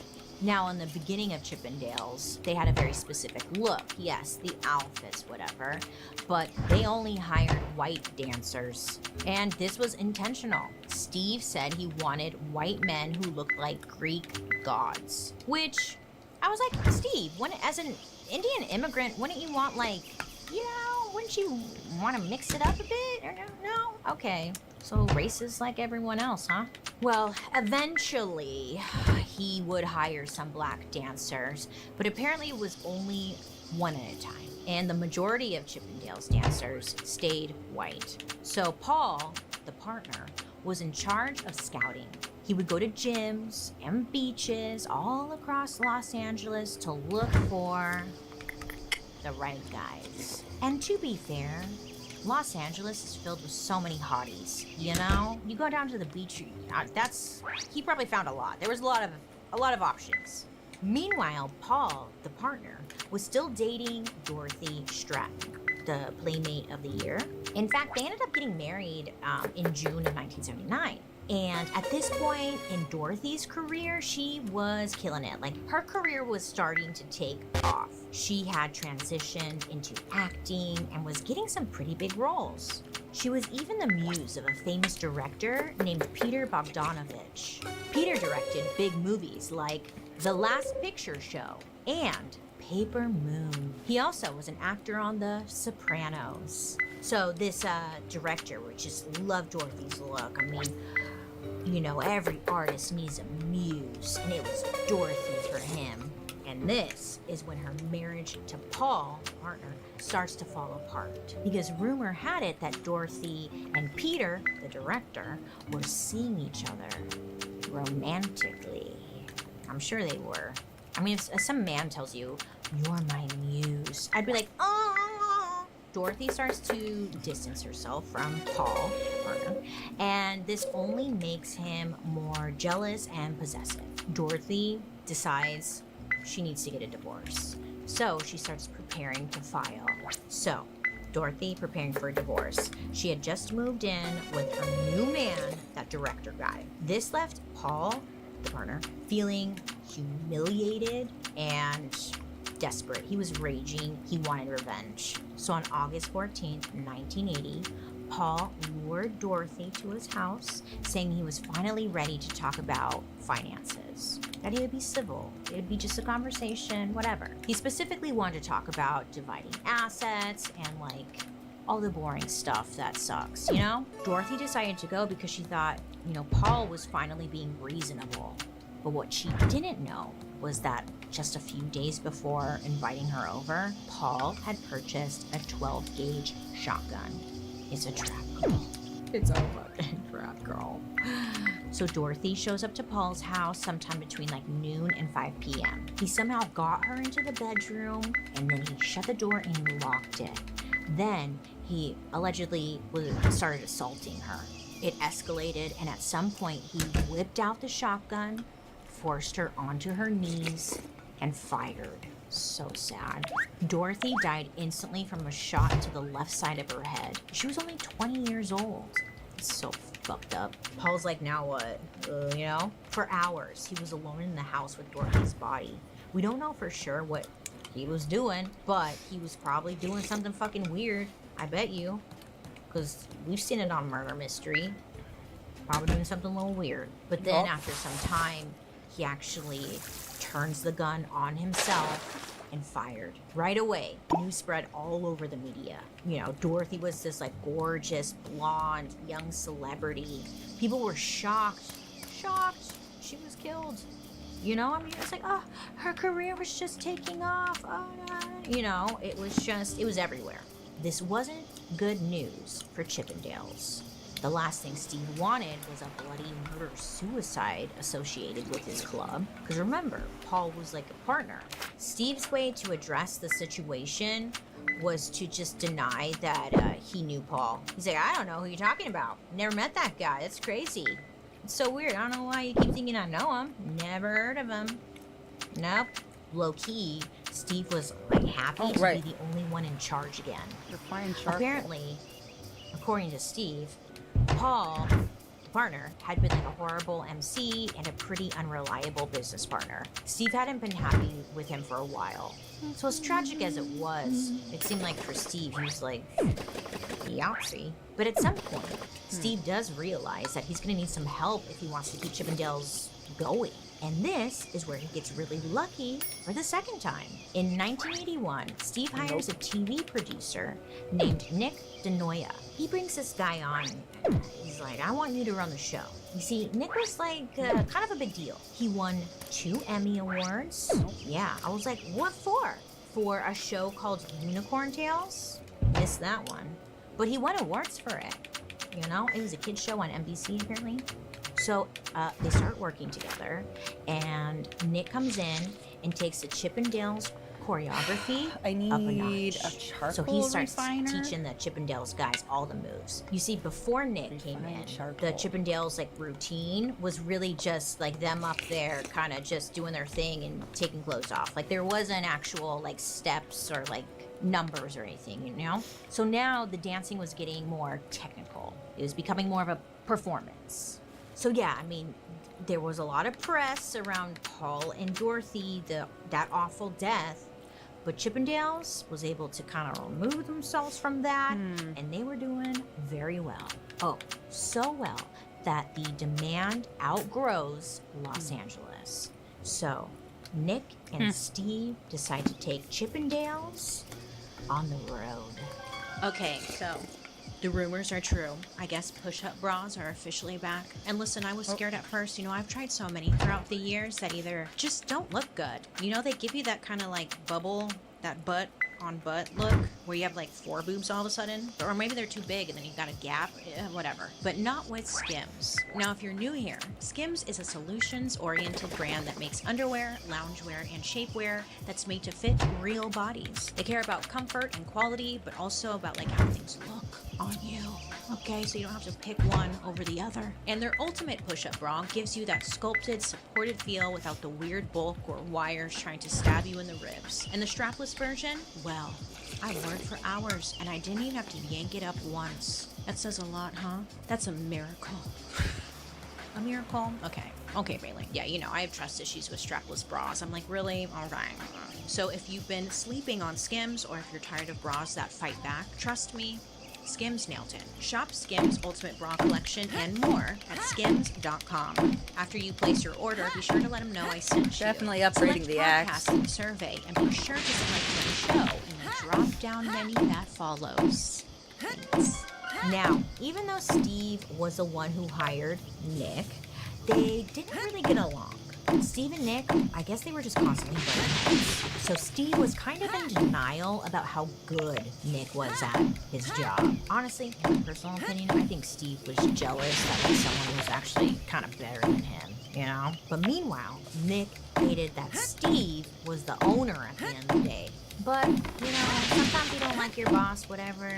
It is what it is. So despite their differences, you know, Chippendales was doing very well. It had expanded to a swanky location in New York, and it looked like this was just the beginning. Celebrities started coming to see the show, especially at the club in New York City. Pretty soon, people were asking, who was the person behind all this success? We want to meet him. And somehow, Nick gets all the credit for this show. All of a sudden, Nick was on all these talk shows talking about Chippendales, how he started it, blah, like taking all the credit. Well, Steve's sitting at home like, oh yeah, you got credit? You got what you good? You got what you good? You know, just getting a little upset. He's feeling a little left out. I mean, yeah, he was still the owner of the business. But low-key, I think Steve wanted the fame. And that's fine, you're allowed to want that. In 1983, Steve and Nick decided that they needed to meet, sit down, and actually figure their relationship out. Because it was clear like things were not working out between the two of them. So they decided to meet up at a local restaurant. So Nick had a pitch. He was like, look, I'll give up all the rights to the show, but I want 50% of the profits from Chippendales tours. Steve thought this over. He's like, okay, all right. So Steve thought it over. He's like, yeah, I'm down with this. Look, since they're at a restaurant and not a law office, they decided to write out their contract on a napkin.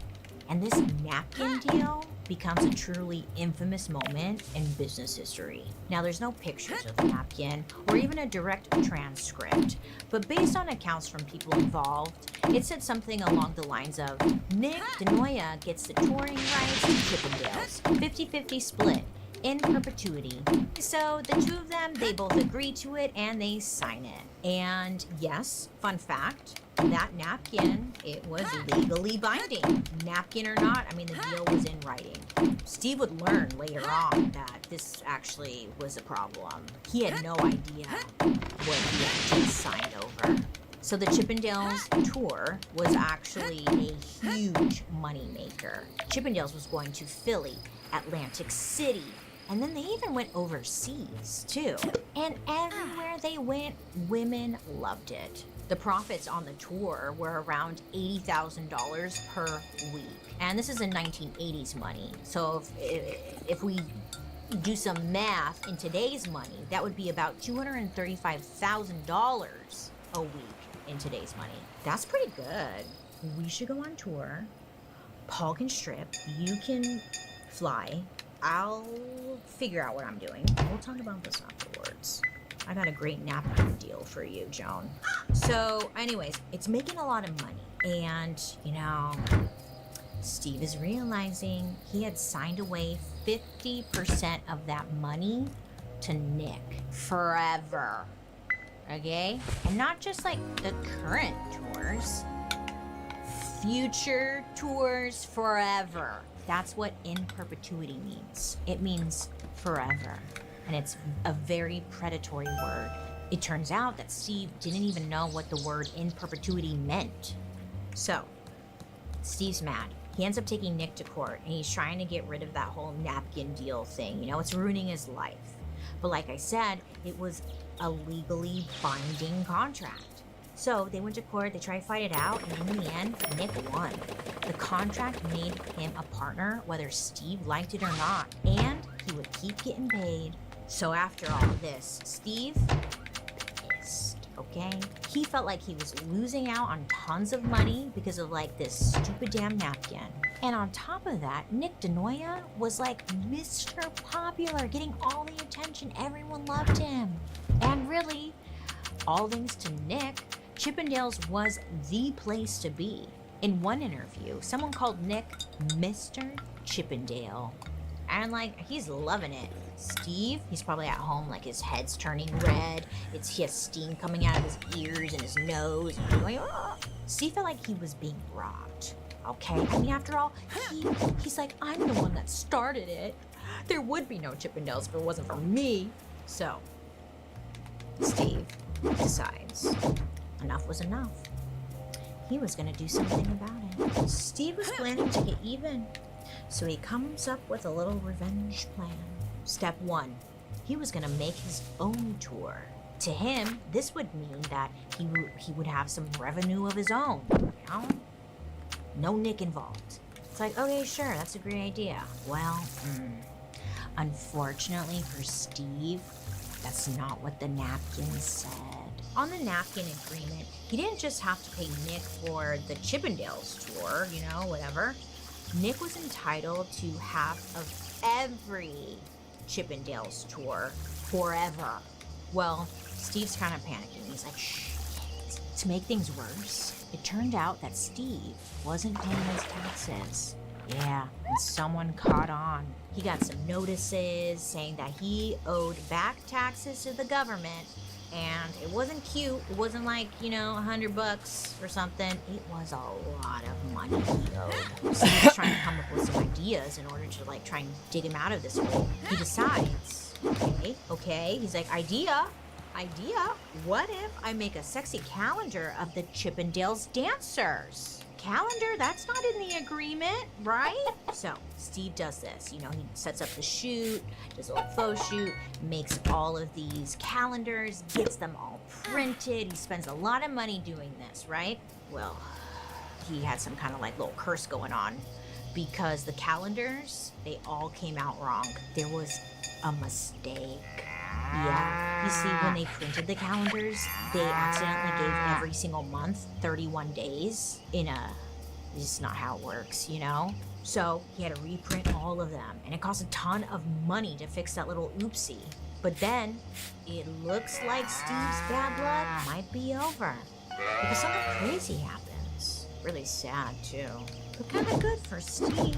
In 1987, Nick DeNoia was murdered. You know what drives me nuts? Cowboy butts. But you know what else? We take our health seriously, but finding a doctor, it's confusing and it feels like such an outdated process. Why is it easier to track down your package or an ex on the internet than it is finding an in-network dermatologist? Booking 1987, and Nick DeNoia was shot in the face and killed. Now, out this time, they had no suspects. Nobody knows who did it. Just a savage murder. Devastating for so many people. But Steve was like, yes. Now that, Nick is sadly out of the way, he's like, well, I'm able to buy back the touring rights from Nick's family, which was great timing because the next year in 1988, the Chippendales Club lost its liquor license and fire permit. So now the Chippendales' main focus was touring. No rent, no real estate to worry about, just moving and grooving. So Steve felt like he could finally make some money and pay off his taxes. So Chippendales had been doing pretty well and operating for quite some time. It had been over 10 years at this point. And some of the older dancers were ready for the next step of their career. So, 2 Chippendale dancers and the MC were planning to branch out and create their own male striptease shows. Now, Steve is kind of catching wind of what this is. What? What's that? What do you want to do? Do you have former employees suddenly becoming his competition? And they're probably going to do it better. Sorry. So, Steve kind of starts to panic, He's like, shit, what can I do? Well, this is when Steve's good luck seems to just run out, because in 1993, Steve Banerjee is arrested. Well, turns out Steve was accused of conspiring to kill 3 business associates. Can you guess who they were? Well, of course, it was the 2 dancers and the MC guy who were planning to go off and start their own business. So he gets arrested. Then Steve gets another charge thrown at him. He was being accused for the murder of Nick DeNoia. Did you see that coming? I did, because if you put the pieces together, it kind of makes sense, right? You're like, it's kind of, Well, listen, though, it turns out Steve had hired a hitman. His name? Ray Cologne. And it was Hitman Ray who had actually shot and killed Nick. I guess the first murder went so well when Steve got annoyed at those dancers, he decided to fall back on the same plan that had worked once before.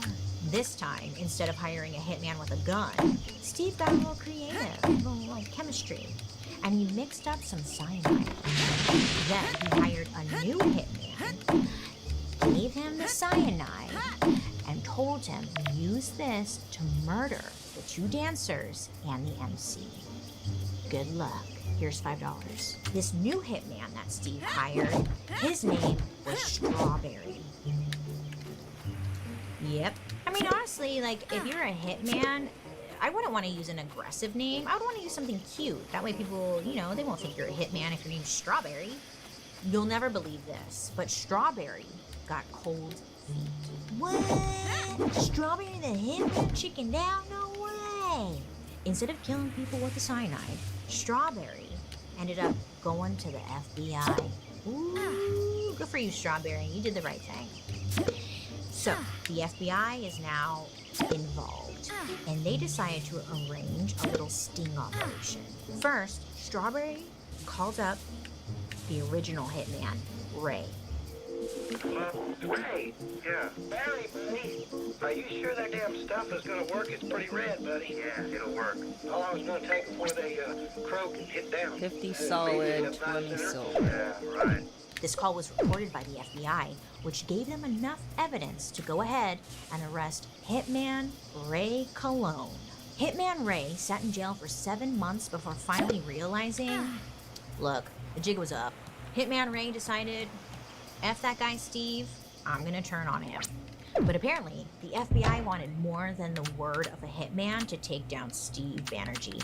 Steve had plenty of money to hire good lawyers, so the FBI knew that they needed some solid evidence to really, like, close this lumber, case. right? What they Or was it- needed. Oh my God, I was a immediately forgot. confession. See? So the FBI releases Hitman Ray from jail, saying that he needed special medical treatment. Now, this wasn't a total lie. Apparently, Hitman Ray was actually really sick, which is probably why he eventually spoke up. But the FBI, they want to use Ray for their advantage. You know, there's an opportunity here. So the FBI tells Hitman Ray, hey, we need you to set up a meeting with Steve. 50 solid lumber. Because we gotta get a confession. So, Hitman Ray, he reaches out to Steve. Ding, ding, ding, ding, ding. Hey, what are you doing? You know, and the two of them set up a meeting. So Steve and Hitman Ray decide to meet up at an IHOP in Santa Monica. I love IHOP. I like a pancake. So before the meeting, Hitman Ray meets up with the FBI. Now, the FBI sets him up with like a whole wire situation, okay? And they make sure to hide it very carefully, you know? The FBI was expecting Steve to be suspicious, so, you know, they had to be cautious. And I will say, the FBI went above and beyond. They got a tailor to sew a secret flap in a pair of boxers. And so Ray could like hide the recorder in there. And I mean, good thing they did, because when Steven and Ray met up at IHOP, Steve was suspicious right off the bat. He's like, hey, meet me in the bathroom right now. Let's go. We gotta go take a shit. Wink, wink. So the two of them, Steve and Ray, they go into the bathroom. Steve says, take off your clothes, strip down to your underwear. I need to make sure you're not wearing a wire. Hitman Ray takes off his clothes, and I'm sure he's like, oh, fuck, you know? But luckily, because they sewed in the situation in the boxers, Steve didn't see the recorder. But Steve was just paranoid in general, and he refused to say pretty much anything out loud. Instead, he wrote all of his answers on Post-it notes. Oh yeah. And then he would show it to Hitman Ray. What's your favorite color? And then he would take it, rip it up, put it in the toilet, flush it. I'm sure Hitman Ray was like, God damn it. You know? Well, this sucked for the FBI because they didn't have anything. Any recording they did get from that meeting was completely useless. So the FBI was like, okay, we need a new plan. So some time goes by, you know? And the FBI is like, okay, Ray, I need you to contact Steve again. At this time, Steve was in Europe, okay? He was traveling, doing work shit. So when can you come and discuss the particulars? I cannot go guilty, but I can put Switzerland up and can you come and sign? So Hitman Ray tells Steve to meet him in a hotel in Switzerland. So he's waiting there, you know, sweating buckets. And then Steve shows up.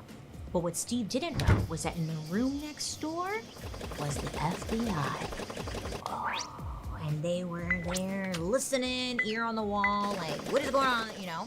Well, Steve and Hitman Ray, they stayed in the hotel room talking for about 3 or 4 hours. And there were even times when Steve was actually wondering if the FBI was listening. I mean, all the way out there in Switzerland, he was still paranoid. Apparently, Steve actually mentioned it several times. Like, I don't know, the FBI could be listening. I don't know. Steve even pointed out that the walls were very thin in the hotel room, and the FBI could be next door. Man, if that were me, I'd be like, yeah, gig is up, sorry. Well, you're right. I would crack. Anyways, so Hitman Ray is a professional, and he's like, oh, don't be silly. Oh, calm down. Relax. We need to talk. Eventually, Steve relaxes, you know? And this time, the FBI got exactly what they wanted. They got on tape Steve confessing to hiring Hitman Ray and even conspiring to murder the 3 others. Also on that recording, Steve was bragging that he could just run to India if things became too much. You know, like if the law was coming in on him or anything. Okay. Steve had like a pilot he was planning to pay $25,000 to fly him to India without a passport. Like, he had a plan. Well, we don't believe you. I was going back to India. I already had a plan. I already went there. I had my area picked up. Beautiful, condominium overlooking the ocean. Car, chauffeur. Other nicer area. It's kind of tough to look at 2 more people, but what can you do? Get used to it. You went from the United States to a millionaire and you can go back to India. Hey, better than being. Wait, I need that. And if all else failed, he said he would commit suicide if he was ever caught. Needless to say, the trip to Switzerland ended up being worth it for the FBI. Steve was quickly arrested on multiple charges: arranging murder, conspiracy, racketeering. He even attempted to burn down a competitor's nightclub. Steve was facing 26 years in prison, which to me, I was like, interesting.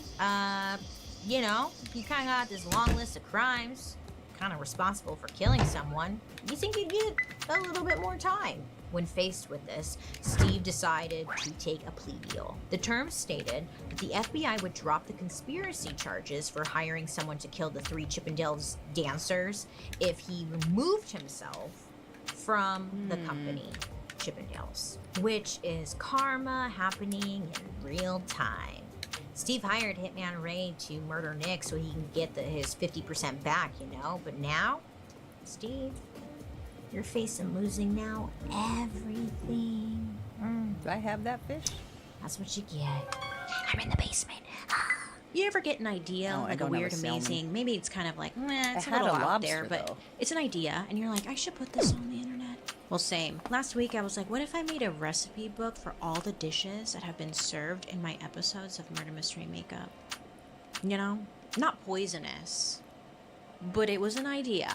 And that's when it was time to turn to Squarespace. If you don't know, Squarespace is an all-in-one website platform that makes it super easy to build a gorgeous, professional-looking site. Fishing. Whether you're starting a business, I gotta plant launching more a chili portfolio, things. selling stuff, or just need a home for all of like the chaos you've been cooking up, you don't even need to know any code. They make it so Tomatoes, easy. And let me tell chilies. you, the templates, chef's kiss. Super easy to customize, and you don't even need like any design skills. You just need I to can know make how to like fruitcake copy and and shortcake paste. right And you're now, like, wow, and cookies. I can do that. Basically, Squarespace coffee makes pudding. it so easy to look professional when you're, you know, maybe working in your pajama pants, but no one has to know that. So what I'm getting at is if you've got something to say, show, or sell, bring it to life with Squarespace. Head to squarespace.com/darkhistory for a free trial. And when you're ready to launch, just use offer code DARKHISTORY to save 10% on your first purchase of a website or domain. So Steve is sitting in jail. He's waiting for his sentencing, but he just couldn't take it anymore. Or maybe he just told everyone the truth. It was on the tapes. And on October 23rd, 1994, the night before his sentencing, Steve committed suicide. That little bitch. Come on, you did the crime. Face it like a man. Don't be a little bitch.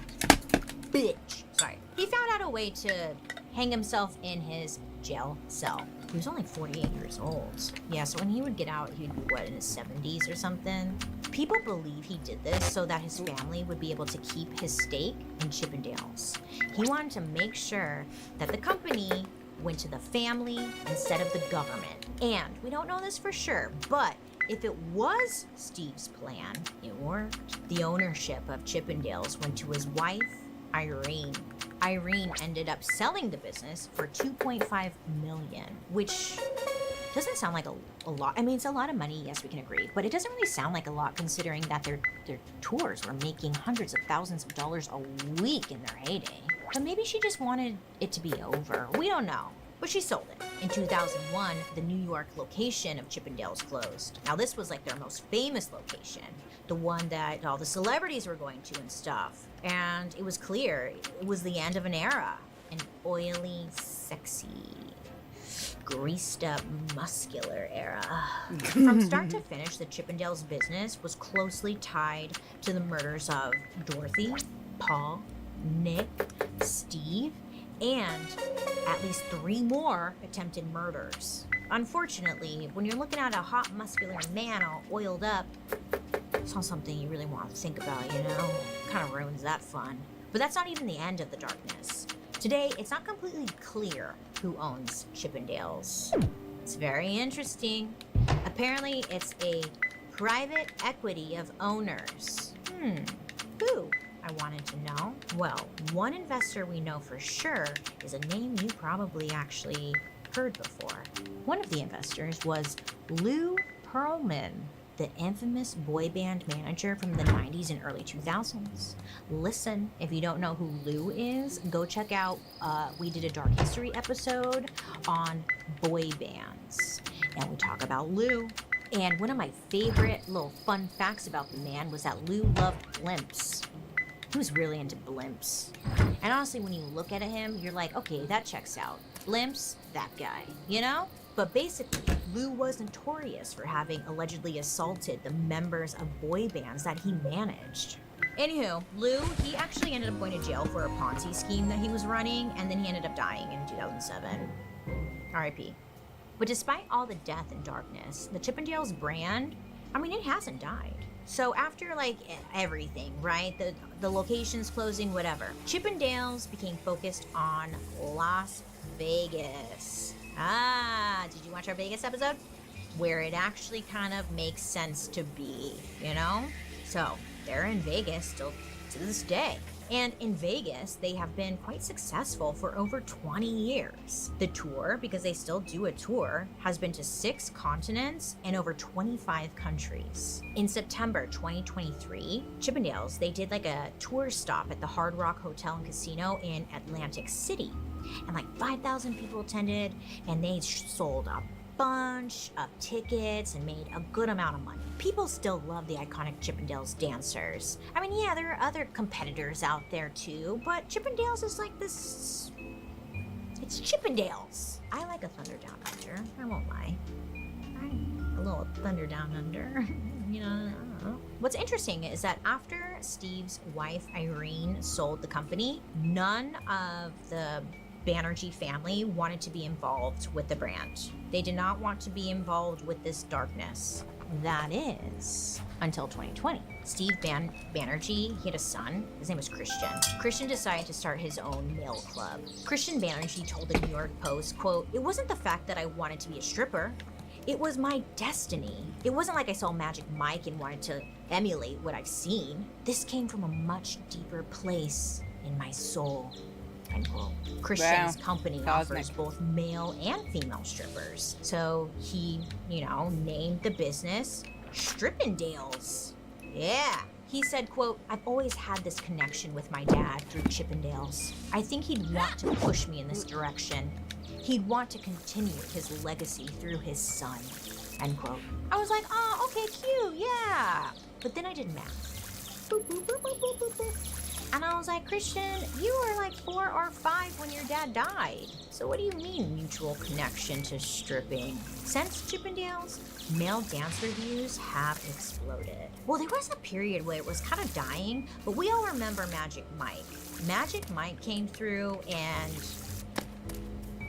movie theater seats were ruined, you know? So after Magic Mike came out, I mean, again, there was this wave of interest in male strip shows, you know? Chippendale succeeded in being one of the most recognizable brands in the world.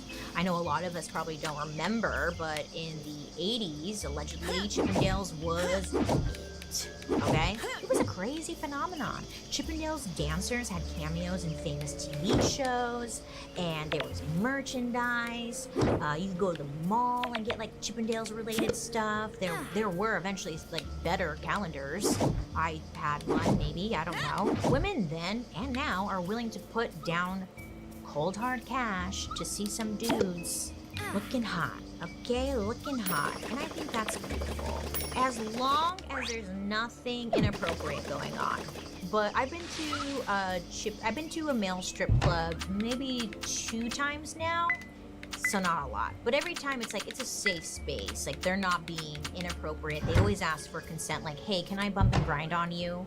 And it's like, okay, yeah, you know. But I like that they asked. Because I got bumped and grinded on, but I consented. I was like, yes, you can. It's beautiful. And by the looks of it, that's not going to change anytime soon.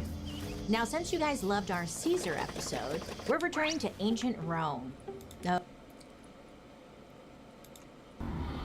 Yo, it's some.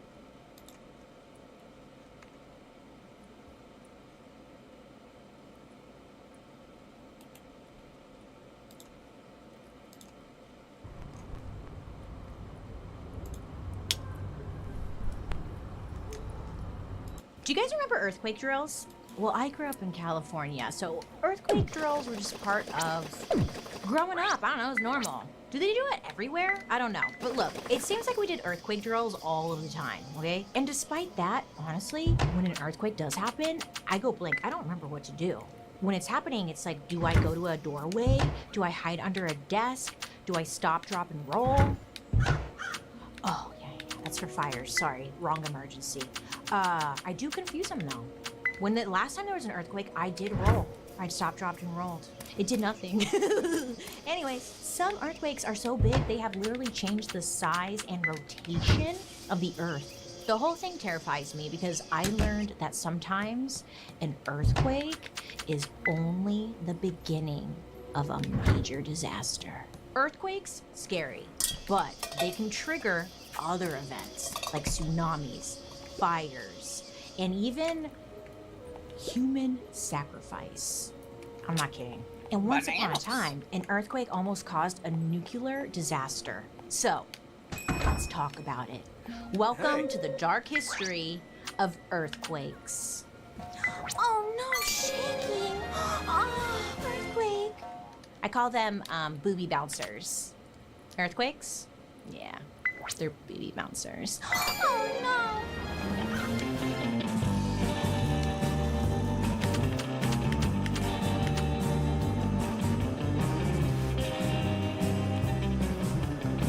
Hi friends, I hope you're having a wonderful day today. My name is Bailey Sarian and I'd like to welcome you to my podcast, Dark History. Look, here, we believe history does not have to be boring. It might be tragic, sometimes it's happy, but either way, it's our dark history. Now before we get into it, don't forget to like and subscribe because I'm always here for you posting new content. And also let me know what you think in the comment section down below because I do read comments at the end. You might miss it, I respond to you. Anywho, earthquakes. First of all, what's an earthquake? If you don't live in a place that gets earthquakes, they might kind of seem harmless, silly, you know, but earthquakes can be terrifying. Personally, whenever an earthquake hits California, and it's been happening a lot lately, I just freeze. I completely freeze. You don't want to be near me during some kind of like emergency because I'm one of those people who freezes. It sucks. Anywho, like I know I'm supposed to do something like get under a table or what, yep, but literally I just go blank and I go, good luck. I just accept it. Anywho, so what's an earthquake? imagine Earth's surface. Okay, it's like a giant puzzle made of pieces called tectonic plates. These plates, they're constantly moving, but they don't move smoothly, okay? They kind of grind and they push up against each other. It's like a middle school dance. You know? What was that about? It wasn't even dancing. It was just, you know, that's what those plates are doing. These plates have a lot of friction between them, and sometimes it leads to the plates getting stuck. And when this happens, it causes pressure to build up over time. So with these tectonic plates, when the pressure becomes too much, they slip, and then an earthquake happens. And it's kind of like Earth's way of, you know, letting off that built up steam. It's like a fart, you know? It's just pressure, it's building up, it's in your tummy, and eventually you can't take it anymore, and it's just like... So the fart is kind of like an earthquake. Yeah, it's Earth's fart. And farting's good, you know? Otherwise you would explode. And so would Earth. So it has to release the tension. Now, you always hear about earthquakes being measured with a number, and this is because of something called the Richter scale. Now, the scale was invented in 1935 by a guy whose name was Charles Richter. He was an American seismologist, which essentially means he's an earthquake scientist. So in the 1930s and the 1940s, it was kind of like the golden age of nudists. I know, it's random. What does nudists have to do with earthquakes? Well, let me tell you.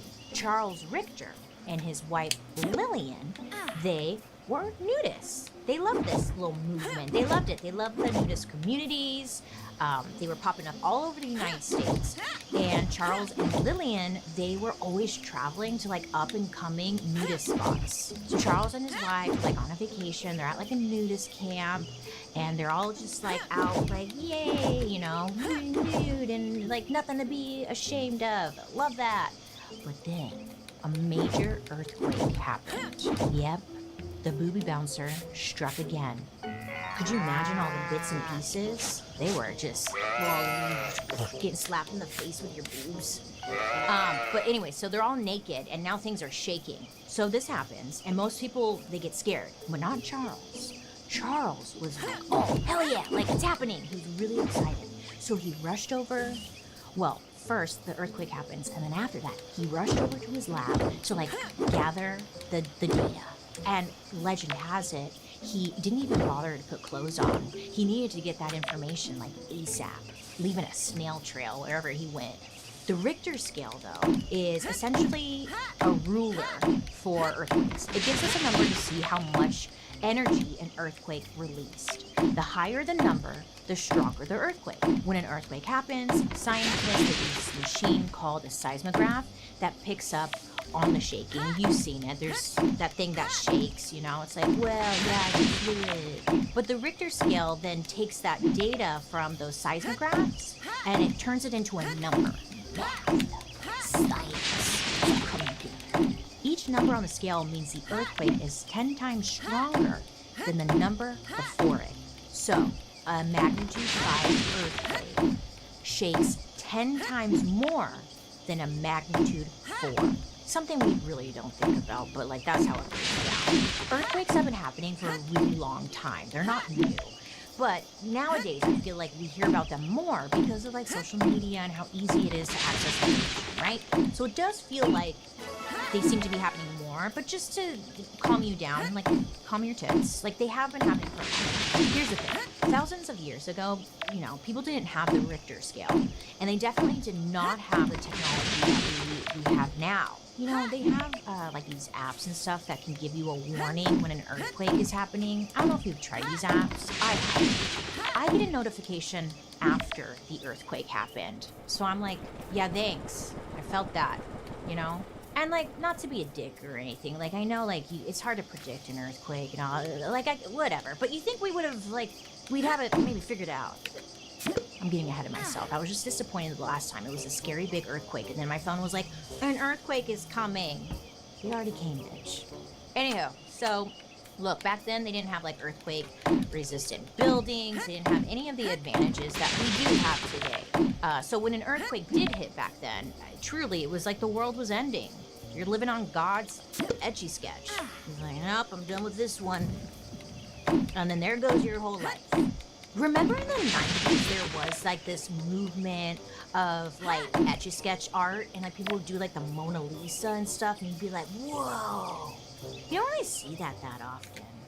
A prime example of this is the Shaanxi earthquake of 1556, which is named for the place in China where it was centered. Now to this day, it is the deadliest earthquake that has ever happened. There have been so many times when I knew I needed to see a doctor for something dumb, you know, like, oh, a sore throat or like, I don't know, my back hurts, whatever. But I tell myself, it's too much work. You know, like, it'll go away. And plus, like, what's my insurance? I don't know. But, you know, it doesn't have to be like that because with this app, ZocDoc, it makes all of this a lot easier. I love ZocDoc. Jeez. If you don't know, ZocDoc is a free app and website where you can search and compare high-quality in-network doctors, and you can instantly book an appointment right there, beep bop boo. You just put in your location, filter by your insurance, and boom, you're looking at real appointment slots that you can actually book. The best part is that appointments usually happen fast, like 24 to 72 hours fast. Sometimes you can even find a same-day appointment. And, you know, it's really nice because then you're like, yeah, okay, that works for me, you know? So whether you're overdue for just a general checkup or I know you're putting it off, the OBGYN situation, download ZocDoc and get on it. Take care of yourself, you know? Spread it open. Check it out. Make sure everything's good under the hood. So stop putting off those doctor's appointments and go to ZocDoc.com/darkhistory to find and instantly book a top-rated doctor today. That's ZocDoc, ZocDoc.com/darkhistory. ZocDoc.com/darkhistory. Back in 1556, China was having a golden age. They were living the dream. The country was expanding, the economy was good, people seemed to be doing okay, but they had no idea a big disaster was headed their way. So in this area, a lot of people lived in these places called like house caves. So these homes are essentially like carved into the sides of hills, and then your house would like go into the hill. Honestly, I was like, oh, I kind of love that idea. It might sound a little spooky, but it made sense with the cold climate that they were experiencing. So it kind of also helped with insulation. You know, and at this time, they're not thinking that the house caves, are they earthquake resistant? You know, they're not thinking that because it wasn't a concern. And then on January 23rd, 1556, people, they're in their homes and they're sleeping sound. And then out of nowhere, suddenly, you know, there was this terrifying noise, like the loudest thunder you've ever heard. Which, side note, no one ever tells you how loud earthquakes are. They're so loud. Thank you. Then the ground started to shake. Now, before people could even react, the walls of the house caves started to crack and crumble and just fall apart. Apparently, the soil in this area was very loose. So with that in mind, listen, everything that was built on it just started to fall apart and like turn into liquid, okay? Think mudslide. The earthquake itself only lasted for a few seconds. I guess I gotta go fishing. But it started this chain reaction of disaster to come. Basically, all these homes that were built into the hills collapsed, they fell in on themselves, and anyone who was inside got like crushed to death. Now listen, this earthquake, it only lasted for a few seconds, but it set off like a chain reaction that couldn't be stopped. Houses are getting crushed. The mountains start collapsing. I know. How do mountains collapse? Well, essentially, it was a big, massive landslide, okay? Now, the landslide just crashing down the hills, burying entire villages, and it buried everyone alive. So mountains, you know, the landslide and all, it just, you know, fallen into the rivers. And it was rerouting the water, essentially leading to now the water coming into like where all the people are. These villages were flooded in minutes. Like there was not a lot of time to react whatsoever. And for the few villages that weren't flooded out or didn't have a mountain like burying them, fires broke out. Oh yeah, remember back then, it's 15 whatever. They didn't have electricity, so fire was like how they had light. These fires ended up burning for days. It didn't just affect like the everyday person either. I mean, city walls, government buildings, and temples collapsed instantly during the quake, burying thousands of people alive. There was a member of the royal family and over 100 officers who were all just crushed to death. I mean, to them, it felt like the world was ending. And honestly, I can't blame them for feeling that way. Again, it's the 1550s. People did not know what an earthquake was or like why it was happening. There was no scientific explanation. There was no like, let me look this up, you know? All they knew, it was terrifying and unstoppable. Now, technically, this isn't the strongest earthquake on record, but it turned out to be the most deadly in history that we know of, as of right now. Okay, because maybe tomorrow, we don't know, stay tuned. Historians estimate that the Shaanxi earthquake killed around 830,000. I am Dumbledore, Lord Voldemort. Professor Snape. Dobby. And this is Harry Potter. People. Yeah, get this. This wiped out over 60% of village populations in China. That's insane. Imagine more than half of the population of your hometown or like your city, wherever you live, just like disappearing, just bye. And even if you were one of the lucky ones who made it out of the earthquake, listen. The aftershocks lasted until the following year. So people were living in constant fear that, is it gonna happen again? How could you not, you know? Some serious PTSD. I wouldn't be able to sleep either. This was one of those disasters that completely reshaped life for the survivors and changed the history of China forever. Now, back then they didn't have a way to actually measure how big this earthquake was, but experts who have studied this earthquake, they believe that the Shaanxi earthquake had a magnitude of between 8 and 8.3 on the Richter scale. And for a long time, this earthquake was seen as like the worst case scenario when it came to natural disaster. But Mama Earthquake was like, I'm gonna one-up you. So, it's 1960. We're in Chile. Everyone's living their life, minding their own business. And then they would make history in a very, very awful way. A 9.5 magnitude earthquake hit Chile. And this is the most powerful earthquake on record to this very day. It all started with those famous tectonic plates. Yep, I guess these tectonic plates, they were moving and grooving just off the coast of southern Chile. Nobody knew, right? No one knows what's going on with plates. Not those plates. Then on Sunday, May 22nd, 1960, those plates slipped. Now when this happens, it releases an insane amount of energy, leading to an earthquake. Now this earthquake shook the ground for a solid 10 minutes. That's too long. That's way too long. If you've experienced an earthquake, you know usually it feels like they last forever, but usually it's only like 30 seconds or something. You know, it's not really that long, but 10 minutes? Oh, hell no. I don't know what I would do. Well, I don't know what I'd be stop, dropping, and rolling for 10 minutes. Carmen Palante, a survivor, remembers the streets in her town turning into waves like the sea.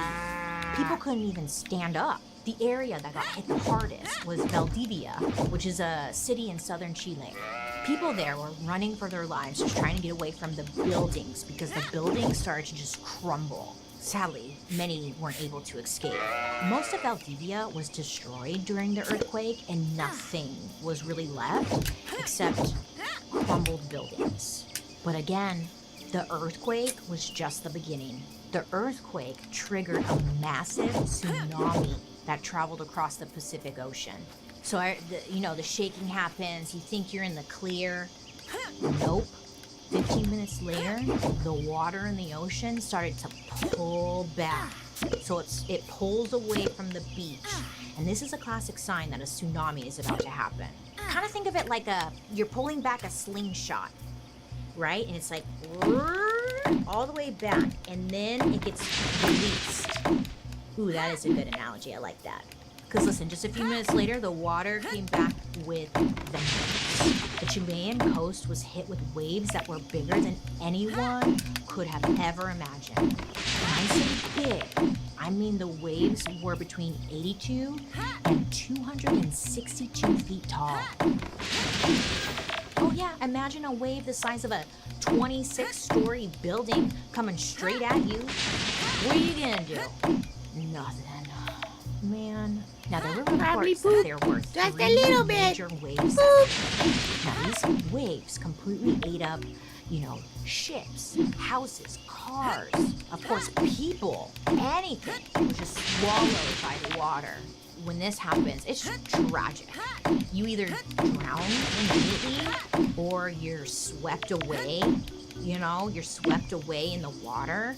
And they say the most dangerous part about a tsunami when it comes in is the debris in the water. A lot of people die because of what's in the water. There's cables, there's sharp objects. The water is filled with everything, and that's what will kill you.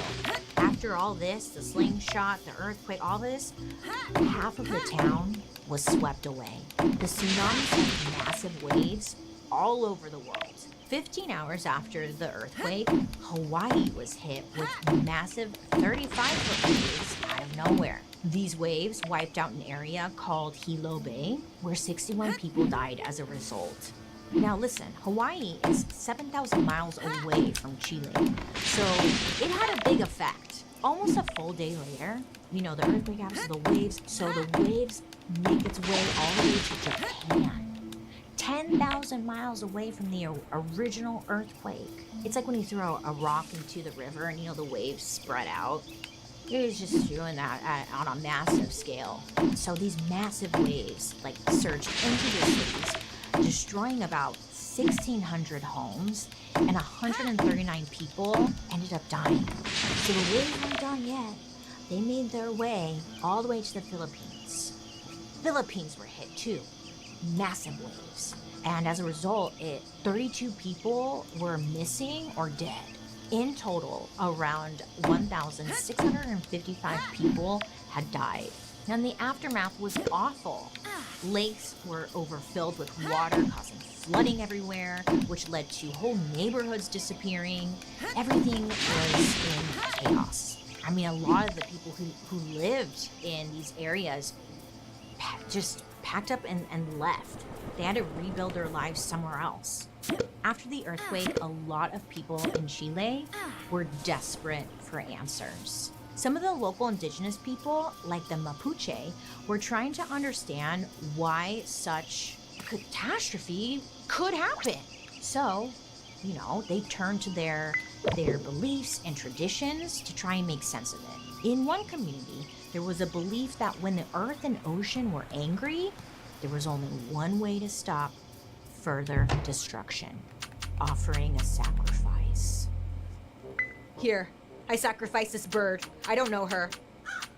Sorry, John, but if I had to sacrifice someone, it would be you. Not Paul. Sorry, I won't miss you that much. In their tradition and their belief, if Earth is mad, they're like, we have to offer a sacrifice, right? So they come up with a solution. They're like, look, the gods here are obviously really upset, and I'm gonna let you guys know, if we do a sacrifice of a cat or whatever, it's not gonna please the gods. We gotta come up with a better solution. So we gotta sacrifice a child.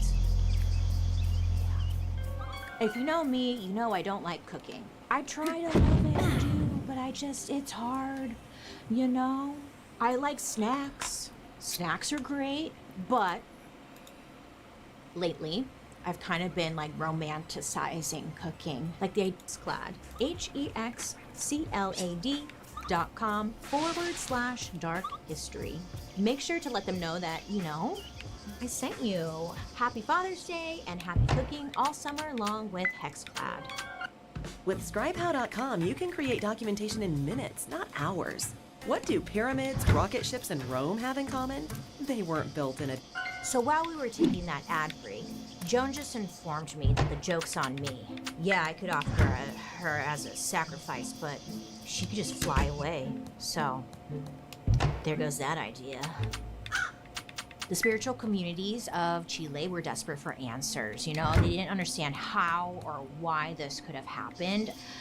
Their belief was that the gods were angry with them. One shaman named Juana interpreted the earthquake as punishment by Mother Nature for humanity's sins.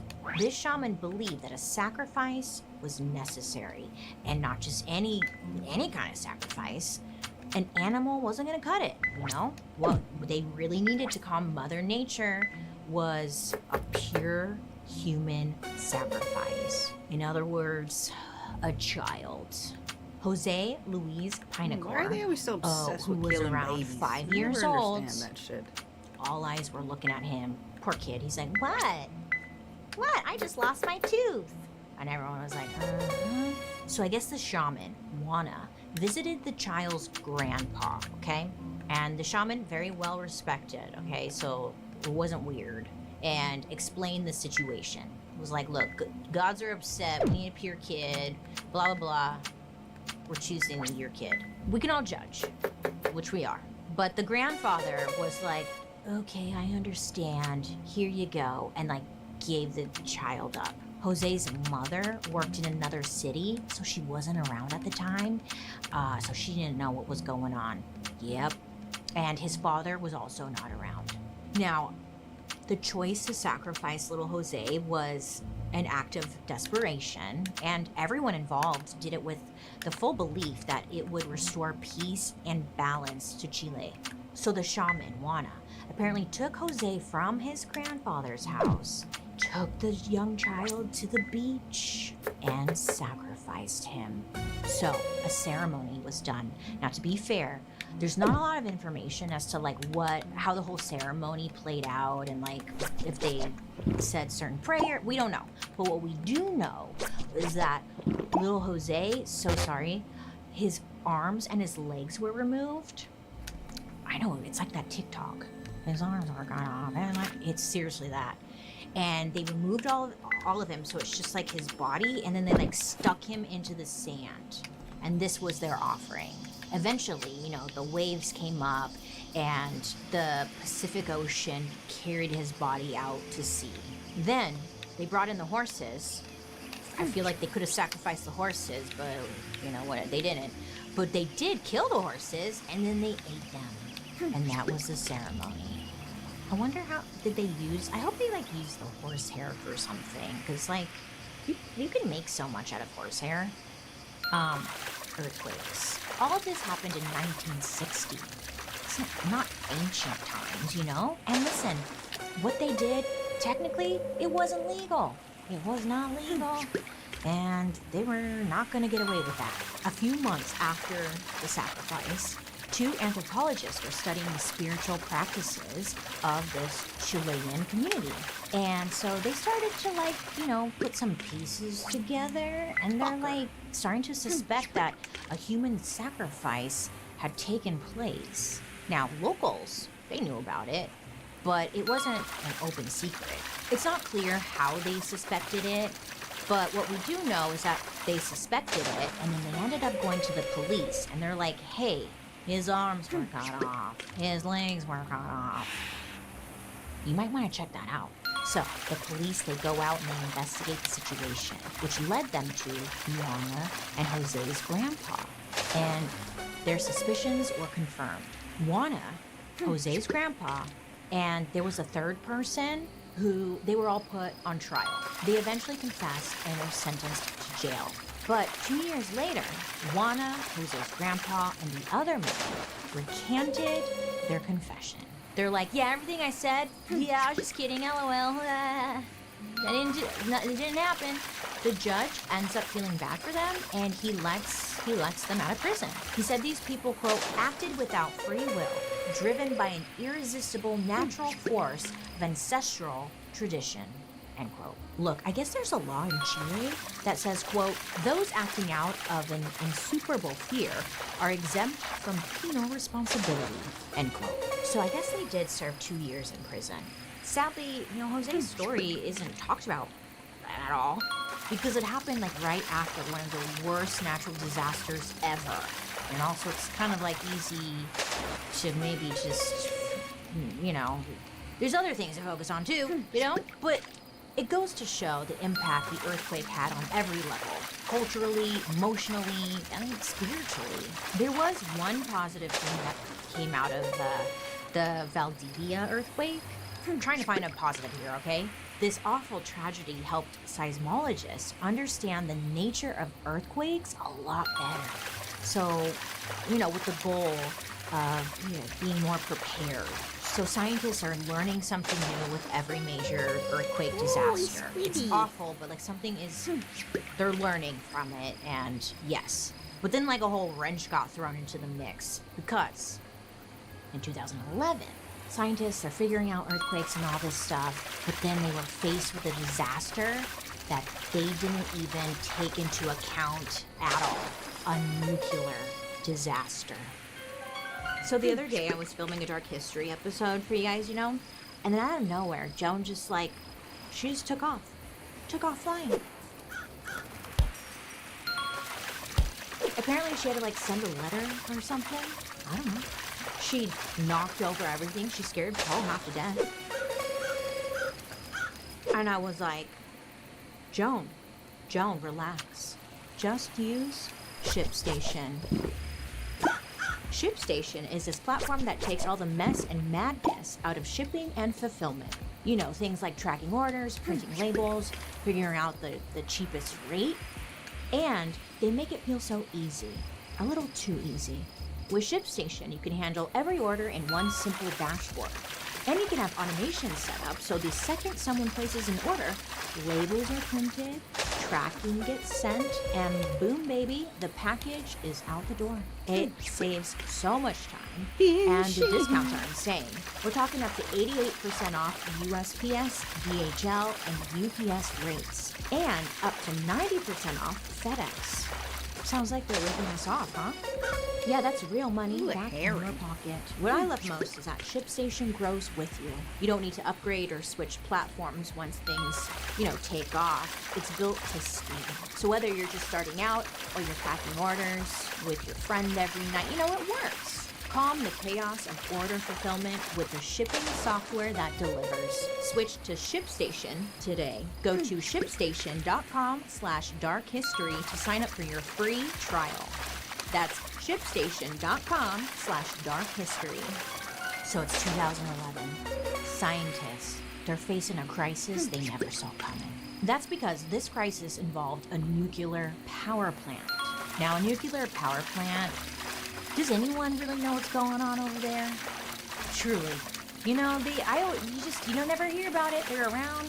No one knows. No one knows what's going on. They're complicated, they're confusing, but essentially, this is where the government produces electricity to power homes, businesses, anything. If you watch The Simpsons, that's the only introduction and understanding I have of a power plant. Nuclear power is considered a clean energy source because it produces electricity without greenhouse gas emissions or air pollution. But the downside, there's a lot of risk when it comes to nuclear energy. When something goes wrong, it's game over, okay? It's over. Oh, you know what was good? Did you guys ever watch the HBO show, Chernobyl? Do you remember when they won an award and Tiffany Haddish was like, Chernobyl? And it was like, girl, did you watch that?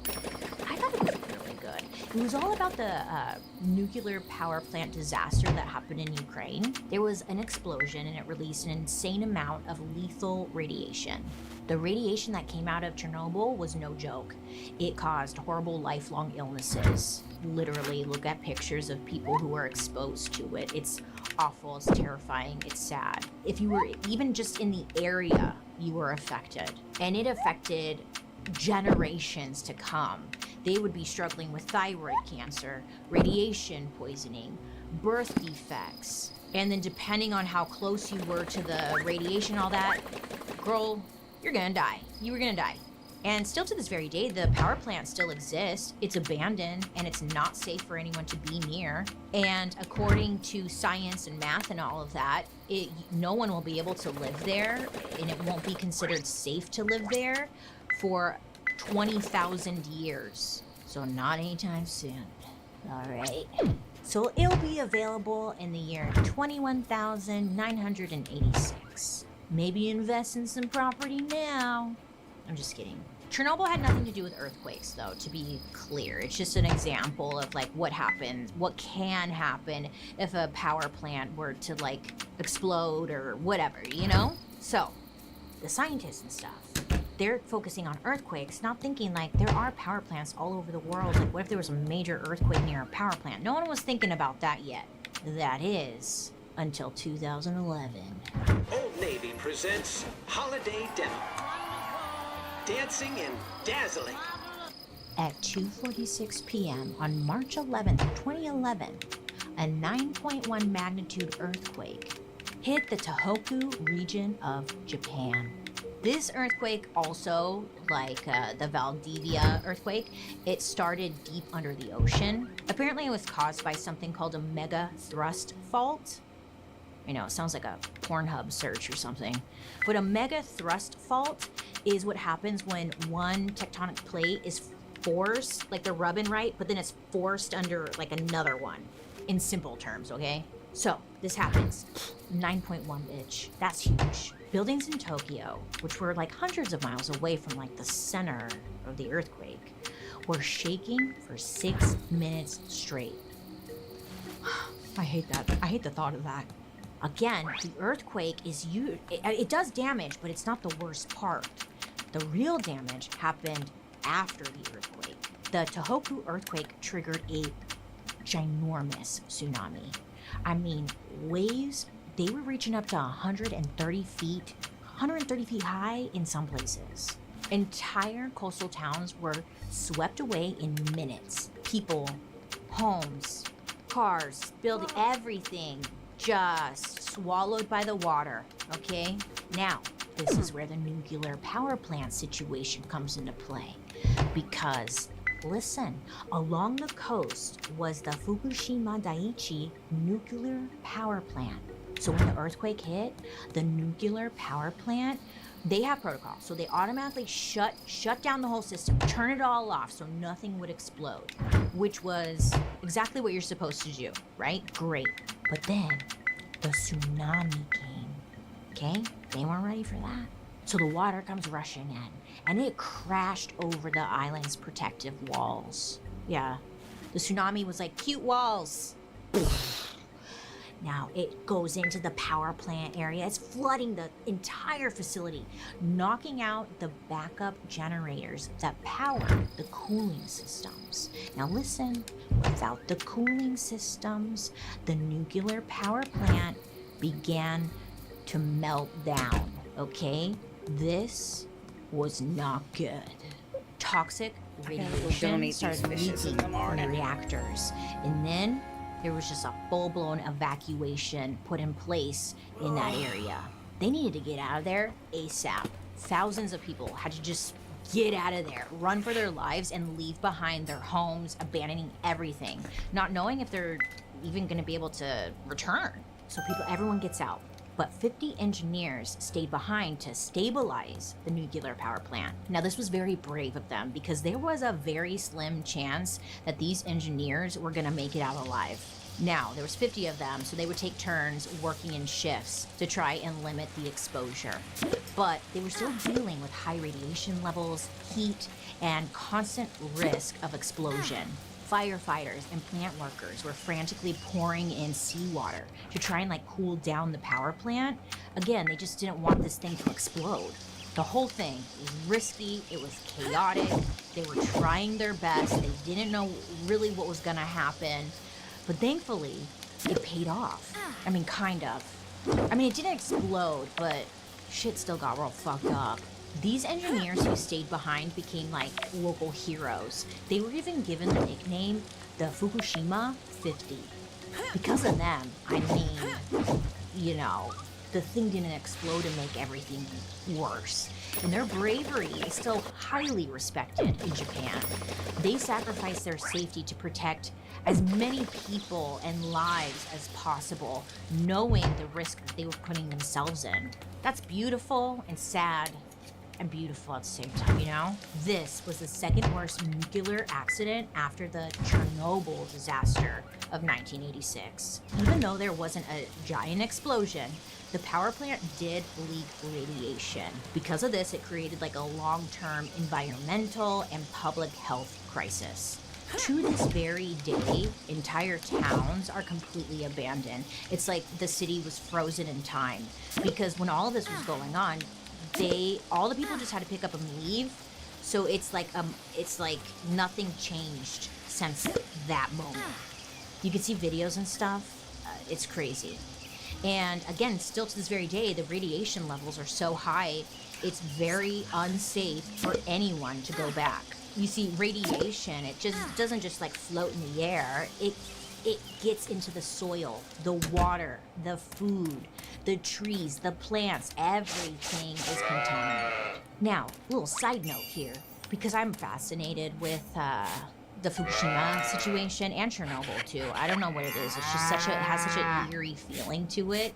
So I've gone down rabbit holes of like, cause look, people pay tons of money to actually go and tour the area, even though it's highly radioactive, okay? But you can sign up to go on like a tour. You have to pretty much agree to like, hey, yeah, I'm putting myself in danger, whatever. But you hop on a tour bus and then they take you on a drive and they're like, look, here it is, like you're here.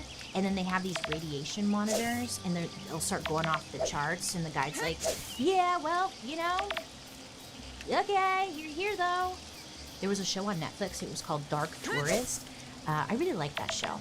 And they had an episode about like touring the Fukushima power plant area. So he goes with like a group of people and it's just insane. And it's really cool and interesting because you actually get to see like everything is just frozen in time. And it's just so eerie and creepy and like,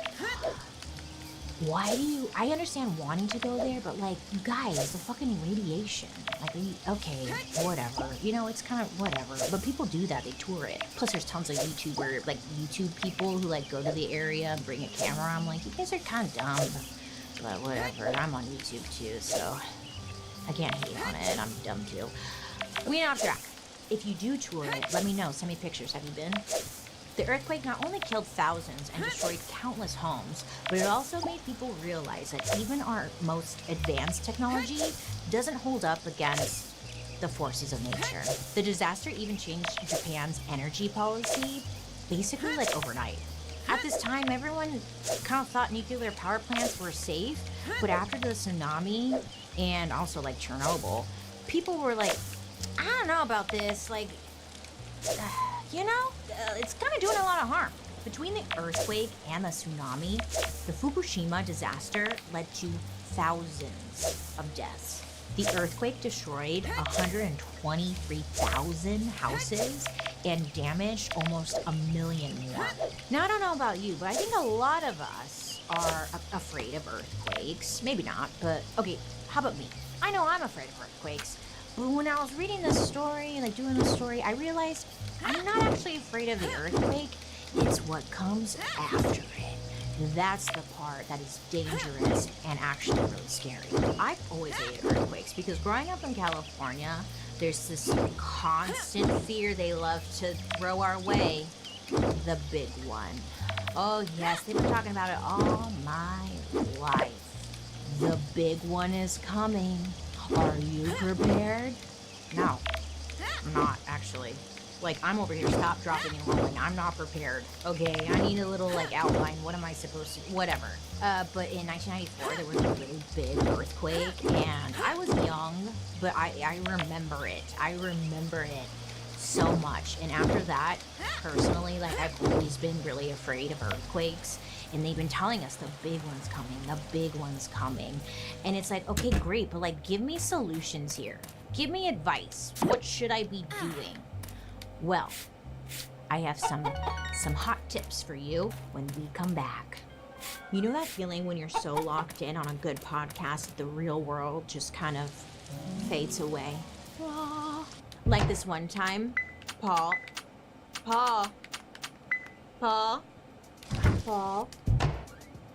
listen, Paul, I have to tell you something. This is what I'm talking about. He is locked in and loaded. What are you listening to, Paul? I know what you're listening to. Something bony. Something spicy, aren't you? Yeah, because he is locked in. And listen, if you miss that feeling, I got good news for you. It's right around the corner with Dipsy. That's what Paul's listening to right now. He's like, I'm not here, I'm busy. I'm listening about minotaurs, doing it and stuff. Dipsy is a female-founded audio app for spicy audiobooks and more. It's created by women for women, which means you get stories that actually feel like they're written for you. You're not like an algorithm or by some guy who's imagining what like boobs look like. They're like sandbags. And you're like, okay. With Dipsy, we're talking about over 1,000 audio stories, all written by professional writers and voiced by top-tier narrators. So whether maybe, I don't know, you're craving a rugged cowboy, or a situationship with a professor, a sexy Scottish sailor, Dipsy has you covered. Dipsy's app makes it super easy to explore, and you can even search for your next fantasy by genre. Well, they got everything. And they release new chapters every week, so there's always something to like keep you coming back. Right now, you can get a 30-day free trial, plus 25% off your annual subscription when you go to dipsystories.com/darkhistory. That's Dipsy Stories, DIPSEA stories.com/darkhistory for 30 free days and 25% off your subscription. Dipsystories.com/darkhistory. Ooh. We want you to stop wasting money on deodorant that doesn't work. A lot of deodorants aren't actually stopping sweat, and they're leaving all this bacteria on your armpit. That's why you stink. So lately here in California, we have been experiencing some earthquakes, and I'm like, uh-oh, is this leading up to something? I don't know. Growing up, the big one was described as like, it's gonna be this insane earthquake that's gonna like split California in half. Pangea, you know, a new continent's gonna start. Like, it's gonna be chaos. The Golden Gate Bridge is gonna frickin' just, like, everything is just gonna be over. And again, I'm like, okay, great. So, do I need a flashlight? 50, you know, 20, running 50. Like, what do I need here? So, there is like some facts behind this, okay? Scientists believe that this big one will happen along the San Andreas Fault in California. The San Andreas is one of the longest faults in the whole world. I need way Not more a great wood movie chips. though, San Andreas. Did you like it? I didn't like it. That was kind of lame, but whatever. Now here's the fun part that I think just keeps us on our toes. They keep telling us, you know, it's the big one's coming. The big one's coming. We're like, when? They're like, sometime soon or not. And it's like, okay, cool. Faults. What's a fault? Sometimes it's his fault. Sometimes it's her fault. Sometimes, it's California's fault. The San Andreas Fault is the place in California where two tectonic plates meet. Remember, plates. So two of them are meeting. Hello. The Pacific Plate and the North American Plate. Yeah, the plates all have names too, but we don't need to get too much into that. So they meet here. But instead of fitting perfectly together, they slide past each other. Now, sometimes when they're slipping and they're sliding, they get stuck. And when they finally unstick, the ground shakes. And that's when the earthquake happens. So, the San Andreas Fault is like a crack in the earth where big pieces are just trying to move and groove, but they don't always get along nicely. Over the last 1,000 years, there has been at least one major earthquake on the San Andreas Fault about every 150 years. And by major earthquake, meaning it's bigger than 7.0. But the scientists have been doing the math and they're realizing that a big earthquake hasn't hit the area in over 160 years. great. I'm gonna sleep so well tonight. Thanks, you know? Thanks, Bailey, for ruining my day. So technically, according to scientists and everyone who studies earthquakes, they're like, yeah, we're overdue. It's gonna happen. We just don't know when. Look, maybe it won't happen in our lifetime, and then I'll be dead, so it won't matter. But good luck to everyone else in the future, you know? So, the big one's coming. They know it's coming. They just can't tell us when. It's kind of like taxes. You see, taxes. They're like, hey, you owe us a bunch of money, but we don't know how much. You gotta figure it out, and then if you don't, you're gonna pay the price. It's kind of like that. It's like, I think they know, and it'll be just a way to kind of like get rid of some people. But listen, stop panicking, because I have some good news. First of all, the San Andreas Fault is one of the longest faults, but it's not the deepest. Nay, she's not that deep. So it's believed that it's unlikely that an earthquake bigger than an 8.3 would happen along this fault. That's still big, but it's not, you know, it could be worse. Now, the earthquake in Chile was along a much deeper fault, which it's believed that's why it reached like a 9.5. And nowadays, experts say that we have gotten more prepared, especially in areas like California, where everyone is aware of the fault lines. So now, at least in California, I'm sorry, I didn't fact check in anywhere else, because I know like Kentucky's been experiencing a lot of earthquakes too. Super random, huh? We should do an episode of fracking, because that's what that's about. But that's a topic for another day. Anyway, so today in California, listen, they now have laws in place where buildings are created with earthquakes in mind. Other states have like codes and stuff in place to help with like earthquakes on buildings or whatever, but California is like pretty aggressive with it. They have something called seismic codes, which require new buildings to follow seismic resistance standards. In other words, they should be built in a way where if an earthquake happens, the building won't crumble. Well, in California, they have grants available for homeowners who are living in older buildings. So you can essentially like retrofit your building and like make it stronger if an earthquake hits. If you're interested in this, it's called the Earthquake Brace and Bolt Program. It's believed that in the event of this big earthquake, less than 1 in 30,000 buildings would completely collapse. And that's kind of nice to hear. But what about the mountains and stuff? Because I feel like that shit's just gonna come down and out, you know? Look, okay. Scientists even say that the Golden Gate Bridge would survive a massive earthquake. So, if you live in California, listen, good luck, you know? Well, I'm gonna tell you what I learned. So, listen. Almost done clearing the land. I'm Miss Paranoid Queen. Hi, and my name is Bailey Zeri. So when I'm paranoid or something, I like to equip myself with knowledge. So earthquakes terrify me, right? So I have watched a ton of YouTube videos from like, you know, actual experts and scientists who explain what you should do in the moment of an earthquake.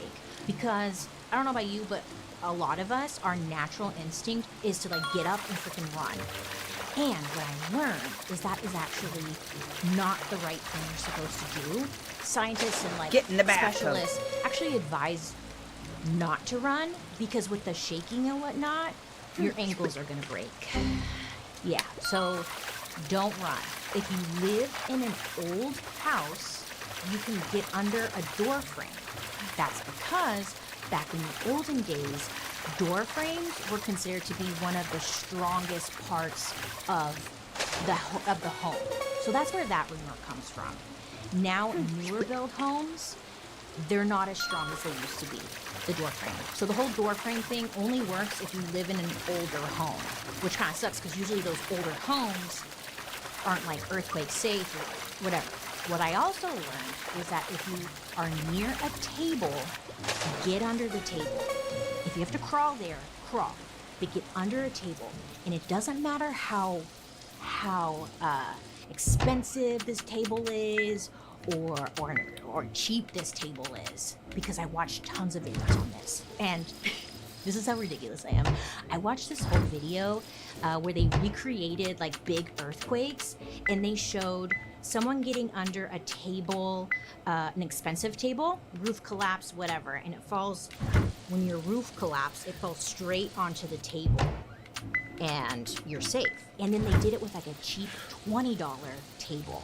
Same thing. They got under it, they recreated a huge earthquake, the roof collapsed, and boom, it landed flat. Moral of the story is, no matter how cheap the table, that is your best bet. As long as it's not a glass table, okay? All right. So, All right, I'm what going did to you bed. learn here? Don't run. You're gonna break your ankles. I know you're still gonna do it, but like, just know, like, it's not the best idea. And if you have kids and stuff, I get it. You wanna like run to them, or maybe you don't. Bye, I don't know. TikTok. But either way, like, just I'm know, going to bed. get under a table. That is Kisses, your kisses. best bet. The door frame thing, table. Okay. Y'all heard Also, me. get I'm away tired. from I'm going windows to because bed. they can shatter. And Thanks then for that's- stopping it's by. a whole Appreciate mess. being here. Don't forget I to do check the out research. social medias for updates and whatnot.